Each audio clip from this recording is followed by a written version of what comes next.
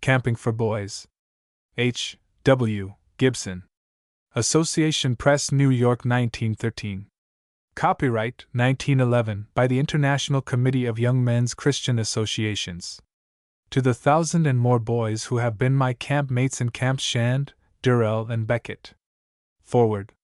The author has conducted boys' camps for 23 years, so that he is not without experience in the subject. To share with others this experience has been his aim in writing the book. The various chapters have been worked out from a practical viewpoint, the desire being to make a handbook of suggestions for those in charge of camps for boys and for boys who go camping, rather than a theoretical treatise upon the general subject. Thanks are due to E. M. Robinson, Dr. Elias G. Brown, Charles R. Scott, Irving G. McColl, J. A. Van Dis, Taylor Staton, W. H. Ones H. C. Beckman, W. H. Berger, H. M. Burr, A. B. Wagoner, A. D. Murray, and H. M. Allen, for valuable suggestions and ideas incorporated in many chapters.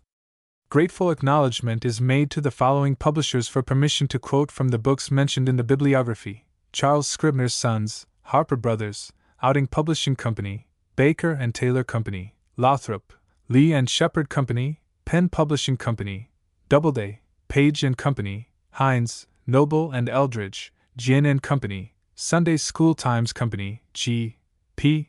Putnam's Sons, Little, Brown and Company, Moffat, Yard and Company, Houghton, Mifflin Company, Sturgis and Walton, Funk and White-Nose Company, The Manual Arts Press, Frederick Warren and Company, Review and Herald Publishing Company, Health Education League, Pacific Press Publishing Company. Every leader, before going to camp, should read some book upon boy life, in order, not only that he may refresh his memory regarding his own boyhood days, but that he may also the more intelligently fit himself for the responsibility of leadership. The following books, or similar ones, may be found in any well-equipped library. If this book will help some man to be of greater service to boys, as well as to inspire boys to live the noble life which God's great out-of-doors teaches, the author will feel amply repaid for his labor. Boston, Massachusetts, April, 1911. Bibliography. Boy Life and Self-Government, Fisk. Association Press, $1. Boy Training, Symposium. Association Press, $1. Youth Hall. Appleton and Company, $1.50. Winning the Boy, Merrill. Revell and Company, 75 cents. The Boy Problem, Forbush. Pilgrim Press, $1. Up Though Childhood, Hubble. Putnam and Company, $1.25. Growth and Education, Tyler. Houghton, Mifflin Company, $1.50. Suggestive Articles on Camping, in Association Boys. A Course in Camping, Edgar M. Robinson. February, 1902. The Sanitary Care of a Boys' Camp, Elias G. Brown, M.D. April and June, 1902. 17 Seasons in One Boys' Camp, G. G. Peck. April, 1902. Association Boys' Camps, Edgar M. Robinson. June, 1902. Following Up Camp, editorial. October, 1902. What Men Think of Camp, Edgar M. Robinson. June, 1903. Fun Making at Camp, C.B. Hardin. June, 1903. Educational Possibilities at Camp, F. P. Spear. June, 1903. Bible Study at Camp, Raymond P. Kane. June, 1903. Simple Remedies at Camp, Elias G. Brown, M.D. June, 1903. Tuxie's System, H. L. Smith. April, 1904. Life at Camp Dudley, Raymond P. Kane. June, 1905. Life-Saving Crew, F. H. T. Ritchie. June, 1905. Summer Camps, Frank Stratoff. June, 1905. Wawayanda Camp, Chas. R. Scott. June, 1907. Objectives in Camps for Boys, Walter M. Wood. June, 1907. Chapter 1: The Purpose of Camping. Vacation Time. Need of Outdoor Life. Purpose of Camping. Too much house. A query. Apostles of Outdoor Life. Heeding Nature's Call. Character Building. Camp Mottos. Rough House. Camps. Boy Scouts. Influence of camp life. It is great fun to live in the glorious open air, fragrant with the smell of the woods and flowers. It is fun to swim and fish and hike it over the hills. It is fun to sit about the open fire and spin yarns, or watch in silence the glowing embers. But the greatest fun of all is to win the love and confidence of some boy who has been a trouble to himself and everybody else, and help him to become a man. H. M. Burr. The summertime is a period of moral deterioration with most boys. Free from restraint of school and many times of home, boys wander during the vacation time into paths of wrongdoing, largely because of a lack of directed play life and a natural outlet for the expenditure of their surplus energy. The vacation problem therefore becomes a serious one for both the boy and his parent. Camping offers a solution. The need. A boy in the process of growing needs the outdoors. He needs room and range. He needs the tonic of the hills, the woods, and streams. He needs to walk under the great sky and commune with the stars. He needs to place himself where nature can speak to him. He ought to get close to the soil. He ought to be toughened by sun and wind, rain and cold. Nothing can take the place, for the boy, of stout physique, robust health, good blood, firm muscles, sound nerves, for these are the conditions of character and efficiency.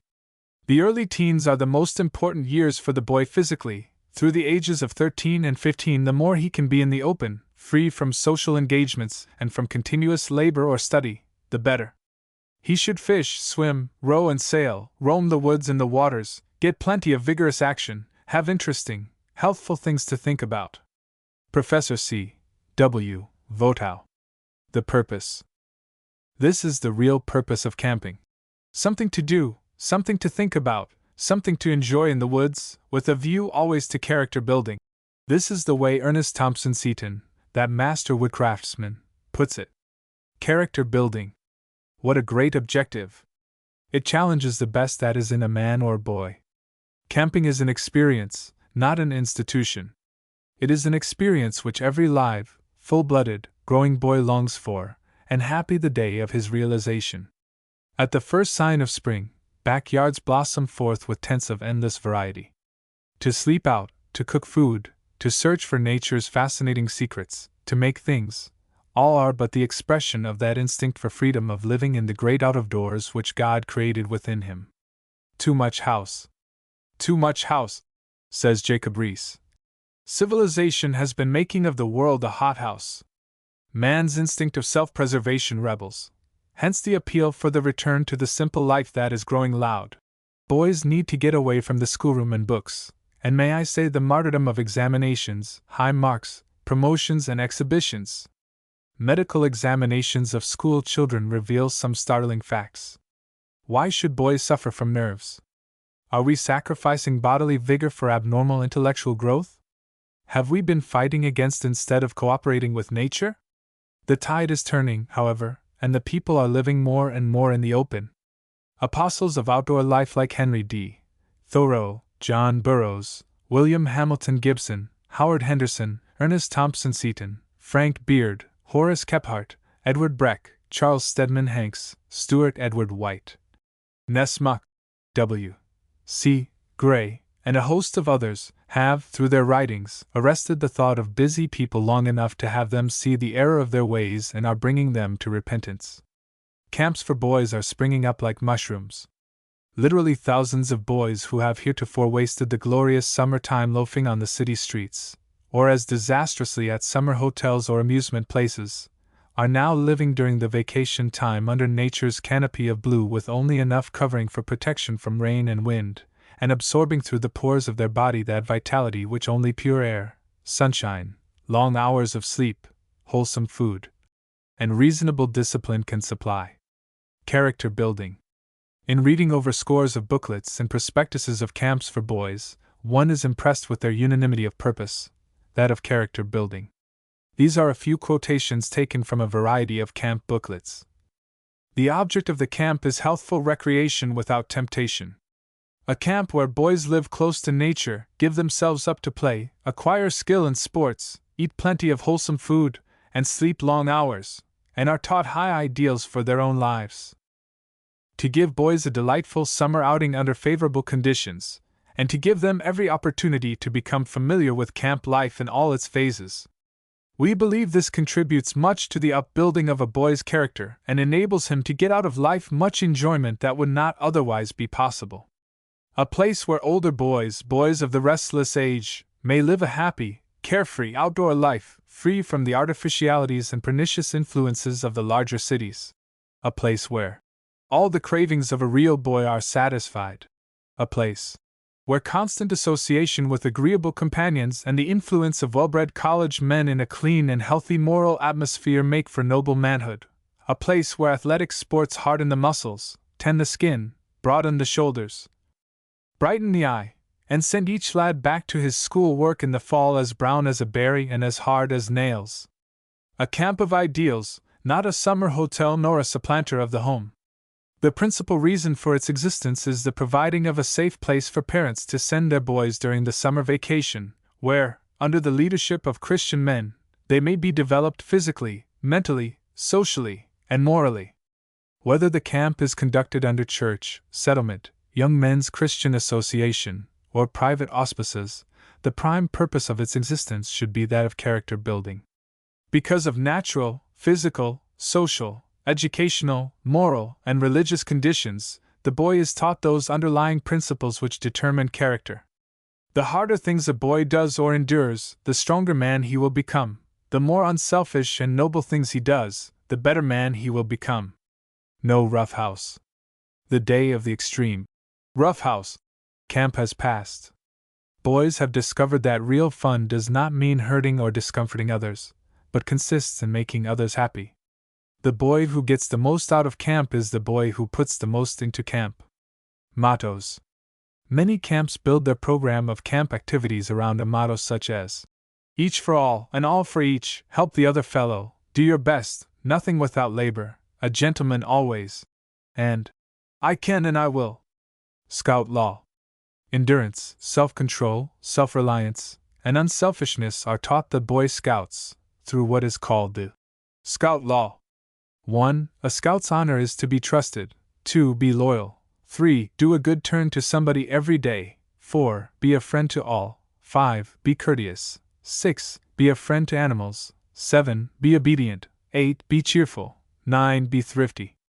All these are valuable, because they contribute to the making of character. In the conduct of a boys' camp there must be a definite clear-cut purpose if satisfactory results are to be obtained. A go-as-you-please or do-as-you-please camp will soon become a place of harm and moral deterioration. Results. Camping should give to the boy that self-reliance which is so essential in the making of a life, that faith in others which is the foundation of society, that spirit of altruism which will make him want to be of service in helping other fellows, that consciousness of God as evidenced in his handiwork which will give him a basis of morality, enduring and reasonable, and a spirit of reverence for things sacred and eternal. He ought to have a better appreciation of his home after a season away from what should be to him the sweetest place on earth. Chapter 2. Leadership. The director assistant leaders. The term leader. How to get leaders. Variety of talent. Suggestions to leaders. Opportunity of leadership. The success or failure of a boys' camp depends upon leadership rather than upon equipment. Boys are influenced by example rather than by precept. A boys' camp is largely built around a strong personality.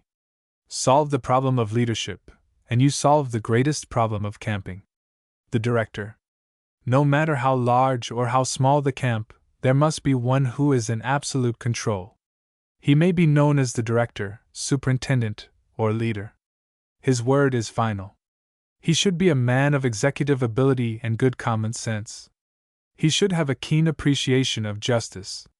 A desire to be the friend and counselor of every boy must always govern his action.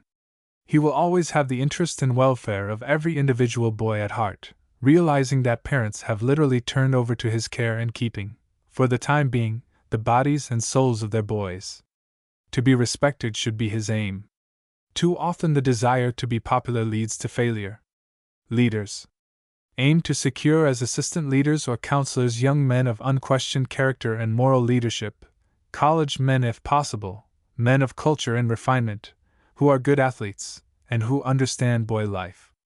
They should be strong and sympathetic, companionable men. Too much care cannot be exercised in choosing assistants. Beware of effeminate men, men who are morbid in sex matters. An alert leader can spot a crooked man by his actions, his glances, and by his choice of favorites. Deal with a man of this type firmly, promptly, and quietly. Let him suddenly be called home by circumstances which he could not control.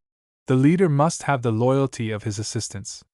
They should receive their rank from the leader, and this rank should be recognized by the entire camp. The highest ranking leader present at any time should have authority over the party. In a boys' camp I prefer the term leader to that of counselor. It is more natural for a boy to follow a leader than to listen to wise counselors. Come on, fellows, let's meets with hearty response. Boys, do this is an entirely different thing. Leaders should hold frequent councils regarding the life of the camp and share in determining its policy. The most fruitful source of supply of leaders should be the colleges and preparatory schools. No vacation can be so profitably spent as that given over to the leadership of boy life. Here is a form of altruistic service which should appeal to purposeful college men. Older high school boys who have been campers make excellent leaders of younger boys. A leader should always receive some remuneration for his services, either car fare and board or a fixed sum of money definitely agreed upon beforehand. The pay should never be so large that he will look upon his position as a job. Never cover service with the blinding attractiveness of money. The chief purpose of pay should be to help deepen the sense of responsibility, and prevent laxness and indifference, as well as to gain the services of those who must earn something. Do not take a man as leader simply because he has certificates of recommendation. Know him personally. Find out what he is capable of doing. The following blank I use in securing information. Leader's information blank, Camps Durrell and Beckett name, address, college or school class of. Do you sing? What part, tenor or bass? Do you swim? Do you play baseball? What position? Do you play an instrument? What? Will you bring it, unless piano and music, to camp? Have you won any athletic or aquatic events? What? Will you bring your school or college pennant with you? Have you ever taken part in minstrel show, dramatics, or any kind of entertainment? If so, what? What is your hobby? If tennis, baseball, swimming, nature study, hiking, photography, athletics, etc., whatever it is, kindly tell about it in order to help in planning the camp activities. Illustration: a leader's pulpit, Sunday morning in the chapel by the lake, Camp Beckett. Leaders should not be chosen in order to secure a baseball team or an athletic team. Select men of diverse gifts. One should know something about nature study, another about manual training, another a good storyteller, another a good athlete or baseball player, another a good swimmer, another a musician, etc. Always remember, however, that the chief qualification should be moral worth. Before camp opens, it is a wise plan to send each leader a letter explaining in detail the purpose and program of the camp. A letter like the following is sent to the leaders of Camps Durrell and Beckett. Suggestions to camp leaders. Read and reread. The success of a boys' camp depends upon the hearty cooperation of each leader with the superintendent. The boys will imitate you. A smile is always better than a frown. Kicking, in the presence of boys, breeds discontent. Loyalty to the camp and its management is absolutely necessary if there is to be harmony in the camp life. Personal. Your personal life will either be a blessing or a hindrance to the boys in your tent. Study each boy in your tent. Win his confidence. Determine to do your best in being a genuine friend of each boy. Remember in prayer daily each boy and your fellow leaders.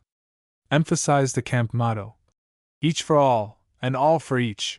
Study the tests, on pages 8 and 9 of the booklets, and be helpful to the boys in your tent who are ambitious to improve and win the honor emblems. Tents. Neatness and cleanliness must be the watchword of each tent. Sweet straw ants. Decayed material breeds disease. Insist upon the observance of sanitary rules. It is unwise to have all the boys from one town or city in one tent. The tendency is to form clans, which destroy camp spirit. Get the fellows together the first thing and choose a tent name and tent yells. Appoint a boy who will be responsible for the boys and the tent when you are not present. Too much attention cannot be given to the matter of ventilation. When it rains, use a forked stick to hold the flaps open in the form of a diamond. In clear weather, tie one flap back at each end, flap toward the feet, allowing a free draft of air at all times. On rainy days, encourage the boys to spend their time in the pavilion. Whenever possible, insist upon tent and blankets being thoroughly aired each morning. 3 inspectors will be appointed for each day. 15 minutes' notice will be given, and boys will not be allowed in or around their tents during the period of inspection. Leaders may suggest but not participate in arranging the tent. The honor banner is to be given to the tent showing the best condition and held as long as marks are highest. Swimming. The U.S.V.L.S.C. 1 crews and boats will patrol whenever the boys are in swimming, and the leader of swimming must give the signal before boys go into the water. Boys who cannot swim should be encouraged to learn. The morning dip must be a dip and not a swim. Transcribers Note 1, United States Volunteer Life Saving Corps. Boats. No boats are to be taken unless an order has been issued by the tent leader or by the superintendent. The man at the wharf always has power to veto orders at his discretion. Order of day. It is the leader's part to see that the order of the day is carried out and on time, including the setting up drill. See Camp Booklet. Follow the leader is an old game which is still influencing boys. Work. 3 tents and their leaders are responsible for the work at camp, and will be expected to report to the assistant superintendent after breakfast for assignment of work. These tents are changed each day, so that the boys and leaders come on duty only one day in 7. Each tent is under its respective leader in doing the following work. Tent 1.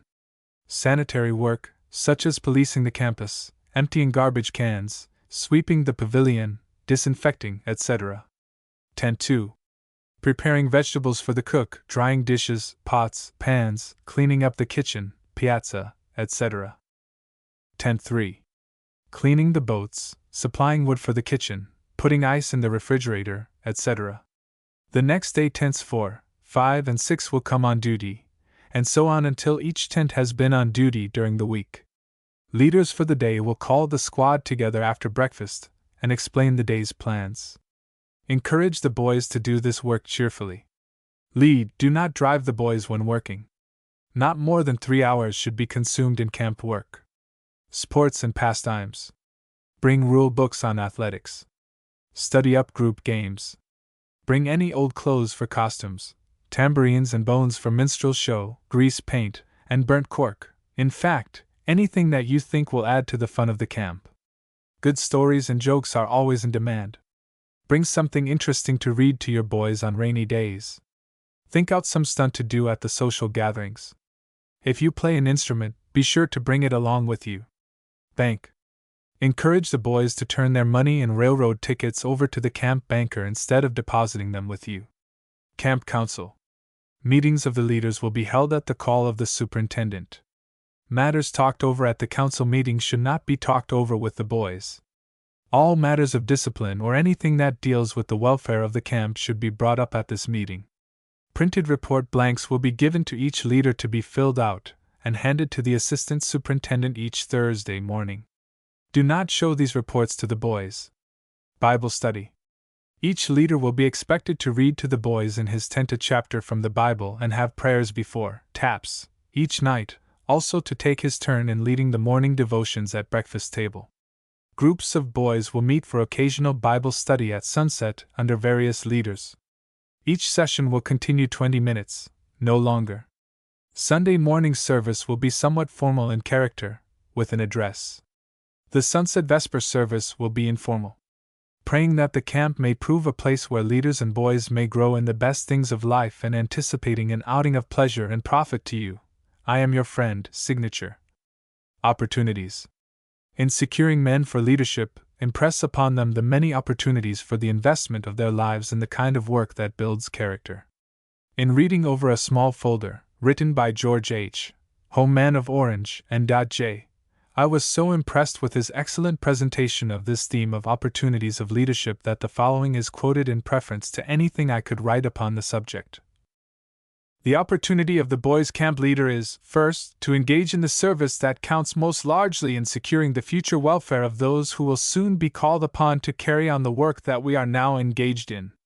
Most people are so busy with their own present enjoyment and future success that they pay little heed to the future of others. They may give some thought to the present need of those around them because it more or less directly affects themselves, but the work of character building in boys' camps is one that shows its best results in the years to come rather than in the immediate present.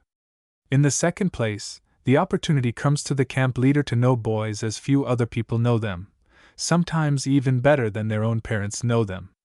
When you live, eat, sleep with a boy in the open, free life of camp for a month or so, you come in contact with him at vastly more points than you do in the more restrained home life, and you see sides of his nature that are seldom seen at other times.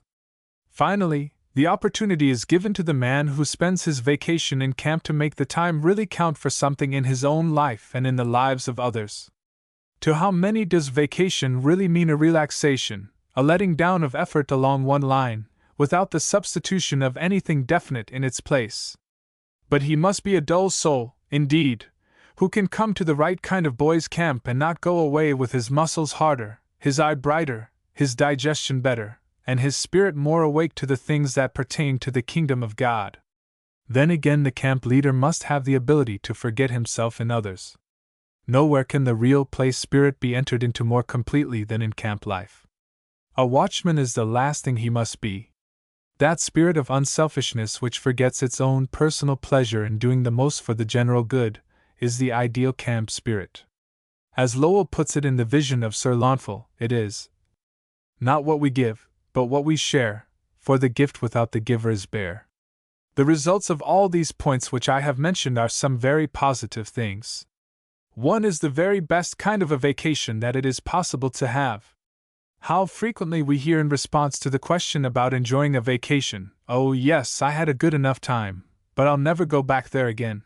To my mind, that indicates either that the person does not know what a really good time is, or that his surroundings made a good time impossible. Another result of camp is the real friendships that last long after camping days are over. Of these I need not speak. You and I know of many such and what they mean in the development of Christian character in the lives of our men and boys. And after all, there is the greatest result of all, the sense of confidence in the ultimate outcome that comes with having a share in the work of bringing others to the measure of the stature of the fullness of Christ. The ideal life for a boy is not in the city. He should know of animals, rivers, plants, and that great out-of-door life that lays for him the foundation of his later years. G. Stanley. Illustration, Camp Beckett. Chapter 3. Location and Sanitation. Dirty dirt versus clean dirt. Avoid swamps. Selecting a site. Laying out the campground. The latrines. Garbage dish. Water waste barrels. Water supply. An Indian method. Individual drinking cupboard of health maxims. Dirt. Clean camps are most easily kept by not allowing them to become dirty. Cleanliness is next to godliness. Godliness means a right relation to things spiritual, cleanliness a right relation to things material. An old definition says that dirt is merely misplaced matter. Of all the vehicles of disease, the most important perhaps is dirt. The word dirt in its strict sense comes from the Anglo-Saxon drit, or excrement. Dirt, then, is not earth or clean sand, not clean dirt, but dirty dirt, that is, matter soiled by some of the excreta of the human or animal body. Cleanliness must be insisted upon in a boys' camp, not the cleanliness that makes a boy squeamish about working with his hands upon some necessary job, but cleanliness that makes him afraid of sharing his toothbrush or table utensils or his clothes.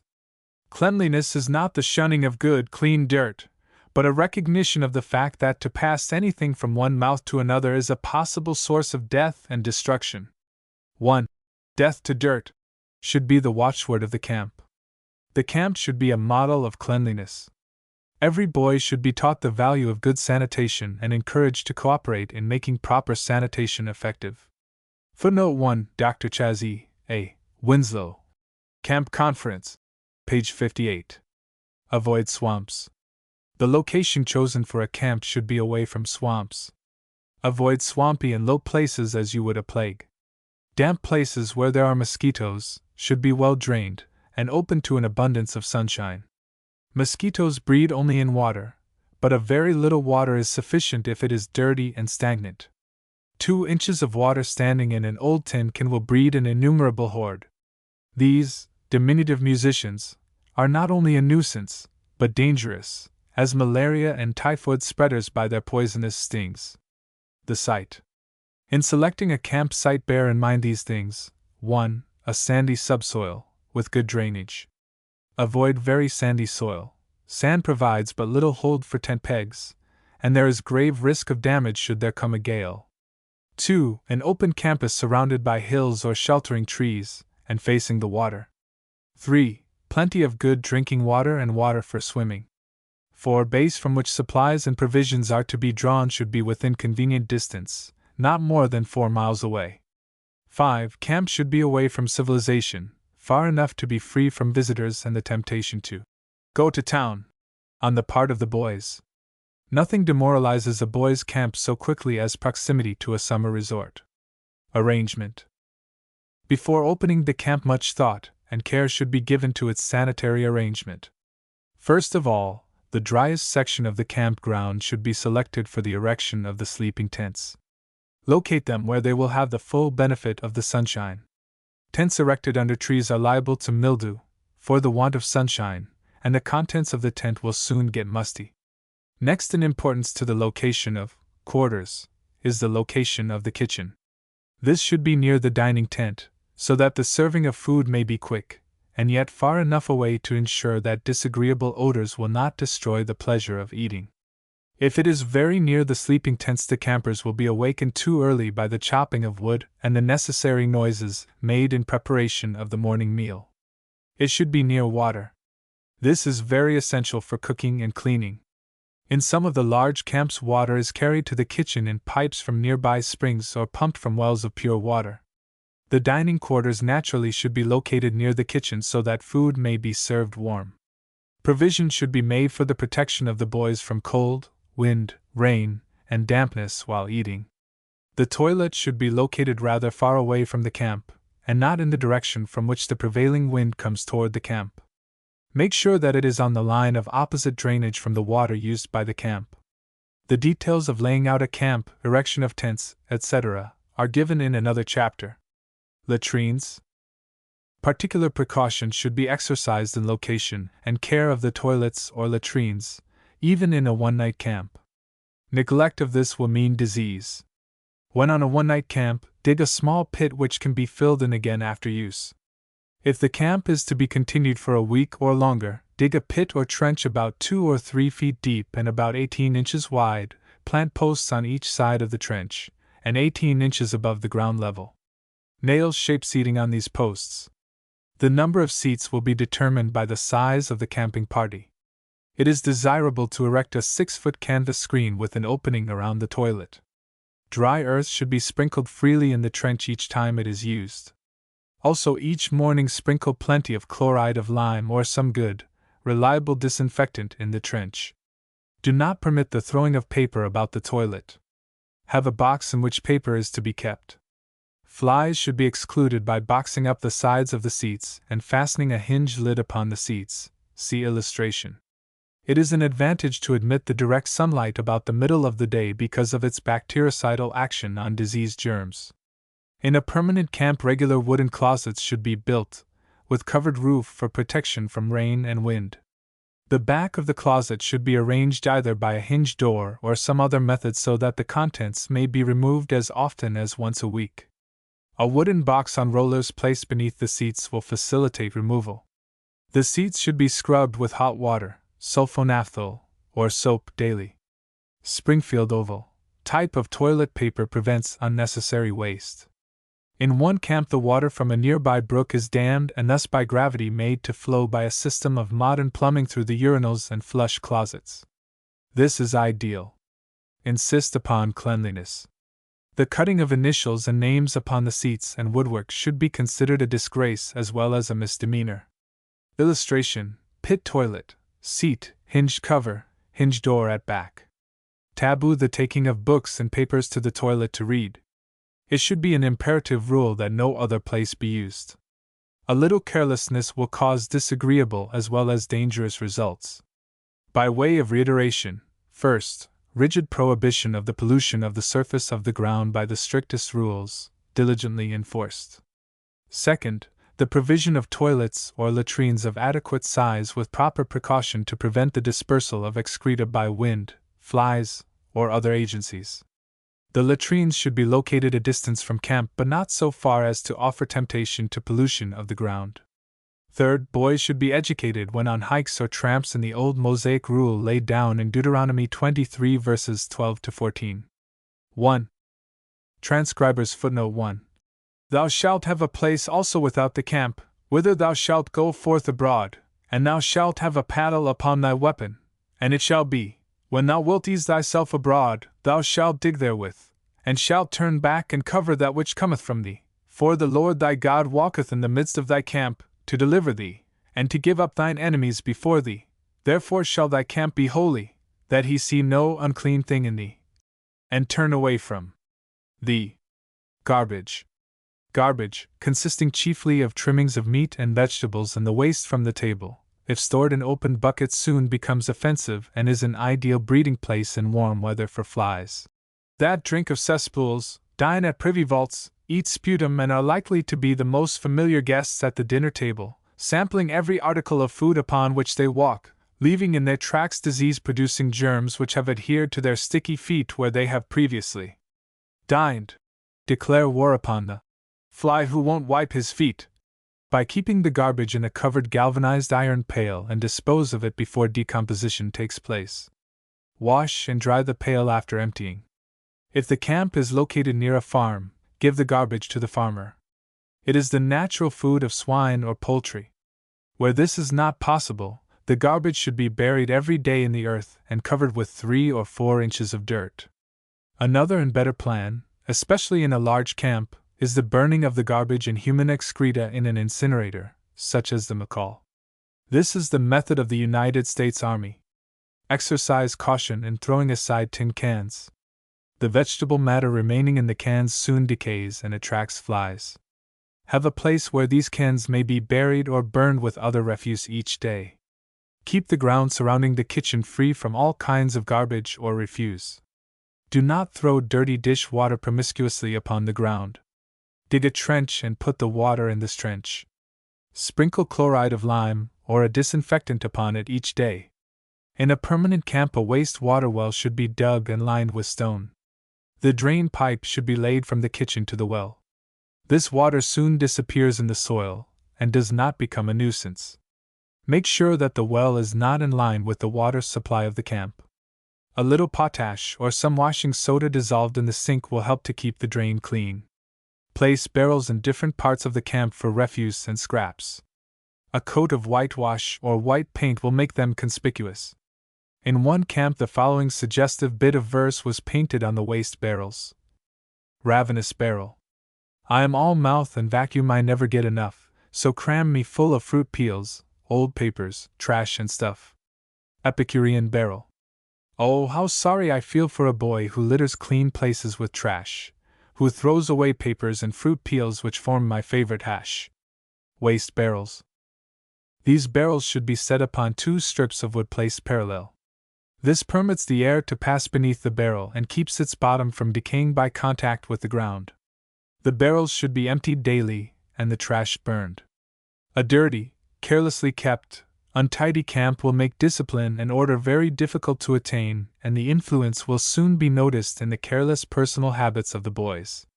There is an educational and moral value in cleanliness which is second only to that of good health. Water supply. Dr. Charles A. Winslow, the noted biologist, is authority for the following statement, Camp Conference, page 61. The source of danger in water is always human or animal pollution.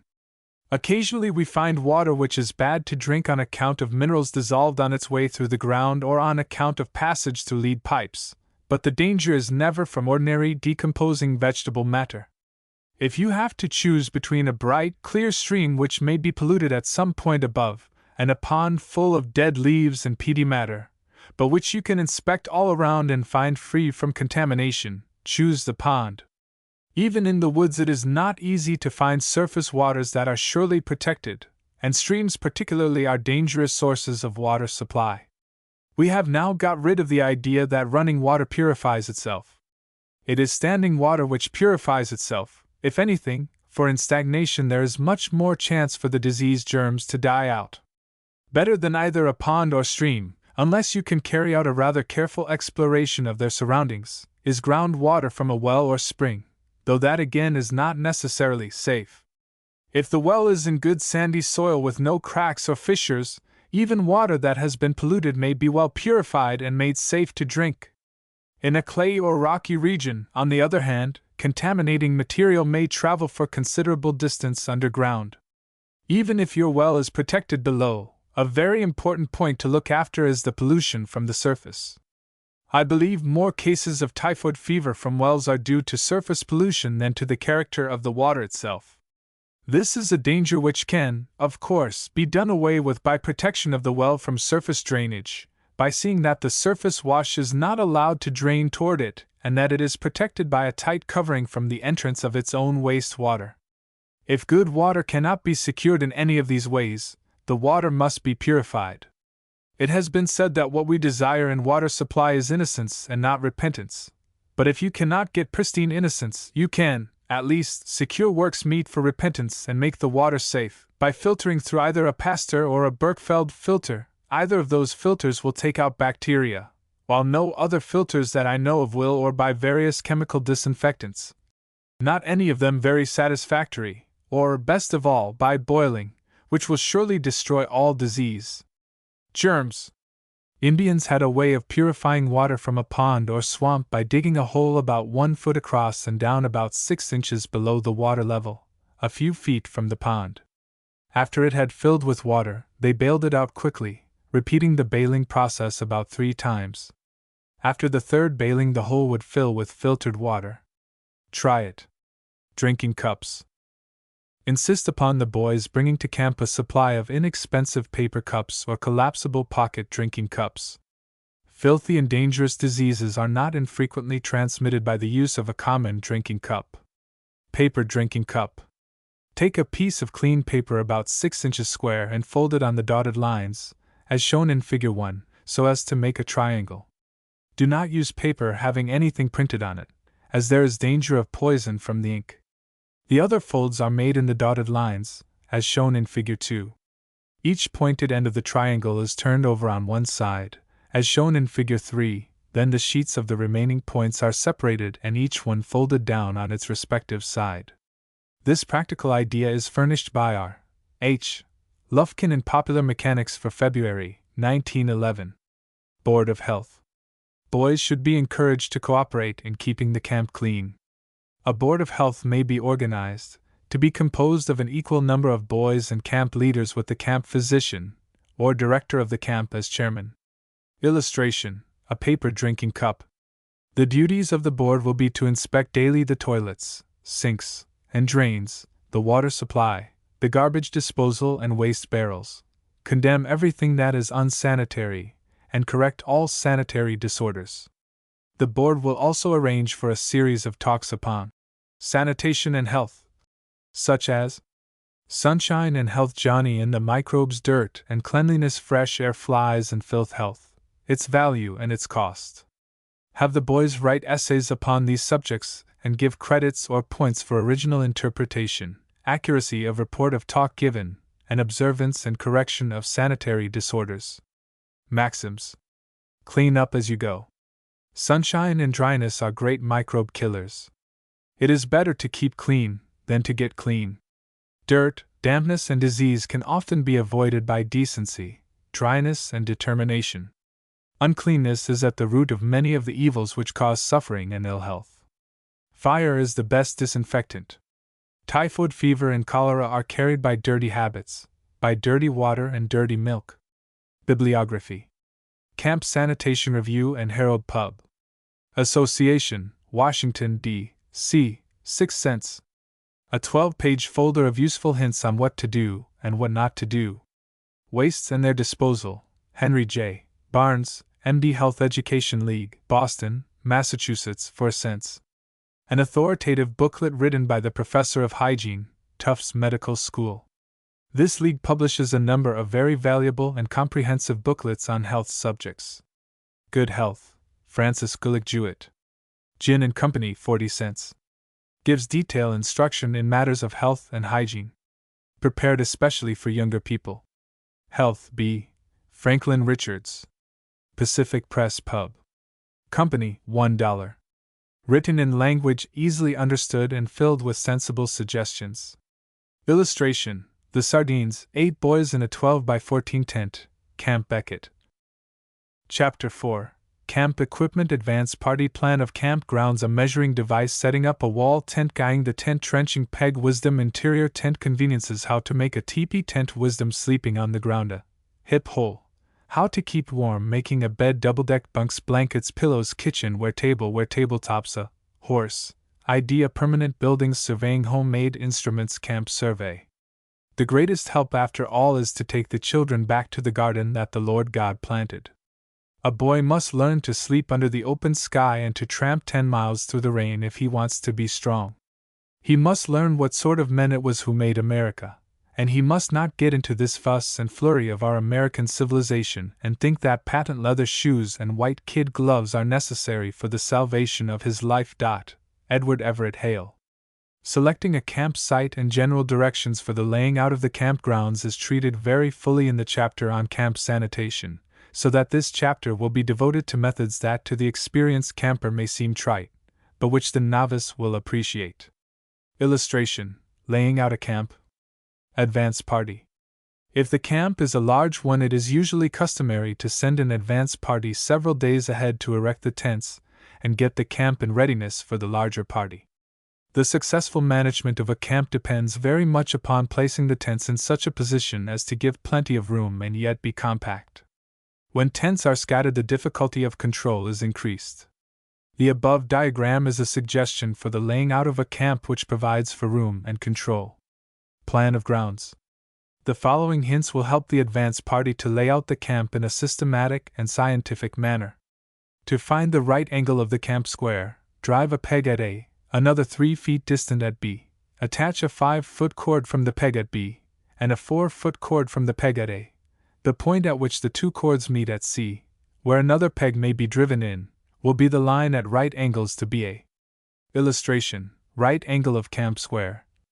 Measuring device. The illustrations opposite show a device by which a camp, baseball grounds, running track, tennis court, or any distance may be quickly and accurately measured. The first thing to do is to get an inch board and cut a round disc, A, about 12 inches in diameter. Cut 2 of them and tack them together. The diagram, B, is easier to cut out and will serve the purpose just as well. When the 2 are temporarily tacked together, bore a hole through the center for the axle. The 8 spokes should be of light material and not too pointed, or they will sink in the ground and prevent accuracy. The spokes are tacked on one disc as shown in C, and then the other disc is nailed on the outside. Illustration: A measuring device. Paint the end of one spoke red, so that you can count it every time it comes around. By having the points that touch the ground exactly 9 inches apart, 1 revolution of the wheel will measure 6 feet. For an axle, use a small piece of broom handle, and for a handle use a long light pole. By varying the length of the spokes you can make the wheel measure any desired distance. Wall tent. The line of the camp having been laid out, the next thing is the erection of the tents. The best way of setting up a wall tent, either the 12x14 or 14x16 size, the type used in most of the boys' camps, is the method used by the Army and described in Kephardt's Book of Camping and Woodcraft. For boys or men, proceed as follows: Numbers 1 and 2 procure canvas, and Numbers 3 and 4 the poles.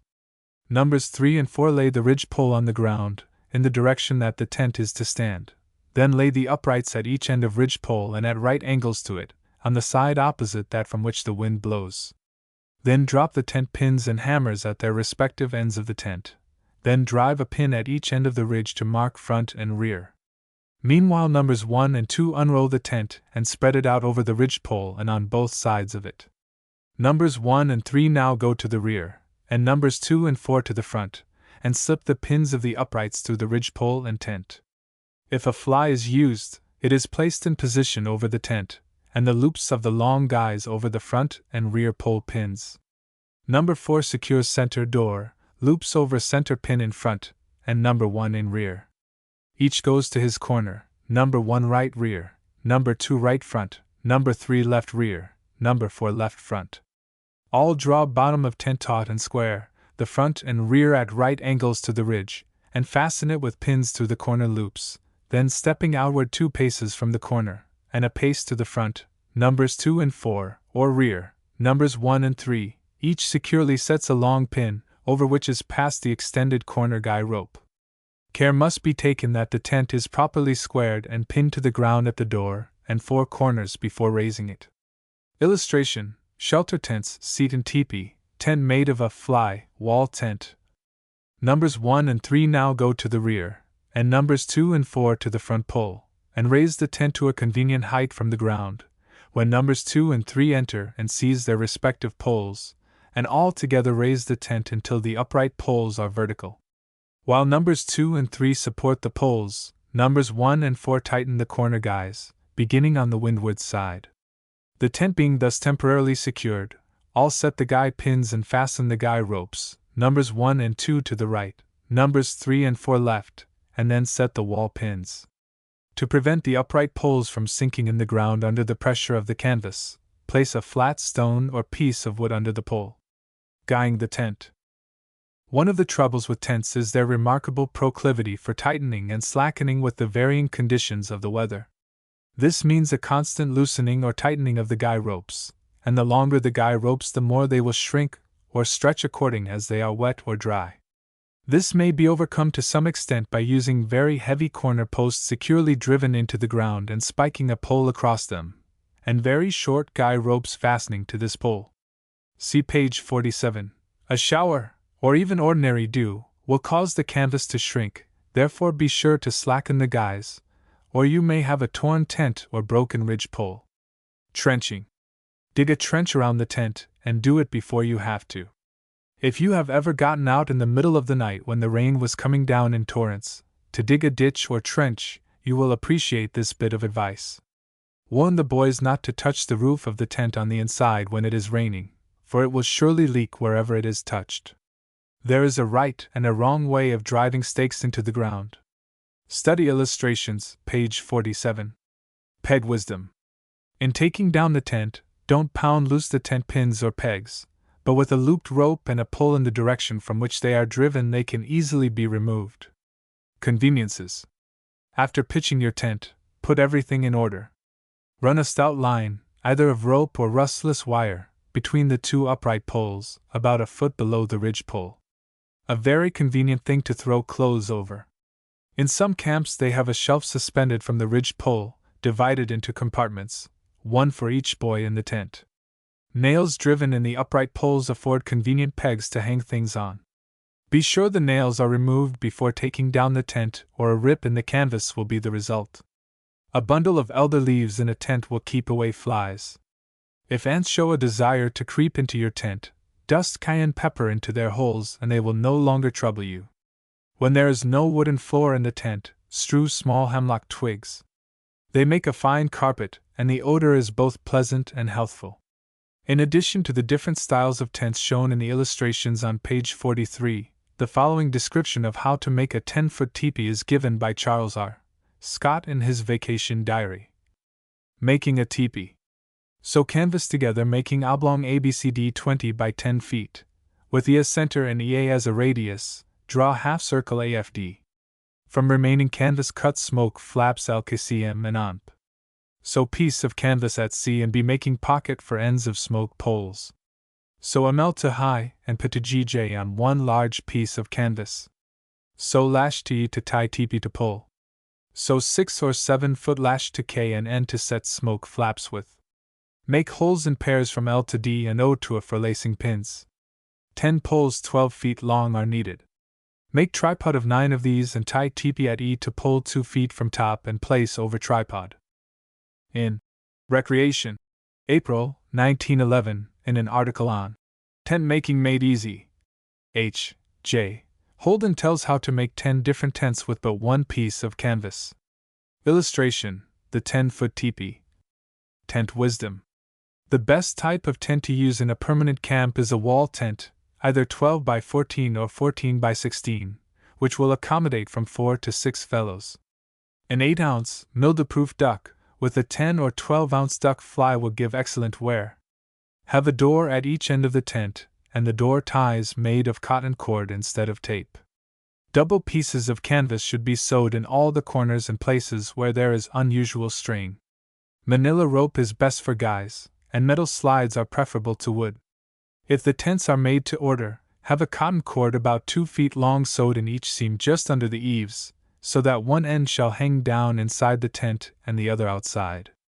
The walls of the tent can then be rolled up and tied so that the tent will be thoroughly aired. Make sure that the end of the ridge pole and of the upright poles have iron bands to prevent splitting of the poles. Bed on ground. For a short-term camp, pine boughs make the best kind of a bed. See chapter on tramps and hikes for description of bed. Sometimes a rubber blanket is spread upon the ground and the boys roll themselves up in their blankets. An old camper gives the following suggestion to those who desire to sleep in this fashion. The bed should be made in the afternoon, while the sun is shining. To make the bed, clear the ground of twigs and stones. The space should be about 6 by 3 feet. A hip hole. A shovelful of dirt is removed, making a shallow, transverse trench, about midway of the bed. This trench is the hip hole, and the making of it properly is what renders the bed comfortable. In making the bed, the following order should be observed. 1. Spread the rubber blanket. 2. The blanket spread so that one half only covers the prepared couch. 3. Then spread the woolen blankets so that the hip hole is in the right place. 4. Add the pillow. 5. Fold the blankets over you and pin them with big safety pins across the bottom and along the side. To keep warm. Stuart Edward White in Camp and Trail tells how to keep warm when sleeping on the ground. Lie flat on your back. Spread the blanket over you. Now raise your legs rigid from the hip, the blanket, of course, draping over them. In 2 swift motions, tuck first one edge under your legs from right to left, then the second edge under from left to right, and over the first edge. Lower your legs, wrap up your shoulders, and go to sleep. If you roll over, one edge will unwind but the other will tighten. A bed tick, 1, 6.5 feet long and 2.5 feet wide, to be filled with grass, leaves, straw, or any available stuff, makes a comfortable bed. Transcriber's footnote 1. Cloth case for a mattress or pillow or a light mattress without springs. To make a bed. A comfortable bed used at Camp Durrell is made by driving 4 posts in the ground and nailing a framework of saplings on these posts. Rope is then interwoven from side to side in somewhat the fashion of the old-time cord bed. Pine boughs are then placed, shingle fashion, in the cording, making a very comfortable bed. Double-deck bunks. Many of the long-term camps, however, have cots or bunks with canvas bottoms. This is the best way to sleep for boys who are going to be in camp the entire summer. The following type of double-deck bunk is in use at Camps Adirondack, Beckett, Wawayanda, and Dudley. The illustrations give a clear idea of its construction. Use wood as free from knots as possible. Spruce seems to be the best kind as it is both light in weight and very durable. The top section upon which the canvas beds are tacked is bolted to the uprights, which makes a bunk easily taken apart. 3 of these uprights, 1 at each end and 1 in the middle, will make a bed section accommodating 4 boys, 2 on the first floor and 2 on the second floor. In this manner 8 boys may be comfortably housed in a 12 by 14 or 14 by 16 foot tent, with room for baggage in the center, as shown in the illustration on page 37. Blankets. Always remember that to keep warm while sleeping in a cot or bunk, you must have as much thickness of blanket under you as above you. Usually boys will pile blankets on top of them, and have only one blanket under them, and then wonder why they are cold. Pillows. A pillow may be made out of a bag of muslin or dark denim and stuffed with a sweater or extra clothing. Much better, take a small pillow with you with removable and washable case, made of dark green or brown denim. Illustration, bunk diagram. Kitchenware. In purchasing kitchenware, a mistake is frequently made by getting a cheap kind of ware unfitted for the hard usage of camp life.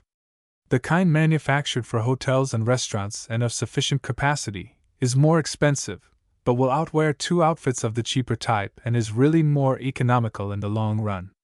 In the buying, do not omit that most adaptable and convenient of all cooking utensils for camp, a wash boiler.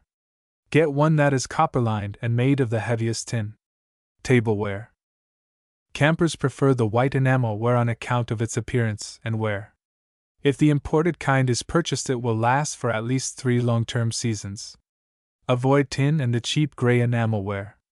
Each boy should be provided with a large plate of the deep soup pattern, cereal bowl not too large, a saucer for sauce and dessert, a cup, knife, fork, tablespoon and teaspoon. In a small camp, the boy usually brings his own eating utensils. When the table is set with white oilcloth, white enameled dishes, both serving and individual, with decorations of ferns, wild flowers or blossoms, the food always seems to taste better and the meal proceeds with that keen enjoyment, which is not only conducive to good digestion but promotive of good fellowship. A dirty table and dishes and roughhouse table manners are a disgrace to a camp even as small as 6 boys.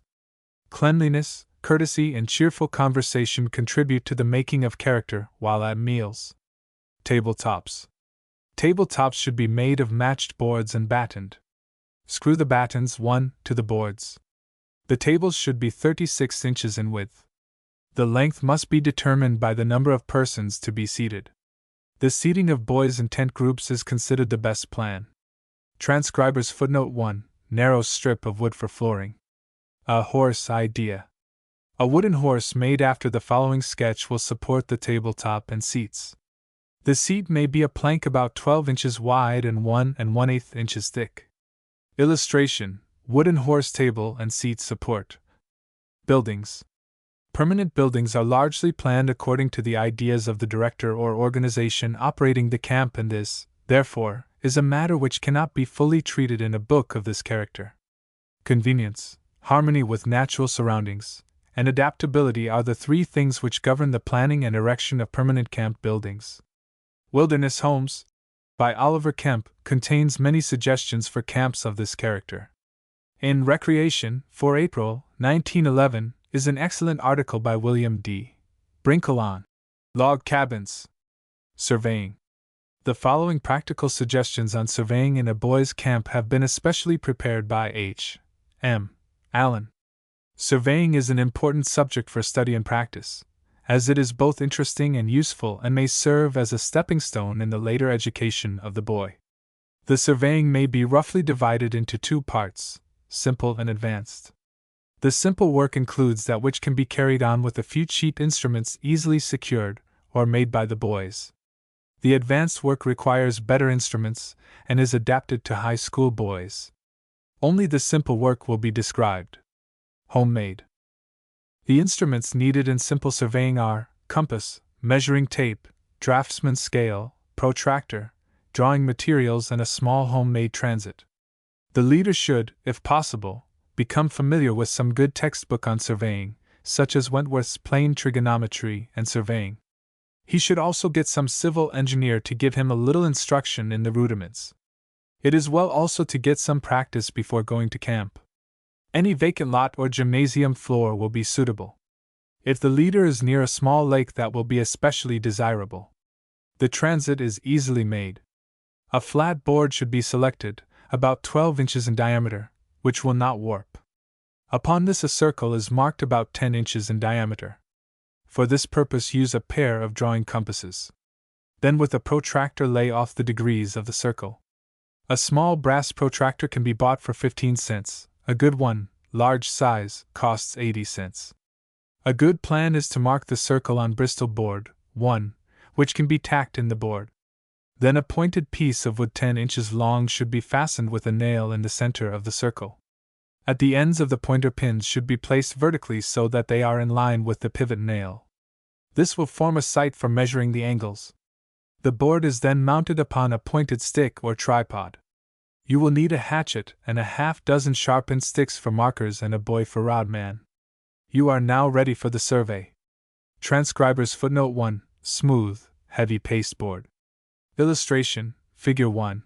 Top view of transit, protractor, sighting pins, board for circle, support. Camp survey. To make a map of the location of the camp, the first thing is to locate a baseline on a level piece of ground. At the two ends A and B stakes are placed and the length carefully measured with the tape. Then from one end of the line stretch a string about 10 feet long, toward the other stake. Under this string place the compass. In this way the direction of the line may be learned. In Figure 1, the base line runs about 10 degrees west of north. Drive a stake where the tent is to be located. This place will be called C. Then place the transit at A and measure the angle formed by the imaginary lines AC and AB. In the example, the angle is about 45 degrees. Then place the transit at B and measure the angle there, formed by the lines AB and BC. Then the angle at C should be measured, and the sum of the angles thus measured will be 180 degrees, if the work is correct. Illustration, Figure 2, Figure 3, Figure 4. Now make a drawing of the survey. Draw on paper a line corresponding to the line AB, making a certain scale, say 100 feet to the inch. If the real line is 200 feet long, the line on the paper will be 2 inches. With the protractor, the angles at B and A may be drawn or plotted. This will give the location of the point C. With the scale, determine on the plan the length of the other sides of the triangle ABC. The actual distances should next be measured with the tape to test the accuracy of the survey. Next, place a stake along the side of the lake at a point D. Then in a similar manner measure the triangle with the transit. With the protractor, the lines AD and BD can be plotted on the plan. With the scale, the length of the lines AD and BD can be estimated from the map. The rest of the lake is surveyed in the same manner. It is only necessary to take other points on the lake and survey the resulting triangles. It is a good idea to use 4-foot stakes with flags placed so as to be easy to sight to them. Finally, a tracing may be made with carbon paper, giving only the shore line and leaving out the lines of the triangles, and the map is finished. The boys in one camp surveyed a lake a mile long with homemade instruments, with excellent results. Boys should be taught how to use the compass and a map in tracing their way through an unknown country. Also to travel by the stars or by the moss on the trees. Chapter 5. Personal checklist or inventory checklist, marking lost and found memory, how to pack shipping labels, neatness, general hints. Experience only can determine what should be taken to camp. Usually the first camping trip decides what to take on the second trip, and also reveals how few things, providing they are right things, one really needs to be comfortable in camp. A boy's mother, who is generally the official trunk packer of the family, makes a mistake in stowing away in the trunk a lot of things not serviceable or suitable for camping. Cotton goods, except towels, handkerchiefs, and hose, are of no use.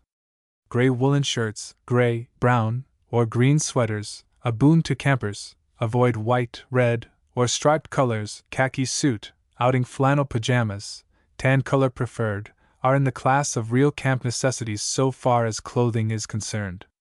The hat should be drab or khaki color, of campaign style, something that will shed water and Sunday. The hat used by the Boy Scouts of America is admirably adapted for campers.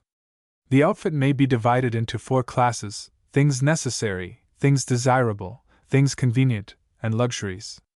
Boys who go camping for 2 weeks or less should take articles in the following list marked 1. Those who go for 4 weeks or less should take articles marked 2, in addition to those marked 1. And those who go for what may be called the season, 6 or more weeks, should take those marked 3, in addition to all of 1 and 2. Necessary. Woolen sweater, coat style, 1. Notebook or diary, 1. Twine and rope, 2. 2 flannel shirts, gray, 1. Lead pencil, 1. Change of underwear, 1. Pens and ink, 2. 2 pairs stockings, 1. Stamps, stamped envelopes, 1. Jersey, 2. Outing flannel pajamas, 1. Paper, postals and envelopes, 2. Running pants, 1. Handkerchiefs, 1. Needles and thread, 1. 2 pairs woolen blankets, 1. Matches in metal box, 1. Poncho, 1. Folding drinking cup, 1. Turkish towels, 1. Strong pocket knife on chain, 1. Extra pair. Heavy shoes, 2. Toilet soap, an aluminum or celluloid box, 1. Echo whistle, 2. Fishing tackle, 2. Comb and brush, 1. Camera, 2. Toothbrush and toothpaste, 1. Small-sized Bible, 1. Money, 1. Pins and safety pins, safeties 1 inch and 4 inch, 1. Good disposition, 1. Leggings tan, army style, 1. Desirable.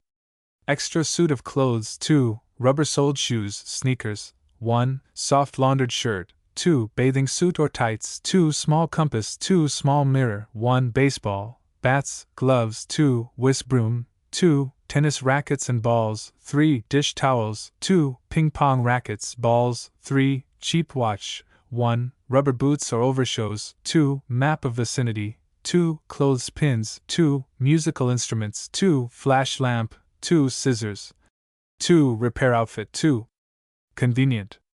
Games, 3. Can opener, 2. Books, 3. Small hand washboard, 3. Small pillow, 2. Thick strong gloves, 3. Mosquito netting, 2. Heavy woolen stockings, 3. Candles, 3. Elk hide moccasins, 3.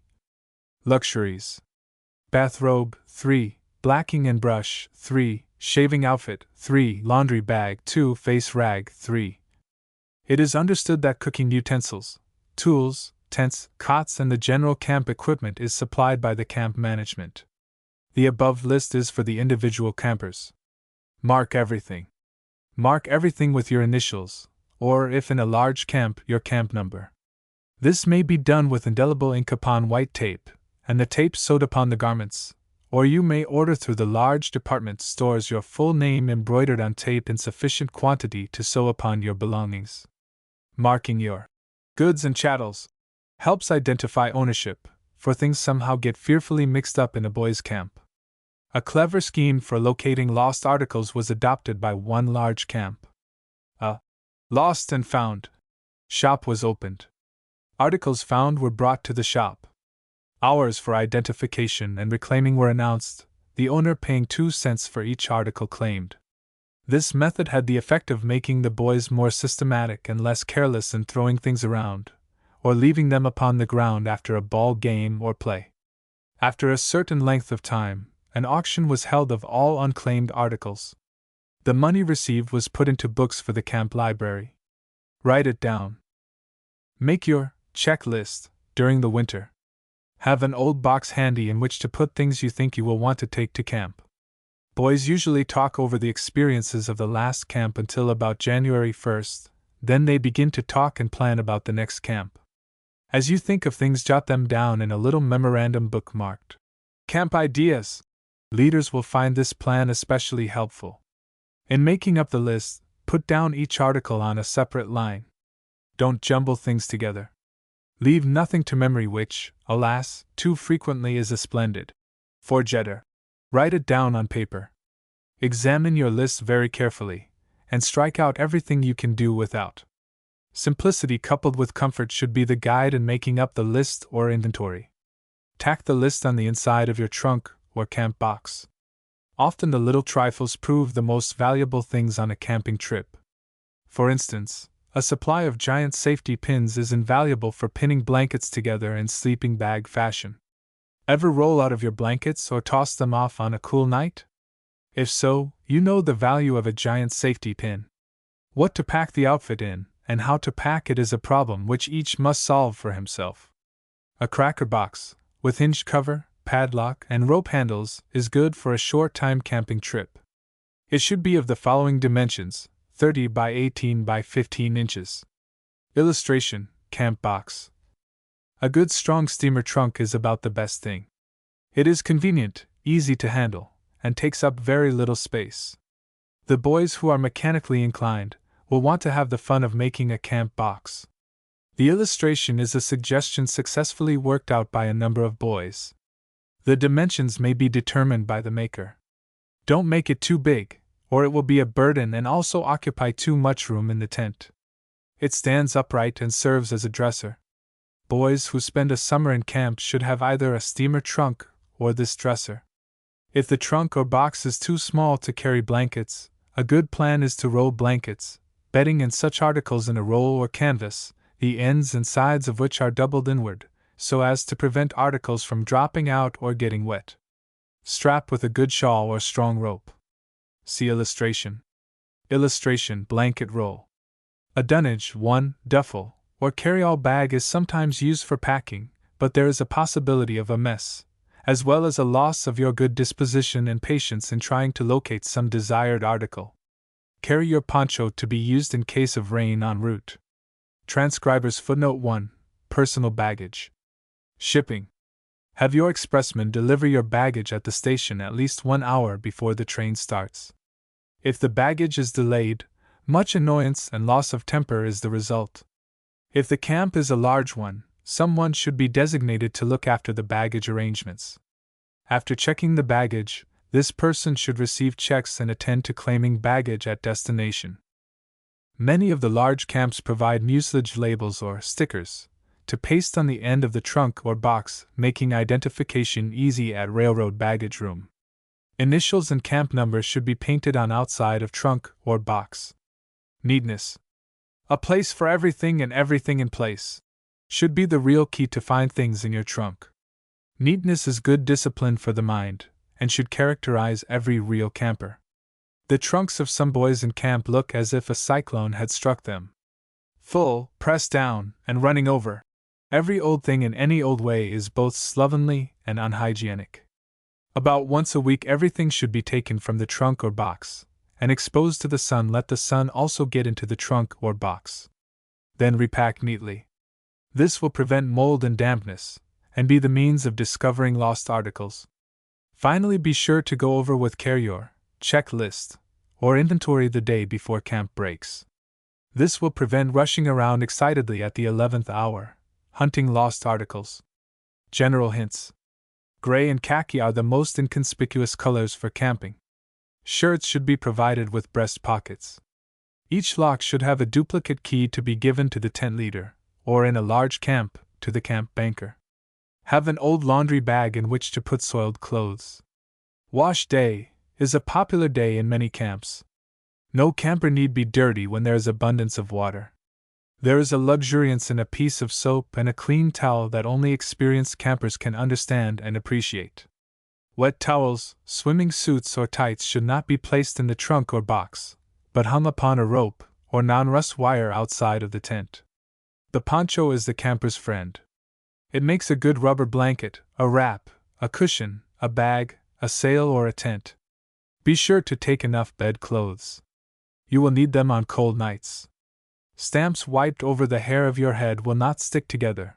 The oil of the hair does the trick. Take a self-filler fountain pen, no glass filler to break. A small Williams or Colgate shaving stick box, with screw or hinged cover, makes a good match box. A better one is a watertight hard rubber box, with screw top. If dropped into a lake or stream it will float, whereas a metal box will sink. Someone has said that good temper is as necessary for camping as water is for swimming. Be sure it is on your checklist. Illustration: personal labels. Chapter 6. Organization, Administration and Discipline. A recognized law. Cooperative Self-Government Council Meetings. Department Administration Rules. Discipline by whistle. Discipline by conscience. Self-imposed discipline. 7 things which God hates. Liars and sneaks. A meditation log, and other methods. Private talks. Perfect freedom. The heavens themselves, the planets and this center. Observe degree, priority and place, insisture, course, proportion, season, form, office and custom, in all lines of order. Troilus and Cressida. Act 1, Scene 3. Order. It matters very little if the camp be a large or small one, all will agree that system and organization must prevail if the camp is to be a place of known delight and proved desire. Order is said to be heaven's first law, and a boys' camp should not be operated contrary to this recognized law. What is everybody's business usually becomes nobody's business. Much soup has been spoiled by the stirring of too many cooks. A boys' camp becomes a place of discord when everybody takes a hand in running it. There must be one whose word is absolute and final, and who is recognized as the leader or director of the camp. At the same time, the campers should have a voice in the government and share in planning and participating in its activities. See chapter on leadership. The following charting of organization will explain the degree, priority, and place of those who are to be responsible for the administration and welfare of the camp. Cooperative self-government. This form of organization recognizes maturity, experience, ability, cooperation, justice, and altruistic service. Self-government wholly by the boys is unwise. There must always be a paternal guidance of hot, impulsive, and indiscriminate youth. Boys desire adult leadership, and where a wise combination is formed of man and boy working together, there will be found the highest type of efficient, wholesome, happy, and purposeful camp life. Council meetings.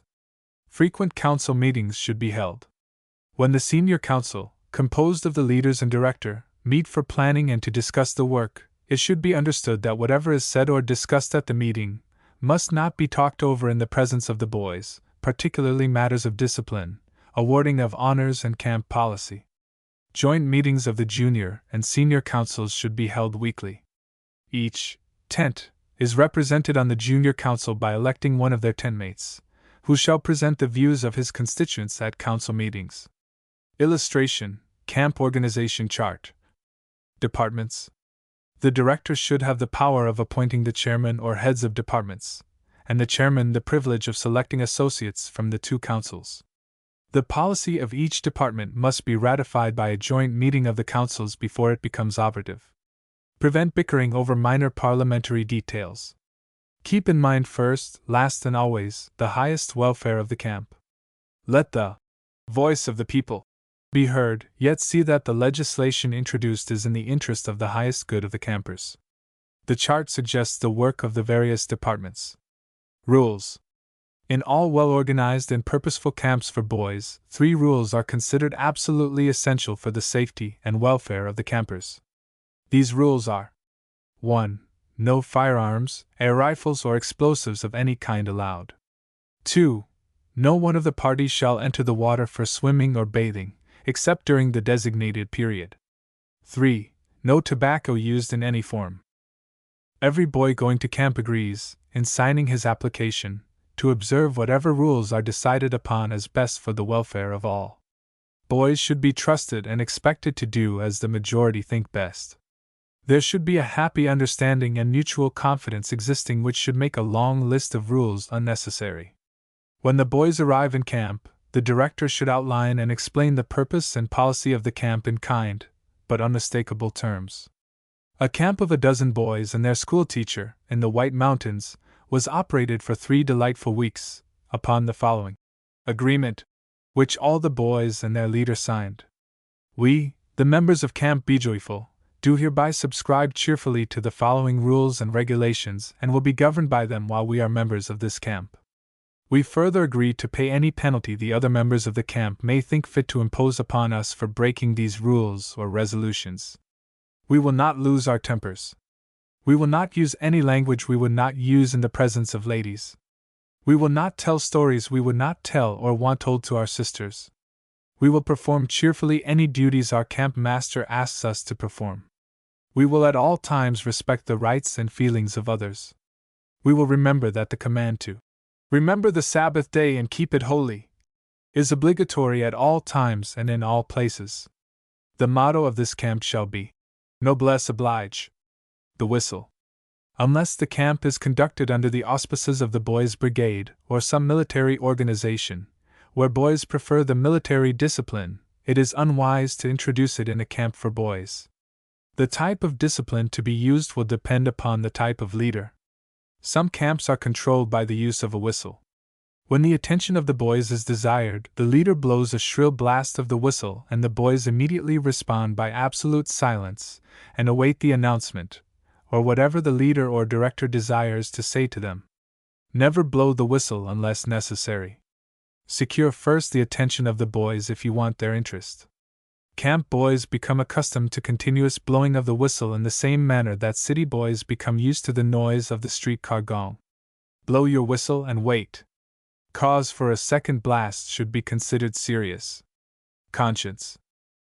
In a camp where through the thoughtlessness of a boy a misdemeanor had been committed, the leader explained at the camp fire how mean the action was and said that he did not believe there was a boy in camp who, if he had realized its contemptible nature, would for one moment have thought of doing such a thing. He concluded his remarks by saying, "If there is any boy here who knows who did this thing, I earnestly request that he will keep it to himself and not breathe the name of the offender to anyone in camp. Especially did he request that on no account should the offender's name be told to him." There were a few rather red faces about the camp fire, but the name of the offender was never known and no similar misdemeanor occurred while the camp was open. Self-imposed discipline. In another camp 2 boys had thoughtlessly violated the understanding regarding swimming, and they spent an hour on the hillside with the leader discussing the situation. After the leader had explained to them his responsibility to the parents of each boy in camp and how insecure parents would feel if they thought their boys were not being properly taken care of, he asked them, "Now, if you were in my place, what would you do with 2 such fellows?" And they both replied that they thought the 2 boys should be sent home as an example to the rest of the camp. The leader agreed with them, and the 2 boys, who had pronounced their own sentence, left the next morning for home. That leader has today no better friends among boys than those 2 particular fellows. 1. Footnote 1 E. M. Robinson, Association Boys, June 1902. 7 Things Which God Hates.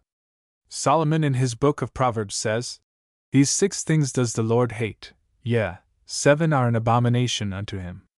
A proud look, a lying tongue, and hands that shed innocent blood, a heart that deviseth wicked imaginations, feet that be swift in running to mischief, a false witness that speaketh lies, and he that soweth discord among brethren." Proverbs 16:19. Liars and sneaks. Punish the liar heavily. Help the boy to see that to make a mistake and own up to it is regarded in a much more favorable light than to sneak and lie out of it. Have him understand that the lie is the worst part of the offense. It is awful to have the reputation of being a liar, for even when a boy does tell the truth, nobody believes him because of his past reputation. Never indulge suspicion. Above all, discountenance sneaking. Nothing is more harmful than to maintain a feeble discipline through the medium of talebearing. Never keep a boy in camp who is out of tune with the camp life or its standards, and whose presence only serves to militate against the real purpose of the camp. Grouchitis is a catching disease. Meditation log. The methods of punishment are as varied as the colors of the rainbow.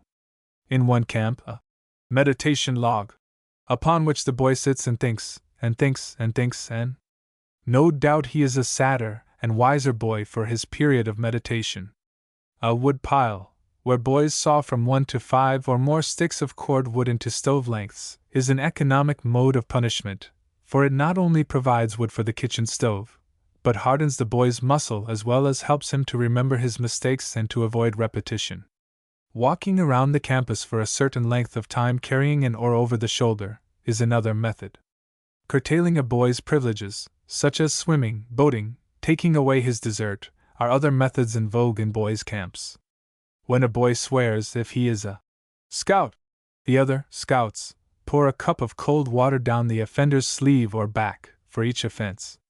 Some boys have been cured of swearing by having their mouths washed out with welcome soap, publicly, along the shore of the lake or stream, with campmates as silent spectators.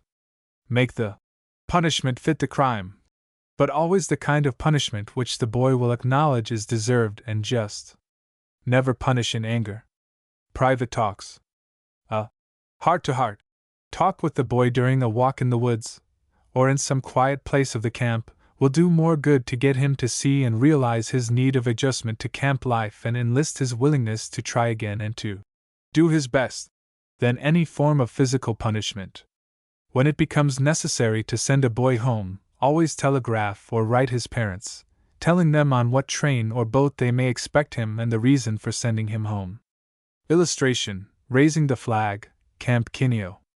Chapter 7, The Day's Program: A Morning Prayer. Requisites of a Camper. 7.00, Reveille. 7.15, The Dip. 7.30, Breakfast. 8.30, Camp Duties 9.30 to 11, Educational Recreation 11, Blankets in 11.30, Swimming Time 12, Noon Inspection 12.30, Dinner 12.45 to 2, Siesta 2 to 4.30, Sports 4.30, Preparation for the Night 5, General Inspection 5.45, Colors 6, Supper 6.45, Meditation and Study 7.15, Campus Games 8, Campfire and Entertainment 8.45, Tattoo and Hymn 9, Taps, and Good Night.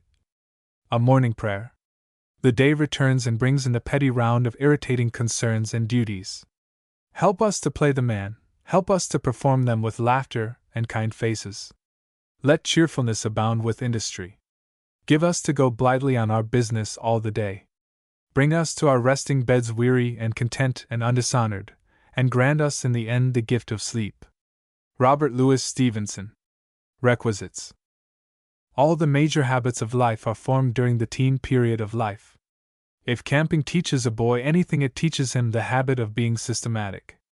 The day's program should be built upon a platform calculated not only to keep the camp running smoothly, but to develop within the boy and man those qualities requisite for a good camper, viz., truth, sincerity, self-control, courage, energy, skill, mental capacity, justice, patriotism, stamina, efficiency, executive power, consideration, kindliness, cheerfulness, self-reliance, good temper, good manners, tact, promptness, obedience, helpfulness, and cooperation. Camping has as good an effect on a boy's character as it has upon his health. It teaches him to be self-reliant, to look after his own wants, and not to be abnormally self-centered. It is marvelous how much more tidy and considerate a boy becomes after he has had a season in camp, looking after himself and his own belongings, as well as sharing in keeping his tent neat and clean, and having his part in the day's work. From reveille, at 7 a.m. to taps, at 9 p.m. the day's program should be definitely planned. In order to make this chapter of practical value, the different periods of the day and its activities will be described very fully, and enough suggestions given to make the day purposeful, educational, recreational, and attractive in either a large or small camp. 7 o'clock is usually the hour of beginning the day, although some camps make the rising hour 6:30 o'clock. The first morning in camp, boys want to get up around 4 o'clock, thinking it about 3 hours later, on account of the sun streaming into their tent. After the first morning, boys who wake early should be expected to keep silent and remain in their tent until reveille sounds. Consideration should be shown toward those who desire to sleep. 7.00. When the bugle sounds reveille, everybody turns out in pajamas or swimming tights and indulges in a brisk 10-minute setting up exercise. This should be made snappy, giving particular attention to correcting stooping shoulders and breathing. Boys should not be excused from this exercise unless ill. At the end of the exercise, the flag is raised and the campers salute the stars and stripes as they are flung to the morning breeze. A small cannon is fired in some camps when the flag is raised. The honor of raising the flag may be given to the boys of the tent having won the honor tent pennant of the preceding day, or to boys specially assigned. The spirit of patriotism is fostered by respect to the flag. 7.15. Flag raising is followed by a dip in the lake. It should be understood that this is to be a dip or plunge and not a swim. 5 minutes is sufficient time to be in the water. Place some responsible person in charge of the dip. A safe rule is never to permit boys in the water unless supervised. The boys should take soap, towels, and toothbrushes with them when they go for the dip. A good morning scrub of the teeth with a brush saves many hours of pain. Boys are woefully negligent, because ignorant, of the care of their teeth. Saturday is scrub day in many of the large camps when all are required to take a soap scrub.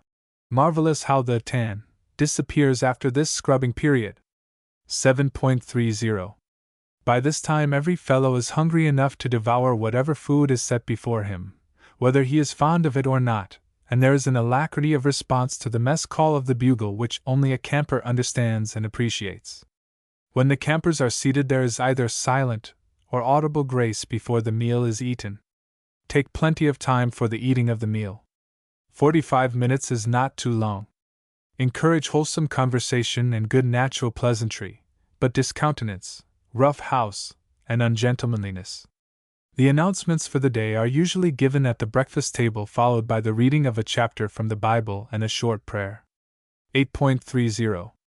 A boy should be taught that all labor is noble, that no one can rise that slights his work, and the grand business in life is not to see what lies dimly at a distance, but to do what lies clearly at hand. With this kind of a spirit, blankets are taken out of the tent to be aired and the sides of the tent tied up. The camp is cleaned and put in a sanitary condition, the tents are put in order, and kitchen work, if part of the boy's duties, is attended to. All work should be finished by 9.30. No matter whether the boy pays $20 a week or $3 a week for the outing, labor of some sort should be a part of his daily life while at camp, for when one gets to love work, his life becomes a happy one. The world despises a shirker but honors a worker. The work of the day is sometimes done by tent groups or by boys grouped in alphabetical order, each group being under a leader whose part is assigned daily by the camp director. See chapter on organization. In the writer's camp, work is considered a great privilege. For instance, if 3 bushels of peas must be picked from the camp garden for dinner, a call is made for volunteers. From 40 to 50 hands will go up, and after careful choosing, 6 boys are selected to do this coveted work, much to the disappointment of the others. It is all in the way work is presented to the boys, whether they will look upon it as a privilege or an irksome task. 9.30 to 11.00. If tutoring is a part of the camp's plan, the morning will be found a desirable time for tutor and boy to spend an hour together. Manual training, instruction in woodcraft, field and track athletics, boating, life-saving drills, rehearsal for minstrel shows or entertainments, photography, tennis, baseball, are some of the many activities to be engaged in during this period. 1 day a week, each box or trunk should be aired, and its contents gone over carefully. A sort of clean-up day. 11.00. About this time the life-saving crew will be getting ready for their drill and patrolling of the swim. The other campers will be taking in their blankets and after shaking them while enfolding, will place them on their beds for the inspection, which usually comes at noon. At 11.20 boys who cannot swim should be given instruction by those who can swim. If this is done before the regular swim there is less danger and greater progress is made. 11.30. This seems to be the popular hour for swimming in nearly all the camps. It follows the ball game, the tennis match, the camp work, and usually the temperature of air and water is just right for a swim. Allow no swimmer to go beyond the line of patrol boats. Have someone on shore who is keen to observe any boy who may be in need of assistance. 20 minutes is sufficient length of time to be in fresh water. When the boys come out of the water, have a towel drill, teaching the boy how to use the towel so that his back may be dried as well as every other part of his body. This rubbing down induces circulation of the blood and gives that finish to a swim which makes the boy feel like a new being. It is unwise to permit boys to lie around undressed after a swim, for physiological as well as moral reasons. Swimming tights should be wrung out dry, either by hand or by a wringer kept near the swimming place, and hung out on a rope or rustless wire, stretched back of the tent. Do not permit wet clothes to be hung in the tent, on the canvas or tent ropes. 12.00. Beds or bunks should be made up for inspection. 3 men or boys may be appointed as inspectors. Considerable interest and pride is taken by the boys in having their canvas home look neat. This training in neatness, order, and cleanliness is invaluable. See chapter on awards. The inspection should not take over 20 minutes. While this is going on, those who have kitchen or table duty will be busily engaged getting tables in readiness for dinner. 12.30. Mess call for dinner. This meal should be the heartiest meal of the day, and plenty of time given to the eating of the food. Mail is usually given out at this meal in camps where there is but 1 delivery a day. 1.15. Siesta. Siesta, or rest hour, follows dinner. In the early days of boys' camps this suggestion would have been laughed at, but today it is looked upon as highly hygienic and considered one of the best things of camp and strongly to be commended. The boy is advised to lie down flat on his back, in his tent or under the shade of a friendly tree, and be quiet. He may talk if he wishes, but usually someone reads aloud to his fellows. This gives the food a chance to digest, and the whole body a nerve and muscle rest before the active work of the afternoon. 2.00 to 4.30. These hours will be spent in various ways. Usually it is the time for athletic sports, baseball games, quoit, 1, tournaments, tennis tournaments, excursions afield, boat regatta, archery, water sports, scouting games and other activities in which most of the campers can engage. The big outdoor events should occupy this time of the day. Transcriber's footnote 1. Flat rings of iron or rope are pitched at a stake with points for encircling it. A ring used in this game. 4.30. Where daily inspection is a part of the camp plan, the boys will begin getting everything in readiness for that important event. A general bustle of activity will be in evidence, and every boy on the qui-vive, too, to have his tent win the coveted honor pennant, usually given for the neatest tent. Transcriber's footnote 2. Sentinel's challenge. On the alert, vigilant. 5.00. Inspection is conducted during the absence of the boys. While the inspectors are making the round of tents, the boys should assemble either in the permanent building of the camp or under some big tree, to listen to a practical talk by the camp physician, a demonstration in first aid work, the reading of a story, or to something equally educational in character. This is a valuable hour when occupied in this manner. See chapter on inspection, awards, etc. 5.45. Rather than depend upon sunset as the time to lower the flag, it is much better to set an hour for colors. Promptly at this hour the bugler blows colors. No matter where a camper may be, he should stand erect, uncover, and remain attentive until after the playing of the Star-Spangled Banner and firing of the cannon. The flag is lowered very slowly during the playing of the Star-Spangled Banner, and camp should be a place of silent patriotism. Those who have witnessed this ceremony in a boys' camp will never forget its impressiveness. The flag should never be permitted to touch the ground, and should be carefully folded and in readiness for hoisting the next morning. 6.00. Supper hour cannot come too promptly for active boys. The announcement of the day's inspection should be made at the meal, and the honor pennant or flag presented to the successful tent, and accepted by one of the boys. This occasion is usually a time of rejoicing, also a time of resolve-making on the part of tent groups to do better tomorrow. The record of each tent is read by one of the inspectors, and at the end of the week the tent having the best record gets a special supper or seconds on ice cream day. 6.45. About this time, with the going down of the sun, nature seems to quiet down, and it is the psychological time for serious thought. Many camps devote 20 minutes to Bible study. For suggested lessons, see chapter on religion and moral life. Tent groups under their leaders study thoughtfully the meaning of life and the great lessons taught by God through nature. Night after night the boys consciously or unconsciously acquire through this study the requisites of a good camper mentioned in the first part of this chapter. 7.15. Campus games, boating, preparation for the bonfire, etc., will occupy the time until dark. Every boy should be engaged in some recreative play, working off whatever surplus energy he may have at hand so that when the time for turning in comes, he will be physically tired and ready for bed. 8.00. The evening program varies. Some nights there will be a minstrel show, other nights a campfire, or mock trial, an illustrated talk or village school entertainment, or a play, or a musical evening or vaudeville. Leave about 2 nights a week open. The boys prefer to have occasional open evenings when they are free to loaf around, and go to bed early. Plan the evening stunts very carefully. 8.45. The bugler blows tattoo 1, which means all intents. After the boys have undressed and are ready for bed, the leader reads a chapter from the Bible, and in many camps the boys lead in volunteer prayer, remembering especially the folks at home. Transcriber's footnote 1. Signal on a drum or bugle to summon soldiers to their quarters at night.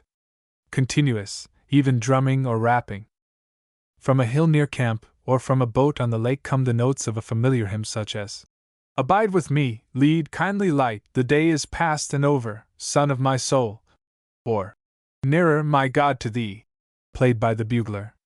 Every boy listens, and the ear records a suggestion which helps to make the night's sleep pure and restful. Try it.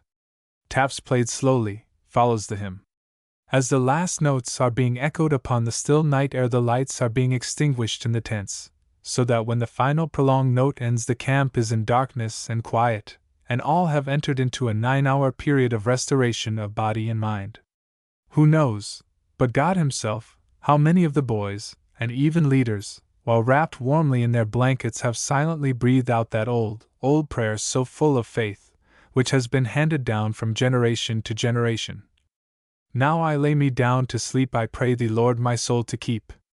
A prayer echoed by the camp director, for now is the only time of the day's program when he begins to breathe freely, and is partially able to lay aside his mantle of responsibility.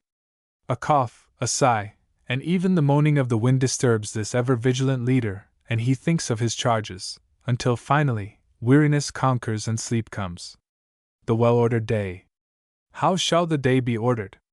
To the sage the young man spoke. And this was his reply: a morning prayer. A moment with thy God who sends thee dawn up from the east, to thank heaven for the care that kept thee through the night, to give thy soul, with faith serene, to His complete control, to ask His guidance still along the way. So starts the day. A busy day. Do with a will the task that lies before. So much there is for every man to do, and soon the night when man can work no more. And none but he to life's behest is true who works with zeal and pauses only when he stretches forth his hand to help the men who fail or fall beside him on the way. So runs the day. A merry evening. When toil is done, then banished be the care that frets the soul. With loved ones by the hearth, the evening hour belongs to joy and mirth, to lighter things that make life fresh and fair. For honest work has earned its hour of play. So ends the day. John Clare Minot in the Independent. Bibliography. Association Boys Camps, Edgar M. Robinson. Association Boys, Volume 1, Number 3, 1902. The Day's Program, C. Hanford Henderson. How to Help Boys, Volume 3, Number 3, 1903. The Camp Conference, Secretary's Report, 1905 to 2006, out of print. The Camp Conference. How to Help Boys, July, 1903. Illustration, The Story Hour, Sunday Afternoon, Camp Wawayanda. Chapter 8. Moral and Religious Life, the Religious Instinct, Nature's Teachings, Sunday and Camp Bible Study, How and When to Teach the Bible Course of Camp Bible Study Course for Boy Scouts, Devotions, Intent, Daily Bible Readings, a Novel, Bonfire Reading of Stories on Sunday, Purposeful Reading, Chapel Services, Bibliography. The aspect of nature is devout. Like the figure of Jesus, she stands with bended head and hands folded upon her breast. Emerson. Camp life should help boys to grow not only physically and mentally, but morally. Religion is the basis of morality. The highest instinct in man is the religious. Man made the city with all its artificiality, but, as someone has said, God made the country. Everything that the city boy comes in contact with is man-made. Even the ground is covered with buildings and paving blocks. The trees are set in rows like telegraph poles. The sunlight is diluted with smoke from the factory chimneys. The moon and stars are blotted out by the glare of the electric light. And even the so-called lake in the park is a scooped-out basin filled by pumps. Little wonder that a boy who grows up under these conditions has little reverence for a God whose handiwork he has not seen. 1. Footnote 1. Walter M. Wood in Association Boys, June 1907. Nature's Teachings. When a boy's soul is open to the influence of nature, he feels the presence of the divine in the forest. There is an uplift, an inspiration, a joy that he never experiences in the city. He does not know how to express himself, but somehow he feels the spiritual atmosphere pervading the woods which his soul breathes in as really as his nostrils do the pure air, and he is ready to go forth, under the open sky, and listen to nature's teachings. Bryant. For as Martin Luther said, God writes the gospel not in the Bible alone, but in trees and flowers and clouds and stars. Sunday. Sunday in a boys' camp should be observed by the holding of a service in the morning, with song, scripture reading, prayer, and a short talk. The afternoon is usually occupied by letter writing, Bible study, or reading, the day closing with a vesper service in the evening just as the sun is setting. Boisterousness should not be encouraged. Unnatural restraint, however, is contrary to the spirit of the day. The day should be different from other days. Many camp boys date their first real awakening to the best and highest things in life from a Sunday spent in camp. Every real camper has experienced a Sunday similar to this one described by Howard Henderson. A quiet Sunday in the deep woods is a golden day to be remembered for many a year. All nature combines to assist the camper in directing his thoughts to the great author of all the beauty that he beholds. The heavens declare the glory of God, and the firmament sheweth his handiwork. The trees under which one reclines rear their heads heavenward, pointing their spire-like minarets far up toward the blue-vaulted roof. It inspires the very soul to worship in these unbuilt cathedrals with wilderness of aisle and pillars, which for elegance and beauty have never been equaled by the architects of any age. And the music of the trees combined with the notes of the bird-songsters give a joy which is unknown in listening to a city choir. Bible study. The Bible becomes a new book to boys when studied under such an environment. As one boy wrote home to his father after a Sunday spent in a camp where Sunday was observed in this manner, "Dad, it is so different here from a Sunday at home. I understood the talk and the Bible study was great. It was a bully day." The following Bible course was worked out by the author and has been used in scores of boys' camps. These lessons were taught to groups of boys at eventide when nature seemed to quiet down, and the boys were most responsive to good, sensible suggestion. The camp was divided into 10 groups, each group being taught by their leader or an exchange leader, one group occupying a big rock, another the crow's nest, or tree house, another getting together under a big tree, another in their tent. No leader was permitted to take more than 20 minutes for the lesson. It is unwise to take 20 minutes for what could be said in 10 minutes. The boys all had a chance to take part in the discussion. Each lesson was opened and closed with prayer, many of the boys participating in volunteer prayer. In teaching a lesson, don't spend too much time in description unless you have the rare gift of being able to make your scene live before your hearers. Talk plainly and to the point.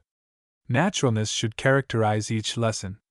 Boys hate cant, and apologies and lack of definiteness. Your best illustrations will be drawn from the life of the camp and from nature. Transcribers footnote 1. Monotonous talk filled with platitudes. Hypocritically pious language. In some camps these lessons were taught in the morning directly after breakfast, while the boys were seated at the tables. There are sermons in stones, and good in everything. Therefore the purpose of these lessons should be to help boys hear these sermons and learn nature's lessons of purity, strength, and character. A course in Bible study. Lesson 1. The Hills Prayer. Psalm 121. Christ going into the mountains to pray. Matt 14:23, Mark 6:46, Luke 6:12, Mark 1:35, Matt 6:6-15. Practical thoughts. Unnatural not to pray. Even pagans pray, but they pray through fear. More things are wrought through prayer than this world dreams of. Tennyson. Pray to Christ as friend to friend. The Lord's Prayer. He prayeth well who loveth well both man and bird and beast. He prayeth best who loveth best all things both great and small, for the dear God who loveth us he made and loveth all. Coleridge's Ancient Mariner. Strength received through prayer. A time and place for prayer. Lesson 2. The birds, dependence upon God. Matt 6:26, PSA.147:9, Luke 12:24, Matt 10:29-31. Practical thoughts. God feeding the birds. How much more does God care for you? Not one forgotten, the most worthless, the most restless. God loves the birds. He loves you. Show your love to him by caring for the birds. Isa 40:28-31. Abraham Lincoln and the bird fallen from the nest. Gentlemen, I could not have slept tonight if I had not helped that little bird in its trouble, and put it back safe in the nest with its mother. Lesson 3. Flowers' Purity. Matt. 6:28-30. Beauty of Flowers. Isa. 55:10-13. Provision for Summer Growth and Beauty. Practical Thoughts. Bring wild flowers to the class. Flowers come up out of the dirt yet unsoiled. Possible for boys to keep clean and pure, surrounded by evil. Evil thoughts determine evil deeds. My strength is as the strength of 10 because my heart is pure. Sir Galahad. Purity of character, the lily. Know thyself. Keep thyself pure. 1 Cor 3:16, 17. White Cross Pledge. Virtue never dwelt long with filth and nastiness. Count Rumford. Lesson 4. Trees' Growth. Psalm 1. Hold the session under the biggest and best proportioned tree. Practical Thoughts. Cedars of Lebanon, strong in the Lord. The oaks, from acorns grew. The fruit tree, living for others. By their fruits ye shall know them. Stunted trees. Crooked trees. Scarred trees. Grafted trees. Matt. 1:16-20, J. 11:7-8. Things that interfere with a boy's growth. Lesson 5. Water Life. Hold the session along the shore, PSA. 65:9-13. God's Liberality. Isa. 55:1. Freeness of the Gospel. John 4:14. Woman at the Well. Rev 22:11. The last invitation in the Bible. Practical Thoughts. The joy of living. The fun at camp. Friendship. Temporal life versus eternal life. Water will only satisfy thirst temporarily. Water revives, Christ satisfies. Eternal life for the asking. Lesson 6. Rocks' Character. Hold the session on or near some big boulder or rock, Matt. 7:24-27. A good foundation. 1 Cor 3:9-14. Practical Thoughts. All boys are building character day by day. All builders have a choice of foundation. All foundations will be tried. Only one foundation will stand. Jesus Christ is the rock of ages. Every thought that we've ever had its own little place has filled. Every deed we have done, good or bad, is a stone in the temple we build. Sargant. Character, not reputation, will alone stand the final test. Lesson 7. Storms, Trouble. Matt. 8:23-27. Need of Help. Phil. 4:6. A Strong Deliverer. PSA. 107:28-30. A Safe Place. Practical Thoughts. Boys have real troubles, real temptations, real shipwrecks. Difficulties in school life, at home, in camp. Almost ready to give up. Have faith in Christ as a Savior. The inner side of every cloud is bright and shining. I therefore turn my clouds about, and always wear them inside out to show the lining. Look ever to Jesus. He'll carry you through. Lesson 8. Sports, Mastery. Teach this lesson after a field day. 1 Cor 9:24-27. The Race of Life. Mastery of Self.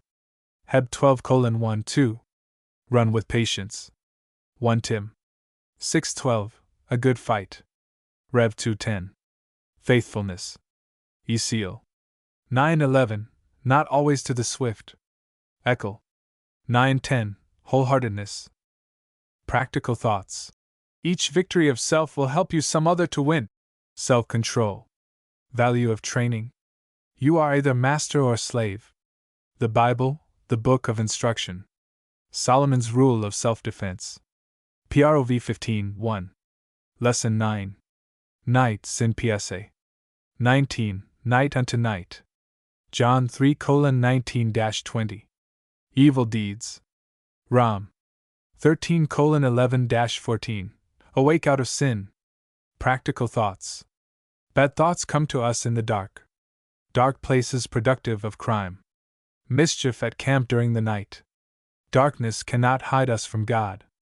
Thou God sayest me, North Star a guide for sailors, Jesus Christ a safe guide. Character is what a man is in the dark. D. L. Moody. Lesson 10. Chums, Friendship 1 Sam. 18:1-4, True Friendship. 1 John 4:11. Love one another. 1 Cor 13:4-7. To the end.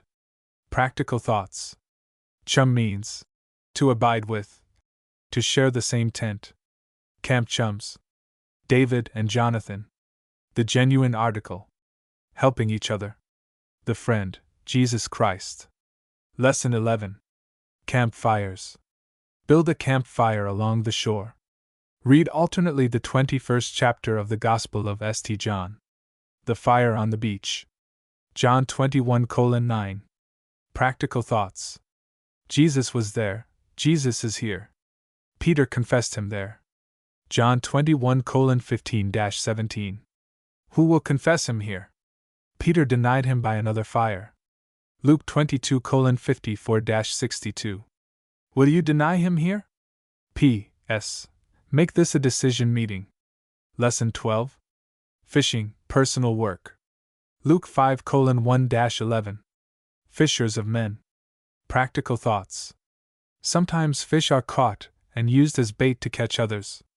When a boy becomes a Christian, he should bring to others the same blessing. Patience is essential in fishing, same in winning boys to Christ. Every fisherman expects to catch fish. To lead others to Christ is the noblest work in the world. Dan. 12:3. Tent devotions. In some camps, a bit of scripture is read each night in the tent just before retiring. The following readings having been prepared by W. H. 1s C. C. Robinson, Arthur Wilson, and Charles R. Scott for use at Camp Wawayanda.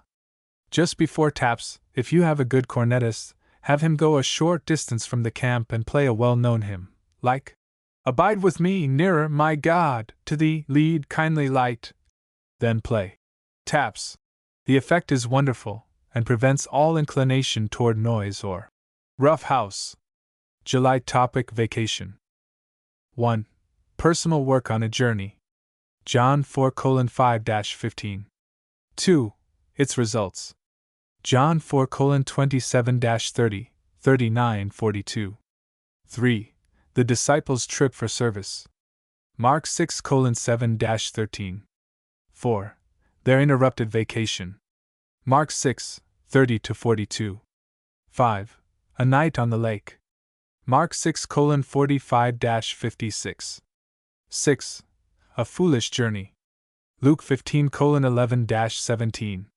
7. A wise return. Luke 15:18-24. 8. The welcome guest.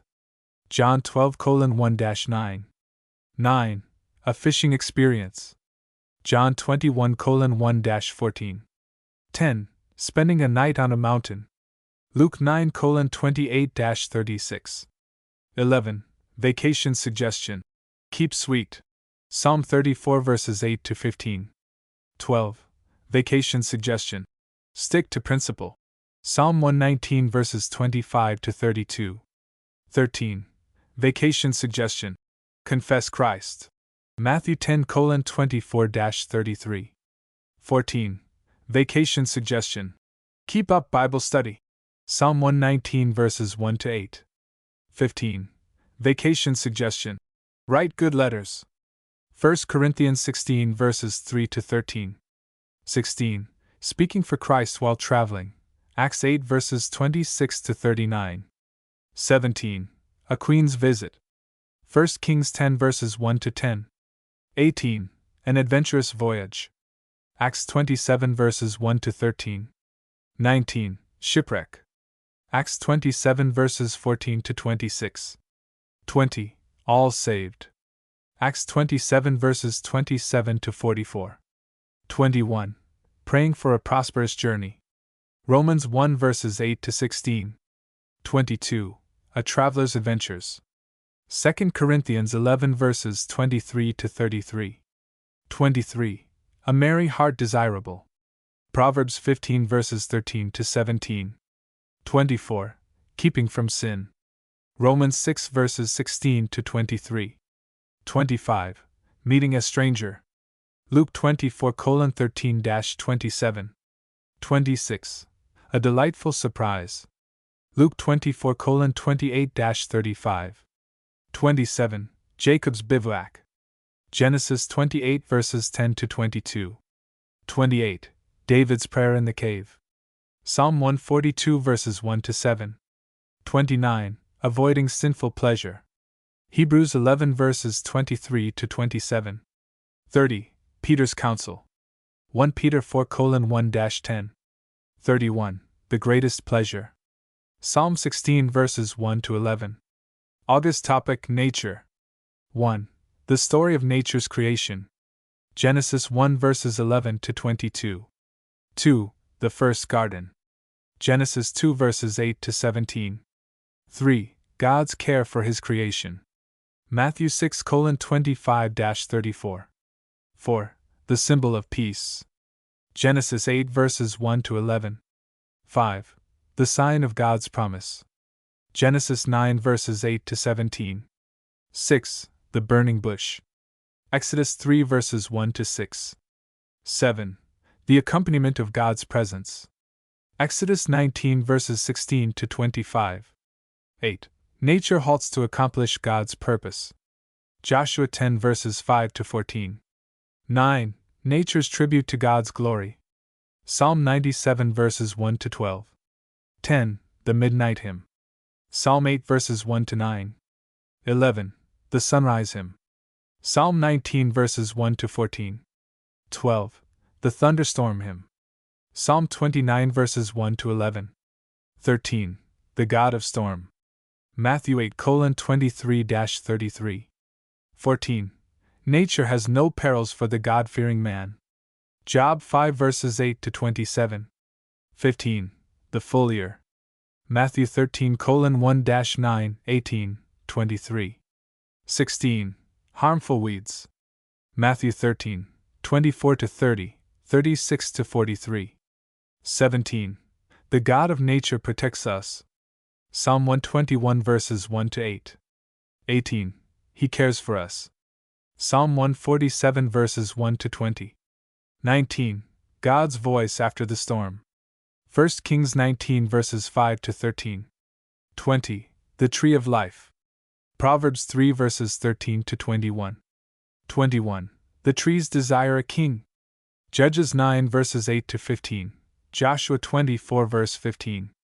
22. The root out of dry ground. Isaiah 53 verses 1 to 12. 23. Water without price. Isaiah 55 verses 1 to 13. 24. The perfect vine. John 15:1-14. 25. The light brighter than the sun. Acts 9 verses 1 to 20. 26. A wonderful star. Matthew 2:1-11. 27. Sand or rock? Matthew 7:24-27. 28. Broken branches. Matthew 21:1-11. 29. The unprofitable tree. Matthew 7:15-21. 30. The profitable tree. Psalm 1 verses 1 to 6. 31. Do good in all seasons. Ecclesiastes 3 verses 1 to 12. Boy Scout course. For a Boy Scout camp, the following course, Boy Scout Guidebook Study, was prepared by W. S. Dillon. The Scout's Oath Lesson 1. To do my duty to God and my country. Daniel 1 verse 8, 6:4-10. Lesson 2. To help other people at all times. Exodus 3 verses 1 to 11. Lesson 3. To obey the Scout Law. Exodus 20 verses 3 to 17, Luke 10:26-27, Matthew 7:12. The Scout Salute and Sign Lesson 4. Judges 12 verse 6, Acts 4 verse 12, Galatians 6 verse 14. 3 Classes of Scouts. The Tenderfoot Lesson 5. Luke 5:1-11.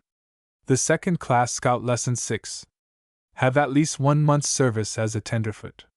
2 Samuel 15 verses 1 to 6. Lesson 7. Signaling. 1 Samuel 20 verses 20 to 22, 35 to 39. Lesson 8. Lay and light a fire. Fire lighting contest. 1 Kings 18 verses 22 to 24. First Class Scout Lesson 8. Signaling. Daniel 5 verses 1 to 31. Lesson 9. Go on foot to a given point and return and give a report of the trip. Numbers 13 verses 1 to 3, 17 to 21, 23 to 33.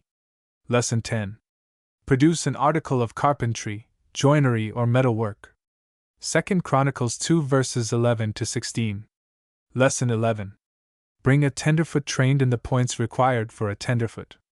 John 1, 40 to 42. The Scout Law Lesson 12. A scout's honor is to be trusted. Genesis 39 verses 7 to 10. Lesson 13. Loyalty. Esther 4 verses 8 to 16. Lesson 14. A scout is a friend to all, and must never be a snob. Luke 9:46-48. Lesson 15. A friend to animals. 1 Samuel 17 verses 12 to 16. Lesson 16. Obey orders. Jonah 1 verses 1 to 3. Lesson 17. Cheerfulness and willingness. Acts 16 verse 25. Philippians 4:11-13. Lesson 18. Thrift.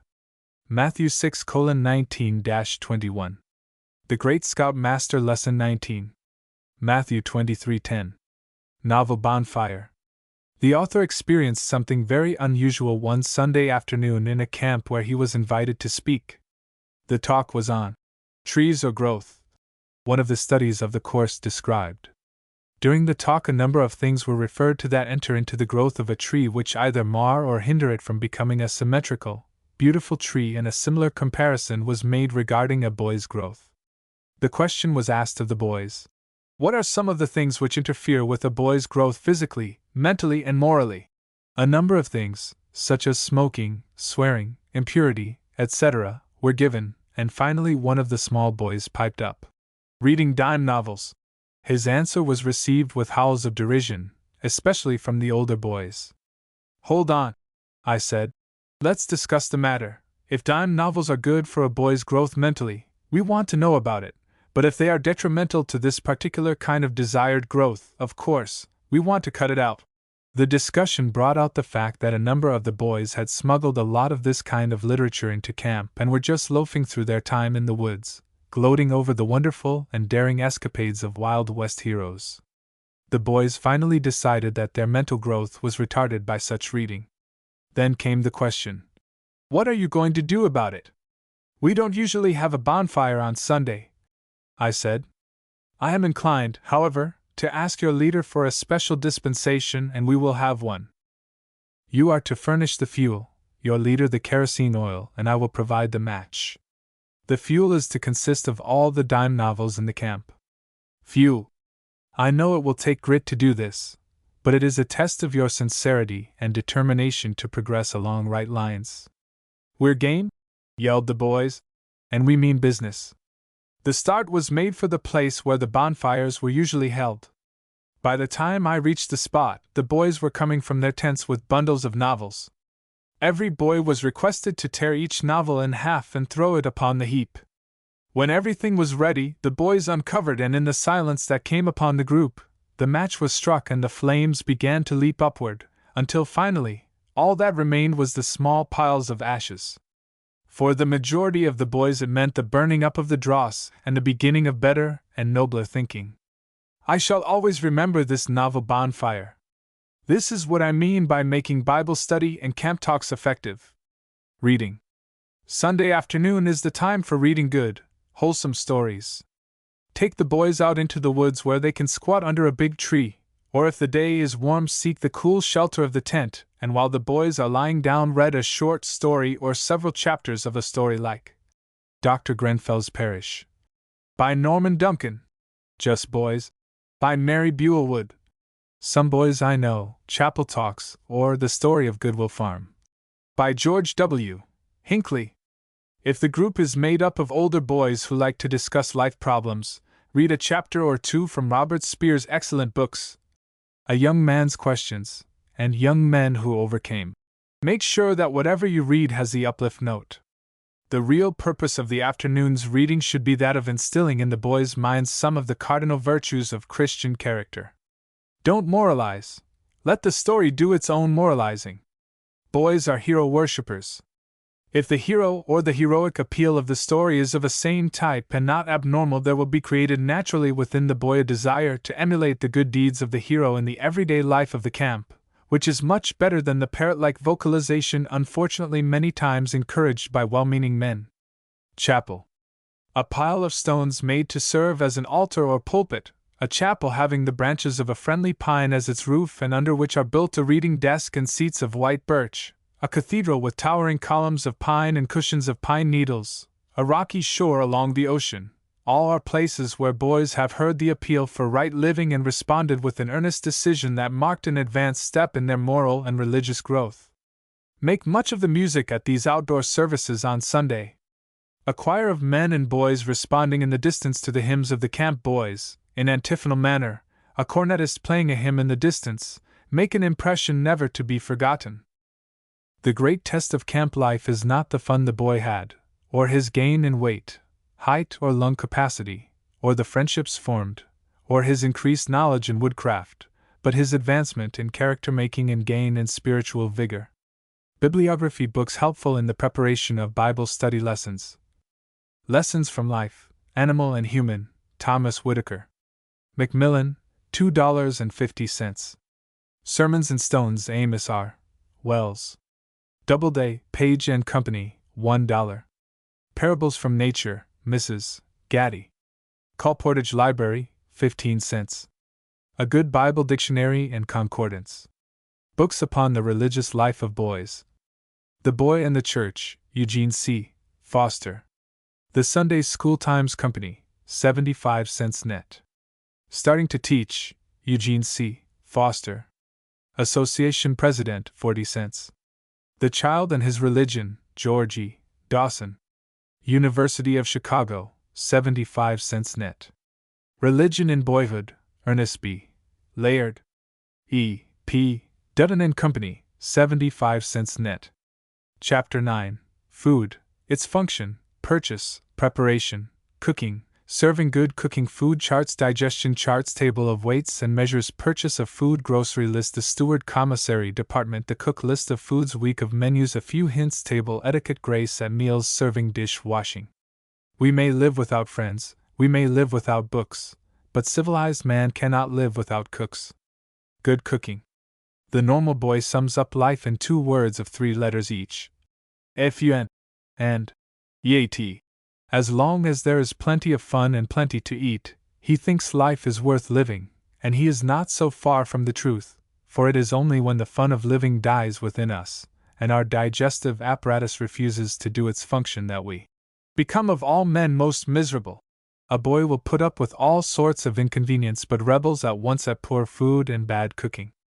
The good nature, congenial atmosphere, and contentedness of camp life is largely due to good cooking. Economize in every other way, but think twice before cheap cooks are employed or a cheap grade of food purchased. Illustration, Where They Eat to Live. A good cook will economize, he knows what to do with leftovers and how to prepare menus of variety. The quantity of swill soon reveals the worth of the cook. In a large camp, $100 may easily find its way into the garbage can because of cheap cooks and poor food. A growing boy demands relatively more of the tissue-building kind of food than a grown person, because the body is being built up. When the full stature is reached, the tissue-building part of the food is only required to take the place of that worn out each day. Professor Atwater has told us that the boy of 15 or 16 requires 90% of the food ration of the adult man engaged in moderate muscular work. Boys at 12 require 70%. Vegetables, fruits, cereals, bread, nuts, and meats furnish the essentials. Sugar and fat have only part of them. Coffee and tea have no food values except for the milk and sugar added. They tend to check certain normal secretion in the body and should not be used during growth. Food charts. The United States Department of Agriculture publishes a series of 15 food charts of exceptional value. Leaders and cooks will find them helpful in providing and planning the food for the boys. Boys will be interested in the information given and the attractive form of presentation. The set costs $1. Send to Superintendent of Documents, Washington, D.C. The following table is a condensation of the facts given on the charts, and will help in planning menus. Prepared by C. F. Langworthy, expert in charge of nutrition investigation. Carbohydrate calories chart 1 protein fat drats water per whole milk 3.34.05.00.787.0 skim milk 3.40.35.10.790.5 165 buttermilk 3.00.54.80.791.0 160 cream 2.5 18.54.52.5 865. Chart 2 whole egg 14.8 10.5 1.073.7700 egg white 13.00.2 0.686.2 265 egg yolk 16.133.3 1.149.5 cream cheese 25.9 33.72.43.8 34.2 cottage cheese 20.9 1.04.3 1.8 510.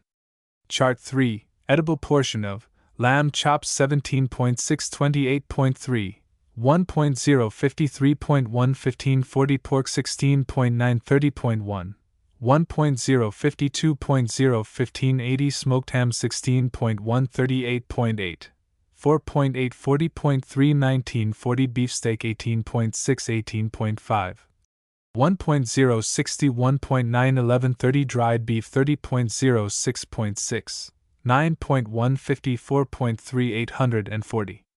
Chart 4 cod, lean fish 15.80.4 1.282.6 325 cod, salt 21.50.3 24.7 53.5 410 oyster 6.21.23.72.0 86.9 235 smoked herring 36.4 15.8 13.2 34.6 1355 mackerel, fat 18.37.1 1.273.4 645.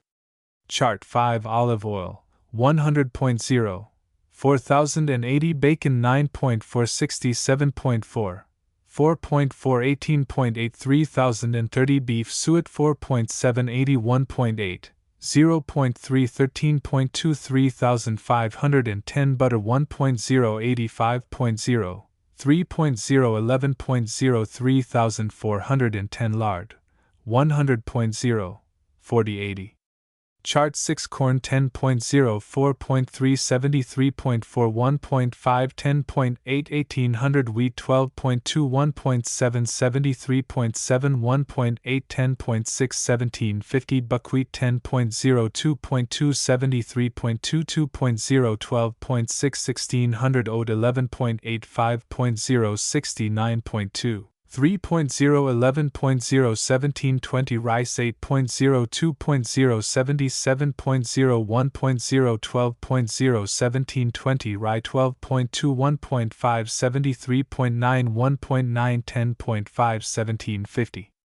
Chart 7 white bread 9.2 1.3 53.1 1.1 35.3 12 15 whole WH bread 9.7 0.9 49.7 1.3 38.4 11 40 oat breakfast food, cooked 2.8 0.5 11.5 0.7 84.5 285 toasted bread 11.5 1.6 60 1.2 1.7 24.0 14 20 cornbread 7.9 4.7 46.3 2.2 38.9 12.05 macaroni 3.0 1.5 15.8 1.3 78.4 415.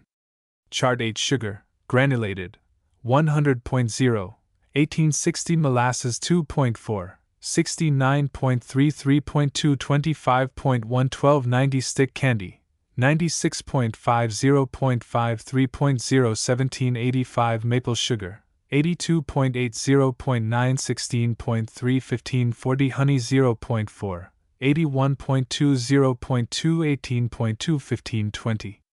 Chart 9 parsnip 1.60.513.5 onion 1.60.390.687.6 potato 2.20.118.41.078.3 celery 1.1 3.41.094.58. Carbohydrate fuel value chart 10 protein fat drats ash water calories per shell beans. Fresh 9.40.629.12.058.9740 navy beans, dry 22.51.859.63.512.6 string beans, green 2.30.37.40.889.2 corn. Green 3.11.19.70.775.4500. Chart 11 apple, edible portion. 0.40.514.20.384.6290 fried figure 4.30.374.22.418.81475 strawberry 1.00.67.40.690.4 banana 1.30.622.00.875.3 460. Chart 12 grapes, edible portion, 1.31.619.20.577.4450 raisins 2.63.376.13.414.61605 canned fruit 1.10.121.10.577.2 415 78.30.721.01455 grape juice 0.2, 7.40.292.2 150. Chart 13 walnut 16.663.416.11.42.5 chestnut 10.77.074.22.25.9 peanut 25.838.622.42.09.2 2500 peanut butter 29.346.5 17.15.02.1 2825 coconut desiccated 6.357.4 31.51.33.5 3121. Illustration, Chart 14 functions and uses of food, constituent of food. Chart 15 dietary standard for man in full vigor at moderate muscular work protein energy condition considered grams calories food as purchased 115 3,800 food eaten 103,500 food digested 95 3,200. Estimated amount of mineral matter required per man per day grams phosphoric acid, P2O5, 3 to 4 calcium oxide 0.7 to 1.0 sulfuric acid, SO3, 2 to 3.5 magnesium oxide 0.3 to 0.5 potassium oxide 2 to 3 iron 0.006 to 0.012 sodium oxide 4 to 6 chlorine 6 to 8.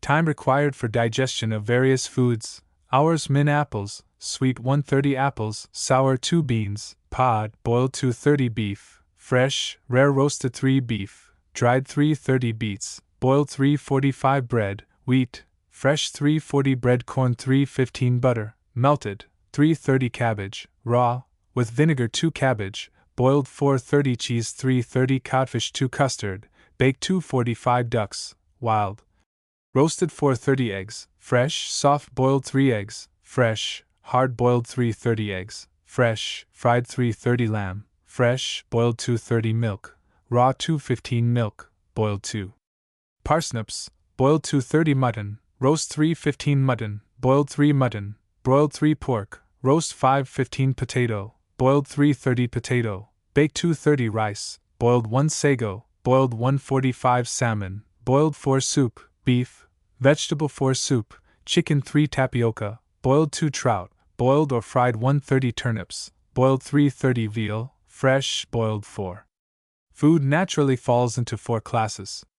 Potatoes and grains furnish starches. The starchy foods are heat and force producers. Eggs, meats, nuts, milk, dried beans, peas, and lentils furnish nitrogen and are flesh and muscle producers. Butter, oil, lard, and fatty meats supply fats. Sugar, molasses, honey, fruit, etc., furnish sugar. Starchy foods should be cooked at a high temperature and either boiled or baked. Nitrogenous and fatty foods at lower temperature, prolonging the time. Meats are much better broiled, roasted, or stewed than fried. Vegetables should be steamed or baked so that the juices may not be wasted. Veal and pork, except ham and bacon, should have no place in the menu of a boys' summer camp. Both require from 4 to 5 hours and 15 minutes to digest. Study carefully the above tables and then plan your meals intelligently.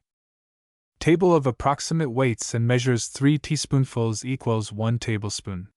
4 tablespoonfuls equals 1 wine glass. 2 wine glasses equals 1 gill. 2 gills equals 1 tumbler or cup. 2 cupfuls equals 1 pint. 1 quart sifted flour equals 1 pound.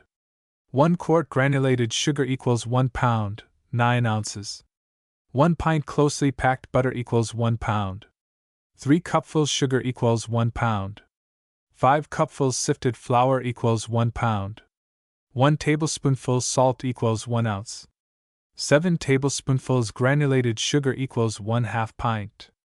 12 tablespoonfuls flour equals 1 pint.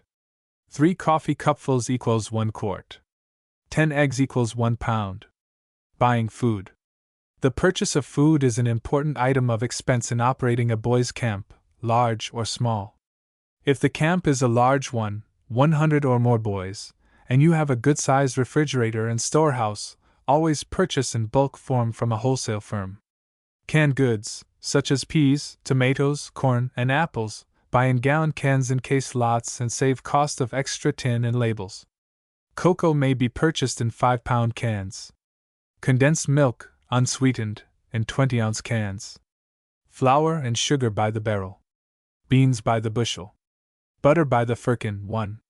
For instance, a good heavy 200-pound hind quarter of beef will furnish a roast beef dinner, a steak breakfast, a meat stew supper, a meat hash breakfast, and a good thick soup full of nourishment from the bones. The suet may be rendered into lard. There will be no waste, and you get the very best of meat. Buy lamb whole and fowl cleaned, and eggs by the crate. Keep an accurate inventory, also the cost of foods. It will be found interesting to make a resume of food at the end of each season, listing quantities, costs, and amounts used each day and ascertain the actual cost per day for each boy. Transcriber's footnote 1, about 1/4 of a barrel or 9 gallons, 34 liters. The following grocery list is for a large camp, but it will serve also to form the basis of providing for small camps. Cocoa, coffee, sugar, granulated beans, yellow beans, red kidney, tapioca, rice, oatmeal, in bulk, cornmeal, toasted corn flakes, cream of wheat, shredded wheat, salt, table, salt, rock, pepper, black ginger, cloves, soda, cinnamon, baking powder, cream of tartar, magic yeast, raisins, seeded currants, flour, graham flour, cornstarch, gelatin, figs, prunes, evaporated fruits, codfish, cakes, macaroni, crackers, ginger snaps, pilot biscuits, extracts, vanilla, lemon, kitchen bouquet, for gravy, chocolate cake, lemons, olive oil, vinegar, lard, butter, eggs, onions, potatoes, sapolio, soap, gold dust, laundry soap, mustard, dry, mustard, prepared in mugs, chow chow, pickles, piccalilli, chili sauce, bacon, ham, dried beef, salt, pork, cheese, matches, candles, kerosene oil, lantern wicks, chloride of lime. Canned goods. Corn, sliced peaches, tomatoes, shredded pineapple, peas, strawberries, lima beans, clams, for chowder, beets, condensed milk, unsweetened, apples, salmon, plums. The steward. A reliable person should be in charge of the food supplies. In some camps he is called the steward. He will see that the supply is sufficient, arrange the menus in consultation with the chef, keep his storeroom neat and scrupulously clean. As a matter of record and for the purpose of ascertaining cost of feeding the boys, a number of camps keep a daily record like the illustrated form. The cook. The cook is the keynote of happiness or unhappiness. Get a good cook, professionally and morally, one who understands that he is not in camp for a vacation. A capable cook will take care of 50 boys without any assistance, except what help the boys may render in the preparation of vegetables. For years 2 cooks have looked after the meals of 175 to 200 boys in the camps conducted each season by the writer. The wages of the head cook or chef range from $2 to $3.50 a day. Some camps secure cooks from the hotels and restaurants, others from the lumber camps. No matter where he is secured, be sure that he is clean, in person, in habits, and in speech. Do not permit boys to loaf about the kitchen. In the planning of menus, food value and variety must be considered. The following represents the staple articles of food for a boys' camp. Illustration: Commissary Department Camp Beckett. Suggested list of dishes for boys' camp's breakfast. Fruit: bananas, raspberries, blueberries, cantaloupes, apples, stewed prunes, applesauce, baked apples, stewed apricots, stewed figs. Cereals: oatmeal, shredded wheat, cream of wheat, toasted. Corn flakes, cornmeal mush and milk, hominy grits, puffed rice, wheatlets. Eggs: fried, boiled, scrambled, omelette, poached on toast. Meats and fish: bacon, meat hash, meat stew, chopped meat on toast, codfish cakes, creamed codfish, fried fresh fish, creamed dried beef, fresh sausage. Vegetables: potatoes baked, creamed, mashed, browned, German fried, baked beans. Drinks: cocoa, milk, coffee, only occasionally, pure water. Bread: toasted bread, cornbread, muffins, biscuits, hot cakes. Dinner: soups: old-fashioned vegetable soup, bean soup, clam or fish chowder, corn chowder. Thick soups are preferable for camps. Meats: roasts, beef, lamb, chicken. Stews: beef, lamb, steak, fricassee of chicken, fricassee of lamb, haricot of lamb, pot roast of beef, Hamburg steak, corned beef, boiled ham, meat pie. Fish: baked, fried, boiled, escalloped salmon, salmon croquettes. Vegetables: potatoes, mashed, boiled, French fried, browned. Cabbage. Corn: stewed, escalloped, corn pie, corn on cob. Peas: creamed with carrots. Lima beans. Summer squash. Tomatoes: stewed, escalloped, au gratin with tomatoes. Apple sauce: creamed onions, cabbage slaw. Green spinach, beet tops. Desserts: ice cream, vanilla, chocolate, strawberry, preserved, raspberry, lemon, coffee, caramel, peach, pineapple, shredded, orange, lemon. Sherbet: lemon, orange, pineapple, raspberry. Rice pudding: plain with fruit sauce, rice with raisins. Tapioca pudding with apples or fruit. Bread pudding. Cottage pudding: lemon sauce or fruit sauce. Banana pudding. Sliced peaches with cream. Pineapple, blueberry, blackberry. Cornstarch pudding. Supper. Cereals: cream of wheat, mush and milk, shredded wheat. Cold dishes: sliced beef, ham, corned beef, potato salad, cabbage slaw, pressed meats. Hot dishes: Irish stew, meat croquettes, frankfurters, potato cakes, baked beans, thick soups, stewed kidney beans. Potatoes: baked, fried, creamed. Creamed salmon with peas, codfish, macaroni and cheese, potato hash. Desserts: prunes, stewed apples, stewed apricots, fresh fruits, stewed pears, stewed figs. Cakes: gingerbread, sweetbread, cookies. Relishes: pickles, beets, chow chow, piccalilli, watermelon spiced. Drinks: lemonade, iced tea, cocoa, hot milk. Local geographical conditions will suggest a variety of dishes. There should be plenty of milk to drink, and good bread and butter. Cake and fancy dishes are not necessary. The bill of fare should be an elastic one. When the day is cold and dreary, hot chowders, soups, cocoa, etc., should be served. On a warm day, lemonade and cold dishes are desirable. Every camp should, if possible, have its own ice cream freezer, as ice creams, sherbets, and water ices are not only healthy but inexpensive. An occasional delicacy is desirable. Canned shredded pineapple, strawberries, and sliced peaches make excellent sherbets and ice cream. In one camp, chicken and ice cream are served every Sunday dinner. A sample week of menus. Monday. Breakfast: oatmeal, fried potatoes, cocoa cream of tartar biscuits.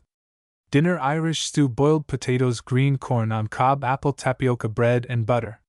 Supper: fried eggs, prunes, sweet cake, bread and butter, cocoa. Tuesday. Breakfast: toasted cornflakes, fish cakes, corn bread, cocoa. Dinner: beef steak, mashed potatoes, peas, cornstarch, pudding, bread and butter. Supper: vegetable soup, stewed figs, gingerbread, bread and butter. Wednesday. Breakfast: cream of wheat, meat hash, cocoa, bread and butter. Dinner: roast lamb, tomato sauce, boiled potatoes, lemon sherbet, bread and butter. Supper: creamed fish, apple sauce, sweet cake, bread and butter. Thursday. Breakfast: shredded wheat, baked potatoes, creamed codfish, bread and butter, cocoa. Dinner: boiled beef, mashed potatoes, cornstarch, pudding with strawberry sauce. Supper: creamed dried beef, apple sauce, gingerbread, bread and butter. Friday. Breakfast: oatmeal, codfish cakes, bread and butter, cocoa. Dinner: fried weak fish, stewed tomatoes, boiled potatoes, vanilla ice cream. Supper: vegetable soup, bread and butter, sweet cake. Saturday. Breakfast: puffed rice, fried eggs, bread and butter, cocoa. Dinner: escalloped salmon, rice, boiled tomatoes, cucumbers, bread and butter. Supper: Boston baked beans, tomato catsup, sweetbread. Sunday. Breakfast: cream of wheat, bananas, fried mush, and maple syrup, coffee. Dinner: roast chicken, creamed onions, mashed potatoes, pineapple sherbet, bread and butter. Supper: cold beef, apple sauce, sweet cake, bread and butter. Serving. Each table is provided with meat platter, vegetable dishes, bread plate, butter dish, sugar bowl, milk pitcher, water pitcher, salt and pepper shakers, etc. The only need of a waiter is to bring the food to the tables and replenish the dishes. Each boy takes his turn at waiting. If there are 7 boys in a tent, a boy serves 1 day in 7. He usually sits at the right side of the leader and eats his meal with the others. This does away with a second or waiter table. By this system you avoid the tendency to smartness and roughness. Each leader is careful to see that food is not wasted at his table, that decency and order is preserved, and wholesome conversation and pleasantries indulged in during the meal, as an aid to good digestion. Dishwashing. Some camps pay for all work done and give boys more freedom, but experience has clearly proven that the successful camp is the one where boys all have responsibility and definite duties to perform. Dishwashing is never attractive. It may be made less irksome by carefully systematizing the work. There are several ways. One way is that of having each boy wash his own dishes, working a tent at a time. A number of tubs of hot, soapy water are provided for washing, and several extra tubs filled with very hot water for rinsing. At a signal from the camp director or person in charge, each table of boys by rotation passes from the dining room with the dishes to these tubs, and each boy proceeds to do his own dishwashing and rinsing and drying. Another way is to provide 2 good-sized dishpans for each table, and assign 2 boys to do the dishwashing for the day. The dishes are washed at the tables and stowed away in a closet, each table having its own closet. Another way is to purchase a good dishwashing machine, like that made by the Fearless Dishwashing Company, Rochester, N.Y., cost $100, and install it in the kitchen. This plan is in operation at Camp Dudley and Camp Hayowentha. Illustration: Camp Hayowentha dishwashing. Cleanliness must be insisted upon. Never leave anything unwashed until it is used again. The eating from dirty and greasy plates, forks, knives, and spoons will result in disease. No matter what system you use, do not let down on dirty dishes. A few hints. Soup. Soup makes the soldier, said Napoleon I. Bones should never be thrown away, but cracked and placed in stock pot, covered with water and let simmer. This makes stock, which is the foundation of all soup. All green vegetables should be washed well in cold water and put in boiling salted water, and boiled slowly until tender. All white and underground vegetables should be cooked in boiling unsalted water, the salt being added at the last moment. Potatoes take from 20 to 30 minutes to boil. In boiling and roasting, allow about a quarter of an hour for every pound of meat. The fire should be medium hot. Boiled fish should be cooked 10 minutes to each pound. Water. Water is the only true beverage. Forming as it does 3/4 of the weight of the human body, it is of next importance to the air we breathe. Milk is a food and not a beverage. Onions. Peel or slice onions in water, and you will not shed tears. Egg test. To test the freshness of an egg, drop into cold water. If the egg sinks quickly, it is fresh; if it stands on end, it is doubtful, and quite bad if it floats. The shell of a fresh egg looks dull, a stale one is glossy. Mending pots. A pot may be mended by making a paste of flour, salt, and fine wood ashes. Plaster it on where the leak is and let it dry before using. Table etiquette. A mother complained that her boy, after being in camp for 2 weeks, returned home speaking a new language, particularly at the dining table. If he wanted milk, he called for cow. Butter was goat.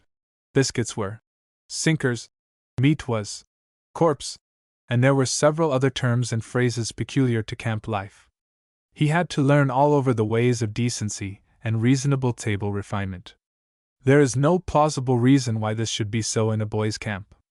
Grabbing of food, yelling for food, upsetting of liquids and table roughhouse will be largely prevented by the system of seating and of serving. The most satisfactory way is to seat by tent groups. Have as many tables as you have tents. Let each tent leader preside at the head of his table, and serve the food in family style. The leader serves the food, and sees that the boys observe the same delightful table life in camp as at home. Grace at meals. Grace should be said before each meal, either silently or audibly. In the morning, the hymn on the following page is sung by the boys at Camp Beckett, followed with bowed heads and silent prayer. Morning Prayer Hymn for Boys' Camps. To be sung at morning meal. Words and music by H. W. Gibbon. Illustration music. Morning, gracious Giver of all good, Thee we thank for rest and food. Grant that all we do or say in Thy service be this day. Noon, Father, for this noonday meal we would speak the praise we feel, health and strength we have from Thee. Help us, Lord, to faithful be. Night, tireless guardian of our way, Thou hast kept us well this day. While we thank Thee, we request care, continued pardon, rest. Camp Wawayanda. Illustration, forest scene. Go abroad upon the paths of nature, and when all its voices whisper, and its silent things are breathing the deep beauty of the world, kneel at its ample altar. Bryant. Chapter 10. The Camp Fire. How to build a camp fire, prevent spread of fire, forest fire laws, how to light a fire, storytelling, marshmallow toasts, and corn roasts. A story. How men found the Great Spirit. There's an impalpable, invisible, softly stepping delight in the camp fire which escapes analysis. Enumerate all its charms, and still there is something missing in your catalogue. W. C. Grahan. Camp Fire Musings. I cannot conceive of a camp that does not have a big fire. Our city houses do not have it, not even a fireplace. The fireplace is one of the greatest schools the imagination has ever had or ever can have. It is moral, and it always gives a tremendous stimulus to the imagination, and that is why stories and fire go together. You cannot tell a good story unless you tell it before a fire. You cannot have a complete fire unless you have a good storyteller along. Anyone who has witnessed a real camp fire and participated in its fun, as well as seriousness, will never forget it. The huge fire shooting up its tongue of flame into the darkness of the night, the perfect shower of golden rain, the company of happy boys, and great, dark background of piney woods, the weird light over all, the singing, the yells, the stories, the fun, then the serious word at the close, is a happy experience long to be remembered. Footnote 1. Dr. G. Stanley Hall. Camp Conference Report. Page 40. To build a fire. There are ways and ways of building campfires. An old Indian saying runs, "White man heap full, make 'em big fire, can't get near. Injun make 'em little fire, get close." Good. Make it a service privilege for attentive boys to gather wood and build the fire. This should be done during the afternoon. Two things are essential in the building of a fire: kindling and air. A fire must be built systematically. First, get dry small dead branches, twigs, fir branches, and other inflammable material. Place these upon the ground. Be sure that air can draw under the pile and up through it. Next, place some heavier branches in tripod form over the kindling, then good-sized sticks, and so on until you have built the campfire the required size. In many camps it is considered an honor to light the fire. Kerosene oil may be poured upon the kindling, or old newspapers used in lighting the fire. Caution. An interesting account of How to Build a Fire by Rubbing Sticks, by Ernest Thompson Seton, will be found in Boy Scouts of America, page 84. Be sure to use every precaution to prevent the spreading of fire. This may be done by building a circle of stone around the fire, or by digging up the earth, or by wetting a space around the fire. Always have buckets of water near at hand. Things to remember. First, it is criminal to leave a burning fire. Second, always put out the fire with water or earth. State laws. Be sure to get a copy of the law of your state regarding forest fires, and if a permit is necessary, secure it before building a fire. To light a match. Kephart, in his book on Camping and Woodcraft, page 88, says, "When there is nothing dry to strike it on, jerk the head of the match forward through the teeth. Face the wind. Cup your hands backs toward wind. Remove right hand just long enough to strike match on something very close by, then instantly resume former position. Flame of match will run up the stick instead of blowing away from it." Storytelling. The campfire is a golden opportunity for the telling of stories, good stories told well. Indian legends, war stories, ghost stories, detective stories, stories of heroism, the history of fire, a talk about the stars. Don't drag out the telling of a story. Talk it in boy language. Avoid technical terms. Make the story live. College songs always appeal to boys. Let some leader start up a song in a natural way, and soon you will have a chorus of unexpected melody and harmony. As the fire dies down, let the songs be of a more quiet type, like My Old Kentucky Home, and ballads of similar nature. Roast delight. When the embers are glowing is the time for toasting marshmallows. Get a long stick sharpened to a point, fasten a marshmallow on the end, hold it over the embers, not in the blaze, until the marshmallow expands. Oh, the deliciousness of it! Ever tasted one? Before roasting corn on the cob, tie the end of each husk firmly with string. Soak in water for about an hour. Then put into the hot embers. The water prevents the corn from burning, and the firmly tied husks enable the corn to be steamed, and the real corn flavor is retained. In about 20 minutes the corn may be taken from the fire and eaten. Have a bowl of melted butter and salt on hand. Also a pastry brush to spread the melted butter upon the corn. Try it. A good story? For an example of a good story to be told around the campfire, this Indian tale by Professor H. M. Burr, of the Springfield Training School, is given. How Men Found the Great Spirit. In the olden time, when woods covered all the earth except the deserts and the river bottoms, and men lived on the fruits and berries they found and the wild animals which they could shoot or snare, when they dressed in skins and lived in caves, there was little time for thought. But as men grew stronger and more cunning and learned how to live together, they had more time to think and more mind to think with. Men had learned many things. They had learned that cold weather followed hot, and spring followed winter, and that the sun got up in the morning and went to bed at night. They saw that the great water was kindly when the sun shone, but when the sun hid its face and the wind blew upon it, it grew black and angry and upset their canoes.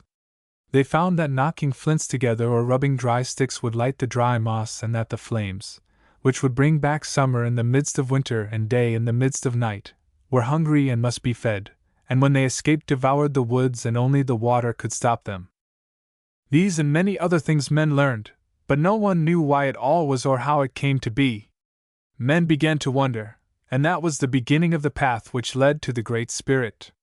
In the ages when men began to wonder there was born a boy whose name was Wa, which meant in the language of his time whence, as he lay in his mother's arms, she loved him and wondered, his body is of my body, but from whence comes the life, The spirit which is like mine and yet not like it? And his father, seeing the wonder in the mother's eyes, said, Whence came he from? And there was no one to answer, and so they called him Wa, to remind them that they knew not from whence he came. As Wa grew up, he was stronger and swifter of foot than any of his tribe. He became a mighty hunter. He knew the ways of all the wild things, and could read the signs of the season. As he grew older, they made him a chief and listened while he spoke at the council board, but Wa was not satisfied. His name was a question, and questioning filled his mind. From whence did he come? Whither was he going? Why did the sun rise and set? Why did life burst into leaf and flower with the coming of the spring? Why did the child become a man and the man grow old and die? The mystery grew upon him as he pondered.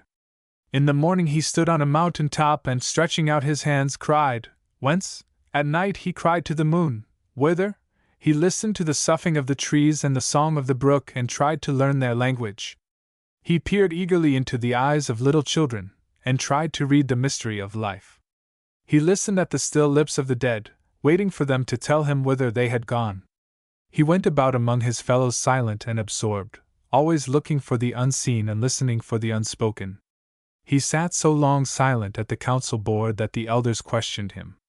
To their questioning he replied, like one awakening from a dream, Our fathers since the beginning have trailed the beasts of the woods. There is none so cunning as the fox, but we can trail him to his lair. Though we are weaker than the great bear and buffalo, yet by our wisdom we overcome them. The deer is more swift of foot, but by craft we overtake him. We cannot fly like a bird, but we snare the winged one with a hair. We have made ourselves many cunning inventions by which the beasts, the trees, the wind, the water, and the fire become our servants. Then we speak great swelling words. How great and wise we are! There is none like us in the air, in the wood, or in the water. But the words are false. Our pride is like that of a partridge drumming on his log in the wood before the fox leaps upon him. Our sight is like that of the mole burrowing under the ground. Our wisdom is like a drop of dew upon the grass. Our ignorance is like the great water which no eye can measure. Our life is like a bird coming out of the dark, fluttering for a heartbeat in the teepee and then going forth into the dark again. No one can tell us whence it comes or whither it goes. I have asked the wise men, and they cannot answer. I have listened to the voice of the trees and wind and water, but I do not know their tongue. I have questioned the sun and the moon and the stars, but they are silent. But today, in the silence before the darkness gives place to light, I seem to hear a still small voice within my breast, saying to me, Wa the questioner, rise up like the stag from his lair, away, alone, to the mountain of the sun, there thou shalt find that which thou seekest. I go, but if I fall by the trail another will take it up. If I find the answer I will return. Waiting for none, Wa left the council of his tribe and went his way toward the mountain of the sun. For 6 days he made his way through the trackless woods, guided by the sun by day and the stars by night. On the 7th he came to the great mountain, the mountain of the sun, on whose top, according to the tradition of his tribe, the sun rested each night. All day long he climbed, saying to himself, I will sleep tonight in the teepee of the sun, and he will tell me whence I come and whither I go. But as he climbed, the sun seemed to climb higher and higher. As he neared the top, a cold cloud settled like a night bird on the mountain. Chilled and faint with hunger and fatigue, Wa struggled on. Just at sunset he reached the top of the mountain, but it was not the mountain of the sun. For many days' journey to the west the sun was sinking in the great water. A bitter cry broke from Wa's parched lips. His long trail was useless. There was no answer to his questions. The sun journeyed farther and faster than men dreamed, and of wood and waste and water there was no end.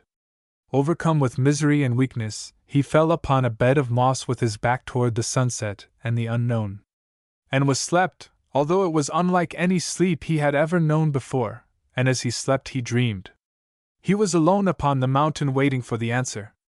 A cloud covered the mountain, but all was silent. A mighty wind rent the cloud and rushed roaring through the crags, but there was no voice in the wind. Thunder pealed, lightning flashed, but he whom was sought was not there.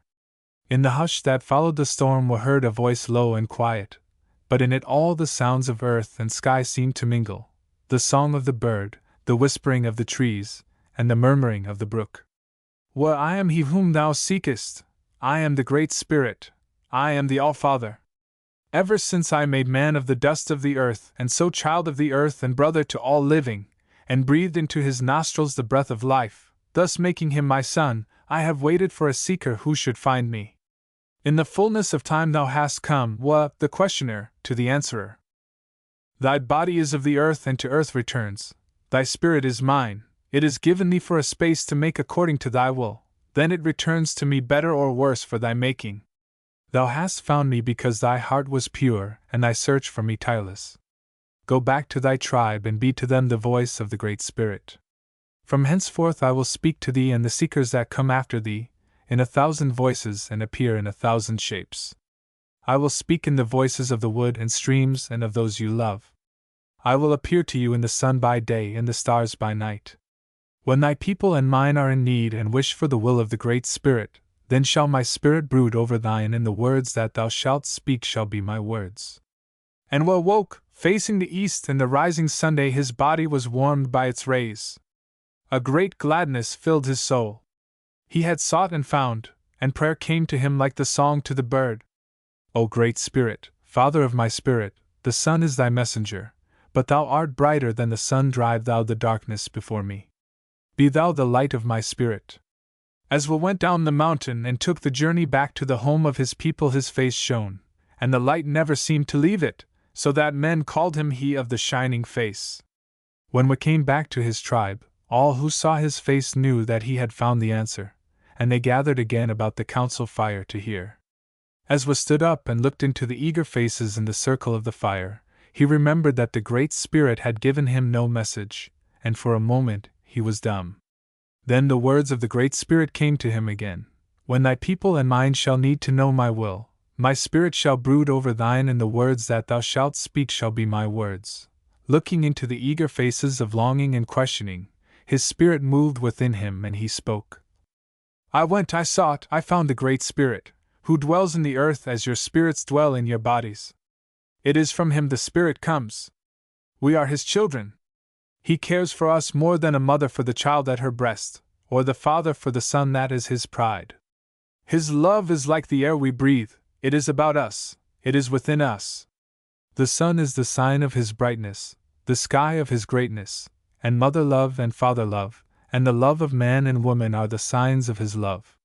We are but children, we cannot enter into the council of the great chief until we have been proved, but this is his will, that we love one another as he loves us, that we bury forever the hatchet of hate, that no man shall take what is not his own, and the strong shall help the weak. The chiefs did not wholly understand the words of Wa, but they took a hatchet and buried it by the fire, saying, Thus bury we hate between man and his brother, and they took an acorn and put it in the earth, saying, Thus plant we the love of the strong for the weak, and it became the custom of the tribe that the great council in the spring should bury the hatchet and plant the acorn. Every morning the tribe gathered to greet the rising sun, and with right hands raised and left hands upon their hearts, prayed, Great Spirit, hear us, guide us today, make our wills thy will, our ways thy way. And the tribe grew stronger and greater and wiser than all the other tribes, but that is another story. Association Seminar, December, 1910. Bibliography. Campfire Musings, William C. Gray. Fleming H. Revell Company, $1 net. A book full of the spirit of the woods and of camp life.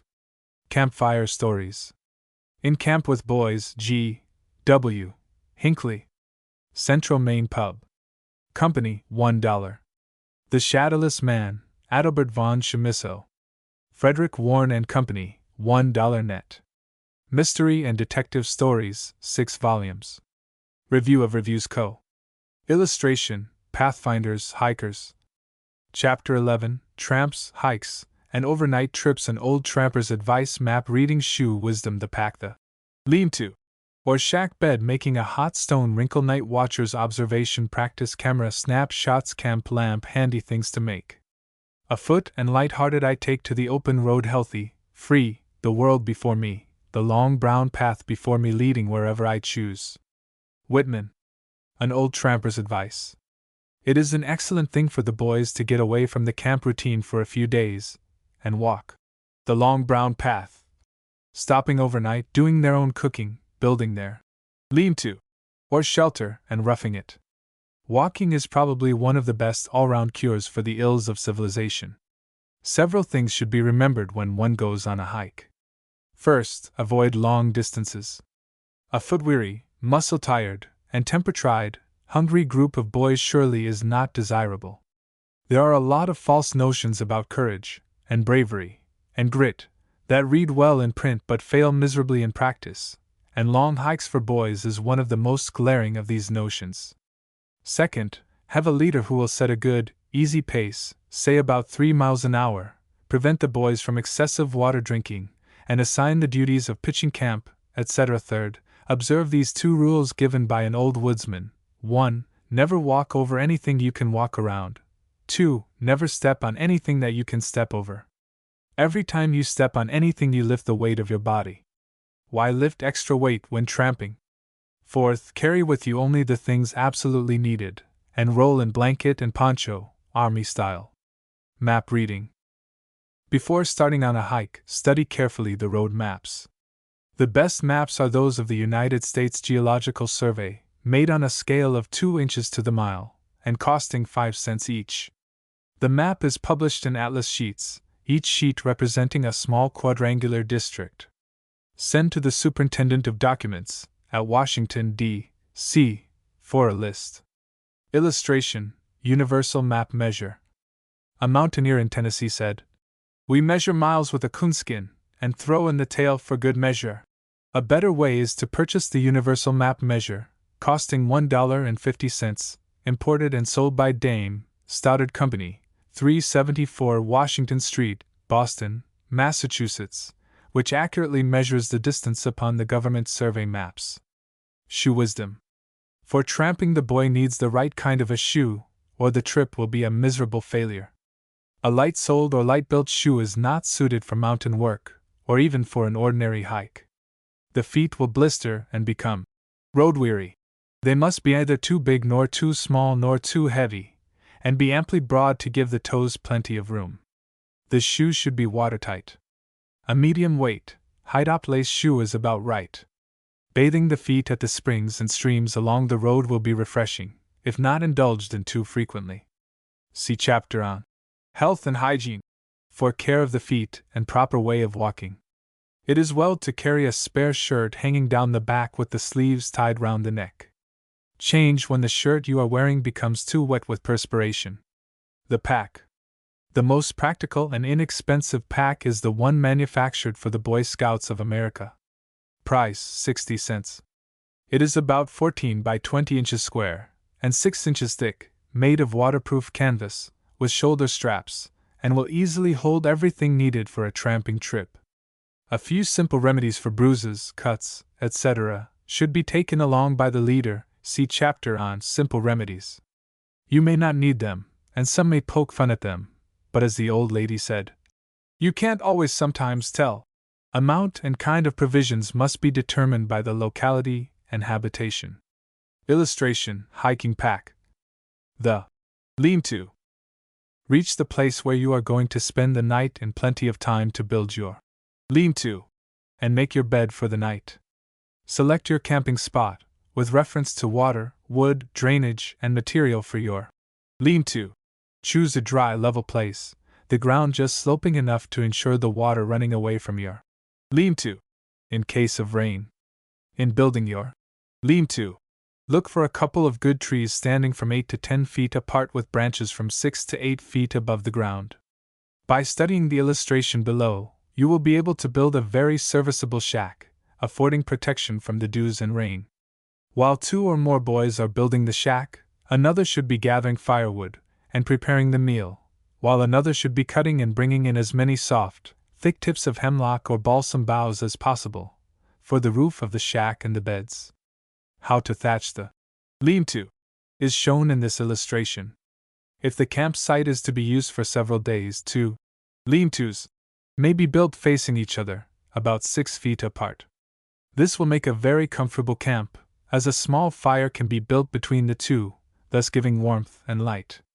Illustration: frame of lean-to. Illustration: method of thatching. The bed. On the floor of your lean-to, lay a thick layer of the fans, or branches of balsam fir or hemlock, with the convex side up, and the butts of the stems toward the foot of the bed. Now thatch this over with more fans, by thrusting the butt ends through the first layer at a slight angle toward the head of the bed, so that the soft tips will curve toward the foot of the bed, and be sure to make the head of your bed away from the opening of the lean-to, and the foot toward the opening. Over this bed spread your rubber blanket with rubber side down, your sleeping blanket on top, and you will be surprised how soft, springy, and fragrant a bed you have, upon which to rest your weary frame, and sing with the poet. Then the pine boughs croon me a lullaby, and trickle the white moonbeams to my face on the balsam where I lie while the owl hoots at my dreams. J. George Frederick. What God puts in the blood is eliminated slowly, and we are all impregnated with a love for the natural life which is irresistible. That was a great saying of the boy who was taken from the city for the first time on an all-night outing. Snugly tucked up in his blankets, he heard the wind singing in the pines overhead. As the boy looked up, he asked, "Wasn't God blowing his breath down at us?" Dr. Lilburn. Hot stones. If the night bids fair to be cold, place a number of stones about 6 or 8 inches in diameter next the fire, so they will get hot. These can then be placed at the feet, back, etc., as needed, and will be found good. Bed warmers. When a stone loses its heat, it is replaced near the fire, and a hot one is taken. If too hot, wrap the stone in a shirt or sweater or wait for it to cool off. Night watchers. Boys desire adventure. This desire may be gratified by the establishment of night watchers, in relays of 2 boys every 2 hours. Their imaginations will be stirred by the resistless attraction of the campfire, and the sound of the creatures that creep at night. Observation. Many boys have excellent eyes but see not, and good ears but hear not, all because they have not been trained to observe or to be quick to hear.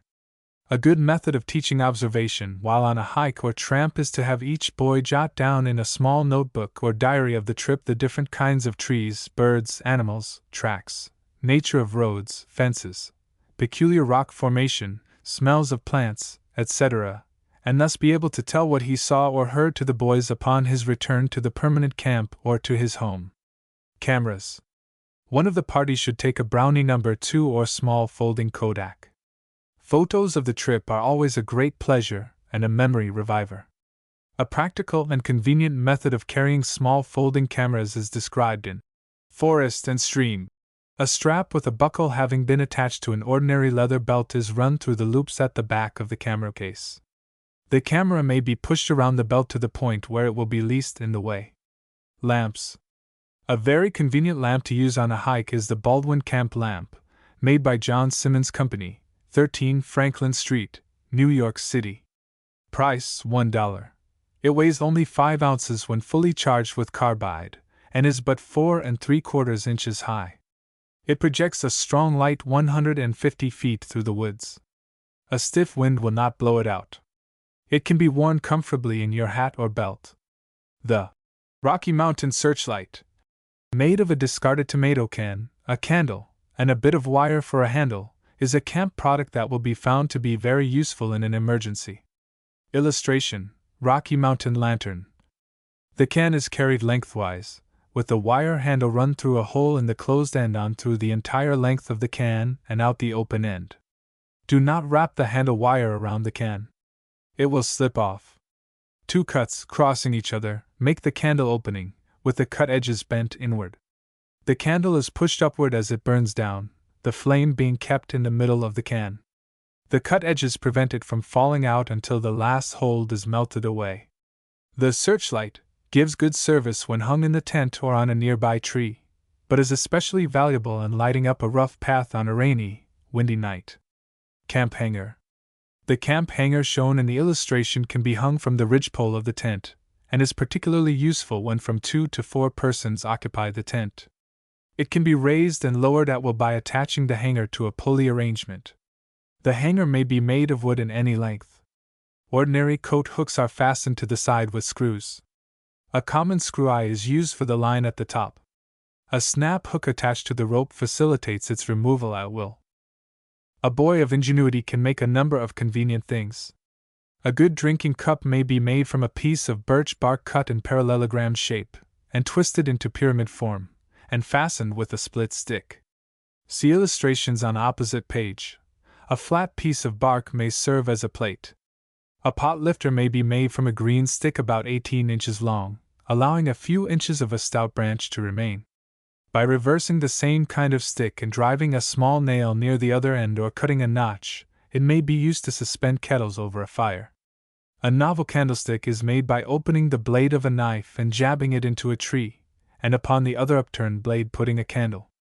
A green stick having a split end which will hold a piece of bread or meat makes an excellent broiler. Don't pierce the bread or meat. Driving a good-sized green stake into the ground at an angle of 45 degrees and cutting a notch in which may be suspended a kettle over the fire will provide a way of boiling water quickly. For suggestions in building a campfire and cooking on hikes, see chapter on Cooking on Hikes. The bibliography for the whole subject of hikes, including cooking, is on page 153. Illustration: birch bark cup, camp fire tongs, camp broiler, bark plate, a novel candlestick, pot lifter, pot hook, to boil water quickly. Illustration: extemporaneous dining. Chapter 12. Cooking on hikes. Building a cooking fire. Fire by sun. Glass griddle. Cakes. Broiled bacon. Creamed salmon. Salmon on toast. Baked potatoes. Baked fish. Frogs. Legs. Eggs. Coffee. Cocoa. Sample menu. Ration list. Dish. Washing. The fireplace. Take 2 or 3 stones to build a fireplace. A stick first shaved and then whittled into shavings, a lighted match, a little blaze, some bark, dry twigs and a few small sticks added. Then with the griddle placed over the fire, you are ready to cook the most appetizing griddle cakes. After the cakes are cooked, fry strips of bacon upon the griddle. In the surplus fat fry slices of bread, then some thinly sliced raw potatoes done to a delicious brown, and you have a breakfast capable of making the mouth of a camper water. Another way of building a fire: place 2 green logs side by side closer together at one end than the other. Build fire between. On the logs over the fire you can rest frying pan, kettle, etc. To start fire have some light, dry wood split up fine. When sticks begin to blaze, add a few more of larger size and continue until you have a good fire. Sunglass. When the sun shines, a fire may be started by means of a small pocket sun or magnifying glass.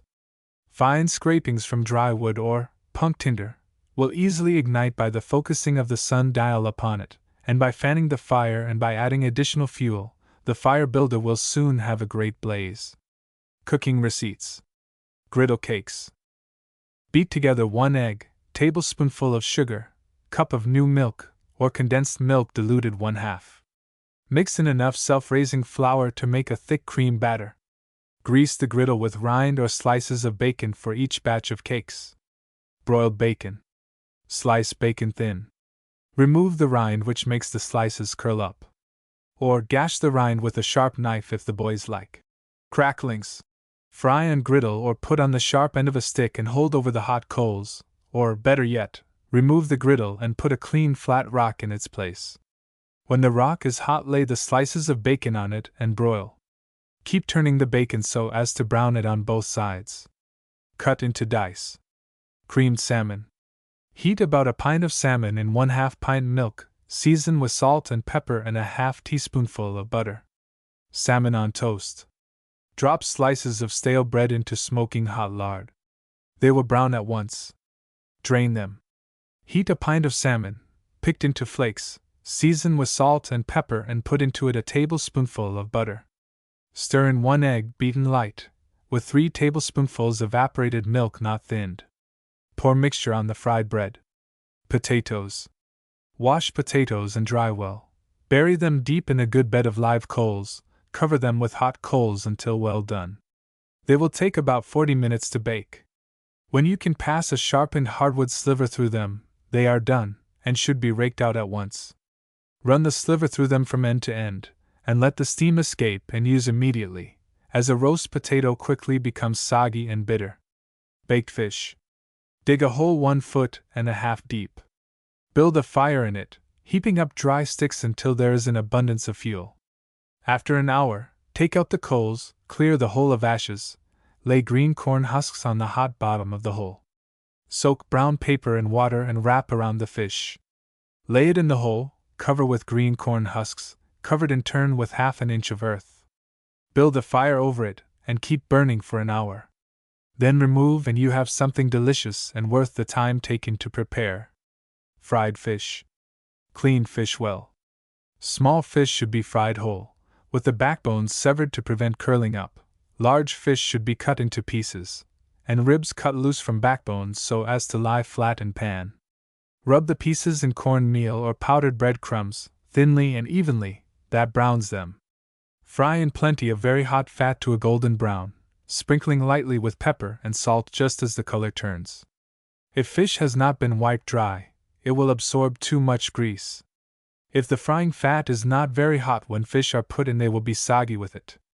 Frogs' legs. After skinning frogs, soak them an hour in cold water, to which vinegar has been added, or put them for 2 minutes into scalding water that has vinegar in it. Drain, wipe dry, and cook. To fry, roll in flour seasoned with salt and pepper, and fry, not too rapidly, preferably in butter or oil. Watercress is a good relish with them. To grill, prepare 3 tablespoonfuls melted butter, 1/2 teaspoonful salt, and a pinch or 2 of pepper, into which dip the frog legs, then roll in fresh bread crumbs and broil for 3 minutes on each side. Eggs. Boiled. Raise water to boiling point. Place eggs in carefully. Boil steadily for 3 minutes if you prefer them soft. If you want them hard-boiled, put them in cold water, bring to a boil, and keep it up for 20 minutes. The yolk will then be mealy and wholesome. Fried. Melt some butter or fat in frying pan. When it hisses, drop in eggs carefully. Fry them 3 minutes. Scrambled. First stir the eggs up with a little condensed cream and a pinch of salt, and after putting some butter in the frying pan, stir the eggs in it, being careful not to cook them too long. Poached. First put in the frying pan sufficient diluted condensed milk which has been thinned with enough water to float the eggs when the milk is hot. Drop in the carefully opened eggs and let them simmer 3 or 4 minutes. Serve the eggs on slices of buttered toast, pouring on enough of the milk to moisten the toast. Coffee. For every cup of water allow a tablespoonful of ground coffee, and 1 extra for the pot. Heat water to boiling point first, add coffee, boil 5 minutes, settle with 1/4 cup cold water and serve. Some prefer to put the coffee in a small muslin bag, tied loose, and boil for 5 minutes longer. Cocoa. Allow a teaspoonful of cocoa for every cup of boiling water. Mix the powdered cocoa with hot water or hot milk to a creamy paste. Add equal parts of boiling water and boiled milk, and sugar to taste. Boil 2 or 3 minutes. Sample menu for an overnight and a day hike or tramp. Breakfast. Griddle cakes with Caro syrup or brown sugar and butter, fried bacon and potatoes, bread, coffee, preserves. Dinner. Creamed salmon on toast, baked potatoes, bread, pickles, fruit. Supper. Fried eggs, creamed or chipped beef, cheese, bread, cocoa. These recipes have been tried out. Biscuit and bread making have been purposely omitted. Take bread and crackers with you from the camp. Amateur, biscuits are not conducive to good digestion or happiness. Pack butter in small jar. Cocoa, sugar and coffee in small cans or heavy paper, also salt and pepper. Wrap bread in a moist cloth to prevent drying up. Bacon in dried or chipped beef in wax paper. Pickles can be purchased put up in small bottles. Use the empty bottle as a candlestick. Ration list for 6 boys, 3 meals. 2 pounds. Bacon, sliced thin, 1 pound. Butter, 1 dozen eggs, ½ a pound. Cocoa, ½ pound. Coffee, 1 pound. Sugar, 3 cans salmon. 24 potatoes, 2 cans condensed milk. 1 small package self-raising flour, salt and pepper. Utensils. Small griddle or tin, pie plate, 5 cents each, small stew pan, small coffee pot, small cake turner, large spoon, teaspoons, knives and forks, plates and cups, matches and candles. Dish washing. First fill the frying pan with water, place over fire and let it boil. Pour out water and you will find that it has practically cleaned itself. Clean the griddle with sand and water. Greasy knives and forks may be cleaned by jabbing a couple of times into the ground. After all grease is gotten rid of, wash in hot water and dry with cloth. Don't use the cloth first and get it greasy. Be sure to purchase Horace Kephardt's excellent book on camp cookery. $1, Outing Publishing Company, or Association Press. It is filled with practical suggestions. Bibliography. Camp and Trail. Stuart Edward White. Doubleday, Page & Company, $1.25 net. Full of common sense and of special value to those contemplating long tramps and wilderness travel. Several chapters on horseback travel. Out of Doors. M. Ellsworth Olson, Ph.D. Pacific Press Publishing Company, 60 cents. A book permeated with a wholesome outdoor spirit. The Field and Forest Book, Dan Beard. Charles Scribner's Sons, $2. Written in Bairdesque style, filled with his inimitable illustrations and crammed with ideas. The Way of the Woods, Edward Breck. G. P. Putnam's Sons, $1.75 net. Simple, terse, free from technical terms, and calculated to give the novice a mass of information. Written for northeastern United States and Canada, but of interest for every camper. Illustration, The Morning Dip. Chapter 13. Health and Hygiene, Physical Examination, Hospital Tent and Equipment, Physiological Facts, Pulse Rate, the Tongue, Temperature, Pains, Surgical Supplies, Medical Stores, Simple Remedies, First Aid to the Injured, Drills, Health Talks, Red Cross Society, Prevention from Drowning, Personal Hygiene, Bibliography. Better to hunt on fields for health unbought than feed the doctor for a nauseous draught. The wise for cure on exercise depend, God never made his work for man to mend. Dryden. Examination. A boy should be examined by his family physician before going to camp in order that he may receive the greatest good from the camp life and be safeguarded from physical excess. An examination blank like that shown on the next page is used in many of the large camps. When the boy arrives in camp, the physician or physical director examines the boy. Take his height, weight, lung capacity, condition of heart, lungs, condition of muscles, whether hard, medium, or soft, and state of digestion. For this purpose you will need a wet spirometer, measuring rod, stethoscope, and platform scales. A second blank with carbon duplicate is kept of every boy. Illustration: Wisconsin Boys Camp Physical Examination Record. Give dates of first examination on arrival and final examination before departure from camp. The original is given to the boy to take home and the carbon copy is retained by the camp, filed in alphabetical order. Most remarkable gains have been made by boys, particularly in lung capacity, height, and hardening of muscles. The active life of the camp is not conducive, as a rule, to great gain in weight. Each tent leader should be given the important facts of the examinations of the boys in his tent, so that there may be intelligent cooperation between the physician, or physical director, the tent leader, and the boy in securing health efficiency. Average physical types for boys of 5 to 16 years, compiled from the measurements of 5,476 school children. Lengths inches.